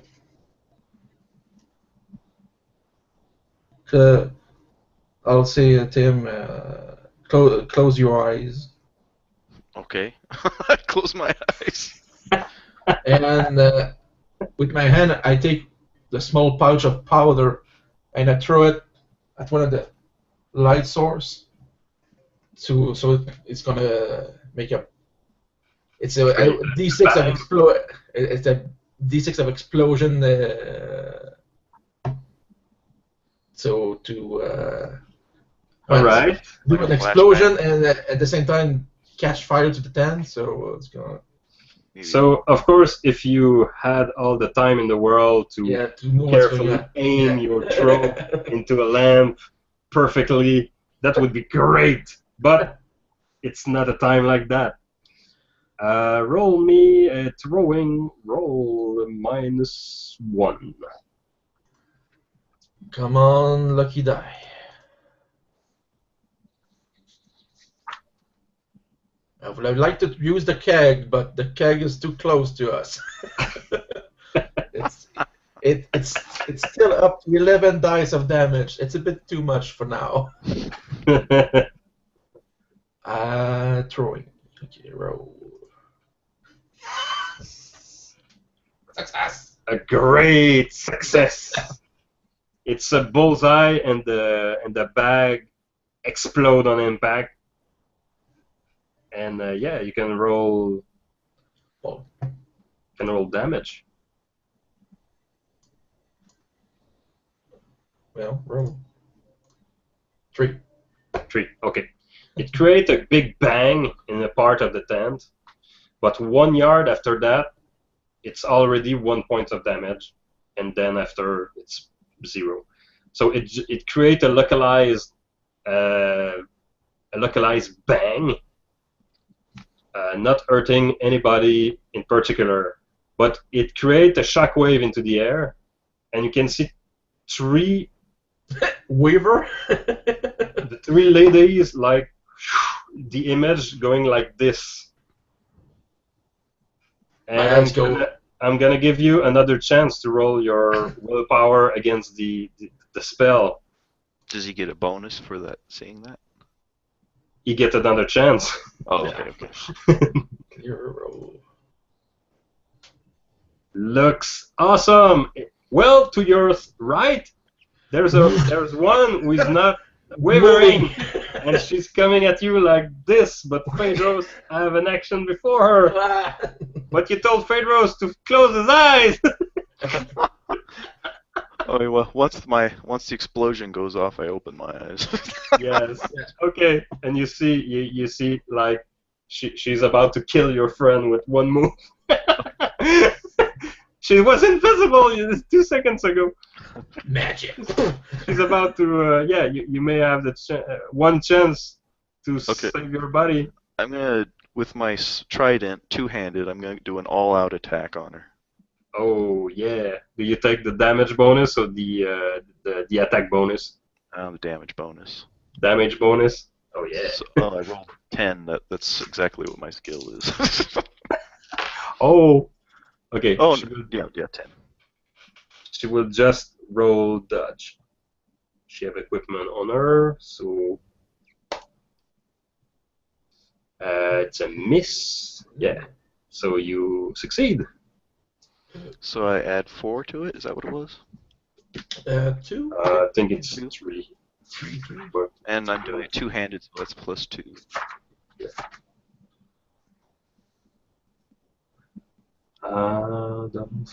It's +2. It's +2 damage or +1 damage per die if you have many I only have die. 1 die, yeah. Okay, so +2. 3, 4, 5, 6, 7 piercing. 7 piercing. Oh, piercing, that's an interesting thing.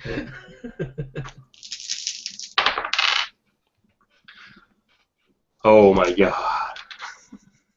I love this game. What? Okay, you pierced her in the face. What?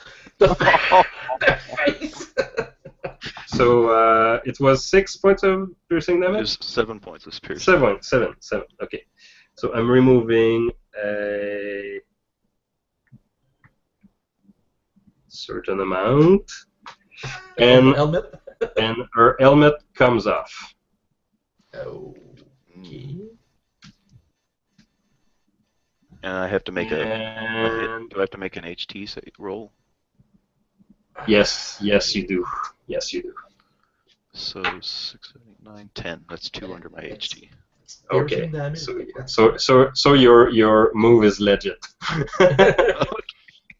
Okay. The mask fall off, and as the mask fall, you have to roll will. Me? Both of you. Okay. What? Anyone in the room have to roll will. Oh, The hell is going on? I rolled an 11. That's 3 under my will. Okay. Good. Where's my will? Let's say 11. I imagine she's horrific looking. Oh, so or something. Okay. Some serious ugliness. I got it by 2. What the You hell is going succeed? on? Okay. You see a stone woman, but half her face is missing. Oh. God, you did that piercing thing. You. What? So Oh. the helmet come off, and you see the most horrific creature that's not supposed to be alive in your face. And for just a second, it's gripping your guts like, oh my god, it's unnatural. She's not supposed to be there. Yeah. Uh-oh. A lesser man would have faint. I yelled to Isaac, goes, finish it! Trying. So that's her turn. So she continue her move towards Idricos to finish him. Like she don't want to mess around. So yeah, she's rolling. She's rolling. She's rolling. 1, 2, 3, and roll. That's a hit. Now block. And that's a miss. Damn it. That's a miss. Damn it. I have the impression that it will be a solid blow this time. So that's 13 points of cutting. What's your DR to the chest? 7. 7. Multiplied by... That's 9 points of cutting damage. Okay, so now I'm at 0. Phil. Well... Everything's good. Roll HD! Damn it.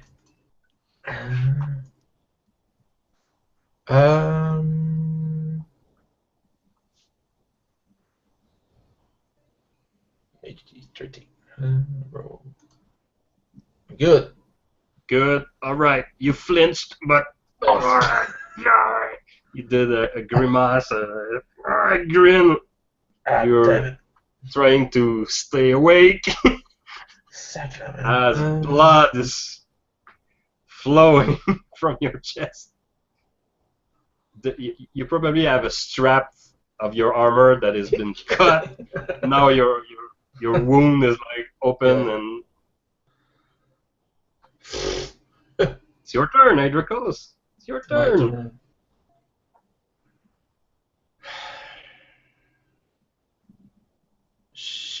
She had a spear in the head. She was zapped. Do I go? 2 attack is? No, it's not. You can't do it. If you want to do 2 attacks, it's an all-out attack. All-out attack, yeah. You forget defense, and you just Go all out. you go all out. You do a double. That's the double option. So Tim, what do you think? I think at this point we just have to finish her as quickly as we can. I probably made the double attack, I guess. Yeah, okay.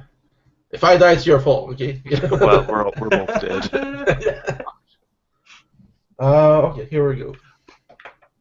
Alright, she can parry one of them, but not both. Oh, yeah. That's good. That's good.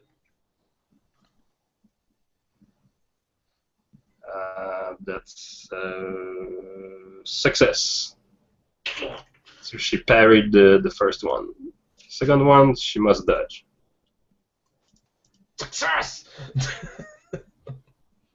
Dodge in progress, and it's a dodge. Yep, that's a 9. She have 9. We're dead.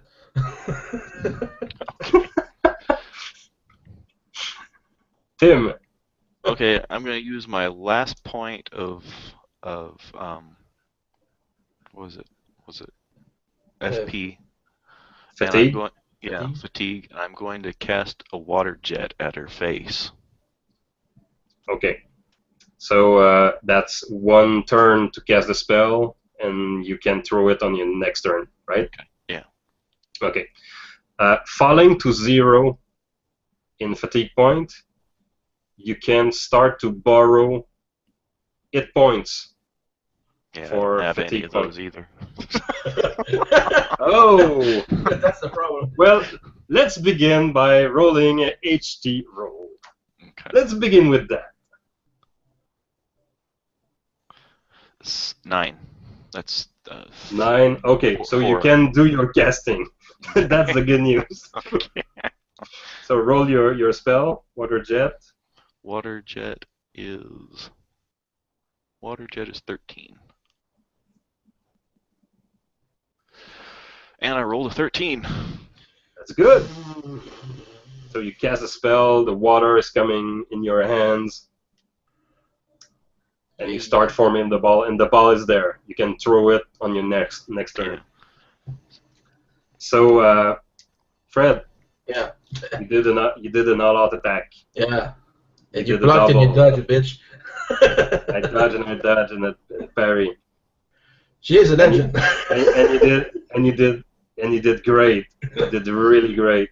I'm very fortunate to have known Idricos. I'm very fortunate. So she's attacking you. Oh, she also, can still attack after dodging? Oh yes, she can. Oh, okay. You can always dodge. It's like a basic Ah. defense everyone have, and Okay. you can always do it. Parry is like one time. I have too many games in my head, I guess. Yeah. Problem is, she's doing also a double attack. Bitch. You don't have any defense. Yeah. And you know what? Yeah. For her, doing 2 attacks is not an all-out attack. Bitches. So, I'm sorry in Damn, advance. it's all your fault. So, first attack is good. Second attack.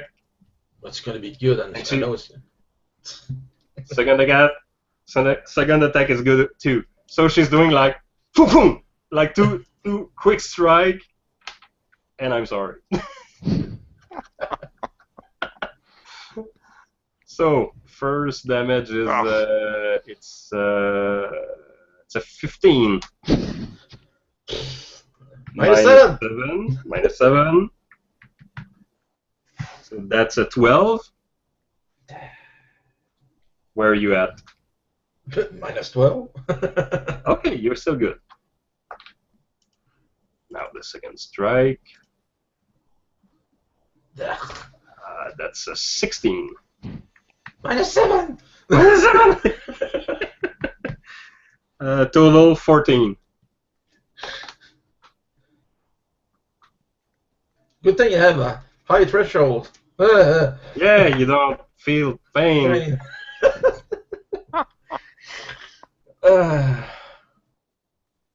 Okay, that's 26. It's been a long time since I've had -26. Oh, you're at -26? Okay, you will roll HT or you die. It's a death roll! Your chances are pretty good. I got it. Alright, you're still up. So, You're still up until minus 40. Taking the 3 step back and bleeding.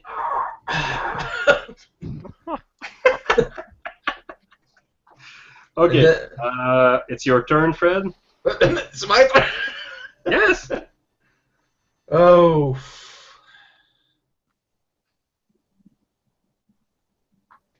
I had such a Bucker Banzai move, but I don't have this. I don't have the strength for it. Fuck. One way to look at it is your mission is successful. Yeah. Yeah. Try to can you make a called attack on her head? Yes, you can. Okay, I could, or as I like to say, the face. Yes. The Because she face. now has no head protection. Yeah. Indeed. Give me a second here.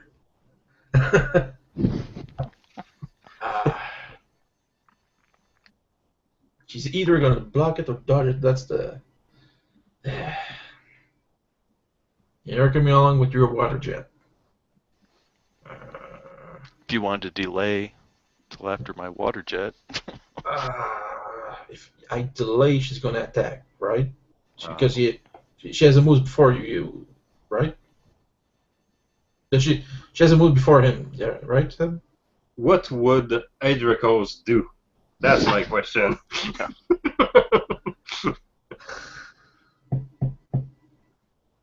Because I got the powder keg and I'm tempted to do the same. That's not what I'm asking. Yeah.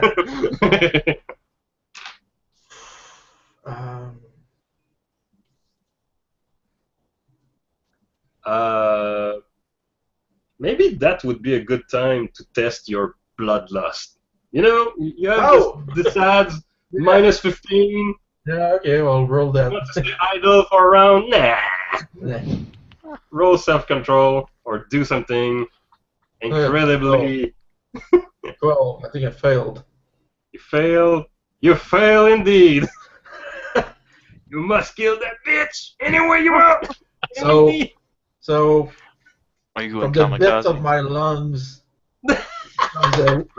comes a roar. Oh my god. And I go all out. All out attack. I thought you were going to toss the powder keg in the fire. I was tempted, but then the bloodlust came and the the strategy went. Yeah, you must kill her. Basically, you must kill that person. And when she's down, you must make sure again and again and again.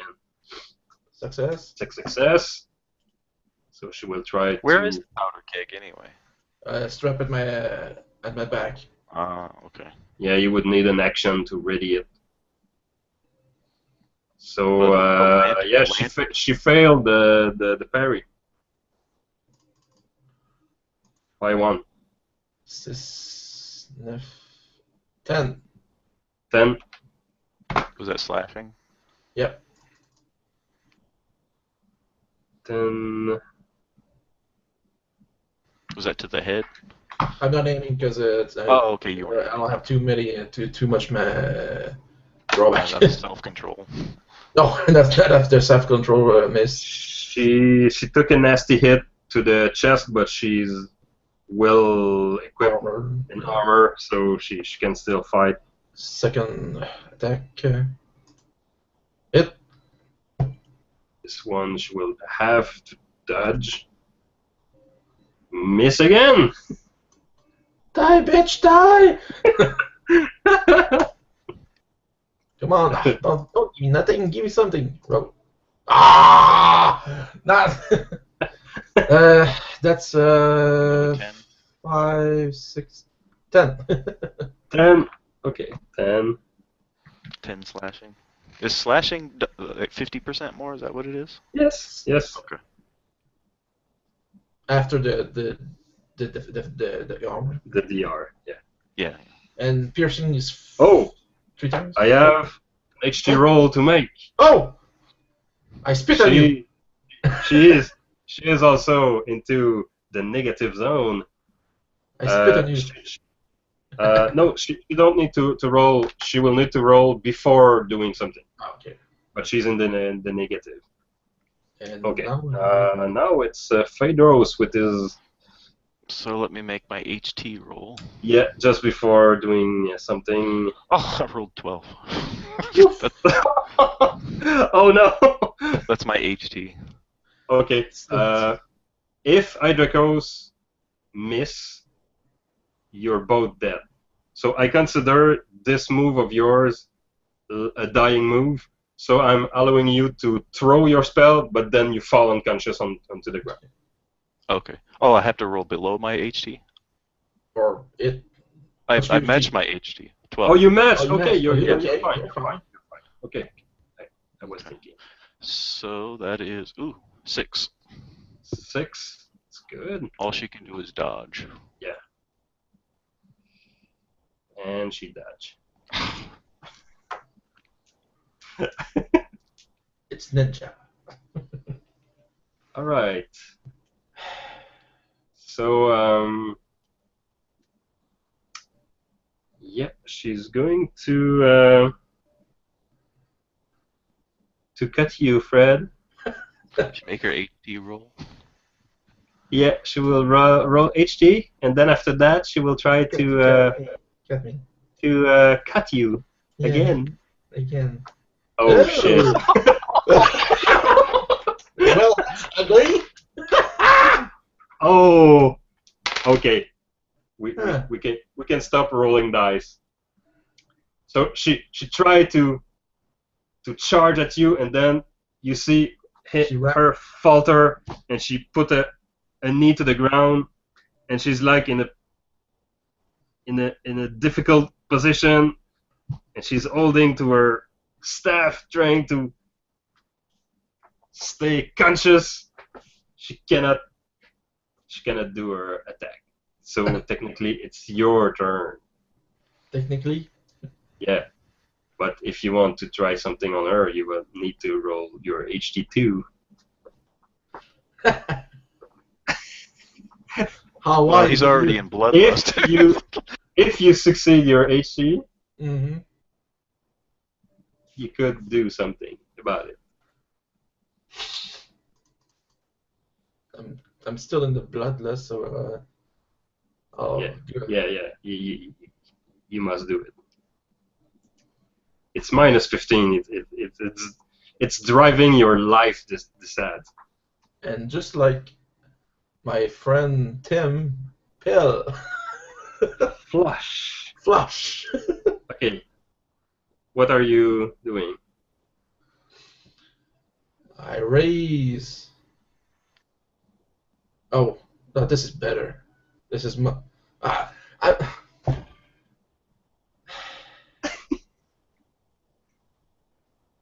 I look at my friend. Can you move? And I'm bleeding. Very gingerly. Move. Go out. Now, by there. Okay, I look at him with a quizzical look, and I I start walking out. Follow the footsteps in the sand. Excellent. And as he's, I am pointing. I don't gingerly. I just snap my belt, and the powder keg falls on the ground at my feet. And I walk gingerly towards my friend, following him. And I grab one of the lamps. And as I go out, I just flick it behind me on and it start to burn at the powder keg. So and the keg start to burn. start to burn, and she look at you like, I was the chosen one. I probably say, not anymore. That was is the important word there. So you both walk very slowly, very slowly, With an explosion behind us. and she fall on the keg. And after a while, you can roll the damage of the keg. We have a walk 1, away 2, 3, 4, 5 to 11. And Fred, Yeah. she had a vulnerability, crushing attack to her head. So multiply your damage by 2. What pleasure. Because it will be a crushing damage. What the fuck? On the D1 par 2. Okay. So... 5... I'll take a calculator because there's a lot of numbers. Yeah. 27. The 27 times 2? 27 times 2 is 54. And it's ironically, it's where the other golems were being made, so lots of stone. There is a giant explosion, like woo, into the night. So imagine your companions, Jaka and Kufos, who are in the hills, leading the workers in the shadow, and suddenly they're a big mushroom. big boom. Far away, something went down. So dragging along my sword and walking slowly. Limping on my trident. So the scene is now, the sun is up. We can see smoke on the horizon. Something is burning, like chemicals and stuff. We can see workers coming out of the hills with Kufos and Jaka, and they're back at point 0, your camp, your basic camp with your camels. Yeah. And after a while, they decided to pack everyone and just move. You in a group, yeah. But at some point, there is one of the workers who said, Look over the hill! Look! Somebody's coming!" And we see 2 heroes. In the haze. 2 heroes of Anoren, bloodied and wounded, but alive. Coming over the hill. Not bad for an old man. I'm only 120. Oh, really? I'm just 80. So that will be for tonight. We didn't have any viewer for tonight, but hey, maybe somebody will watch this and have fun. So I'm gonna kill the... I presume that Brecken was the man screaming in the fire. Yeah. He was the first one to go. Mission success! Mission success indeed. Now my God. now the Grey Wanderer won't have 4 stone golems in his army, thanks to you. Or the alchemist to To do more, yeah. Indeed. A brute So, and one less champion with him. so stay tuned for more Anoren. Thanks for watching. See you next time.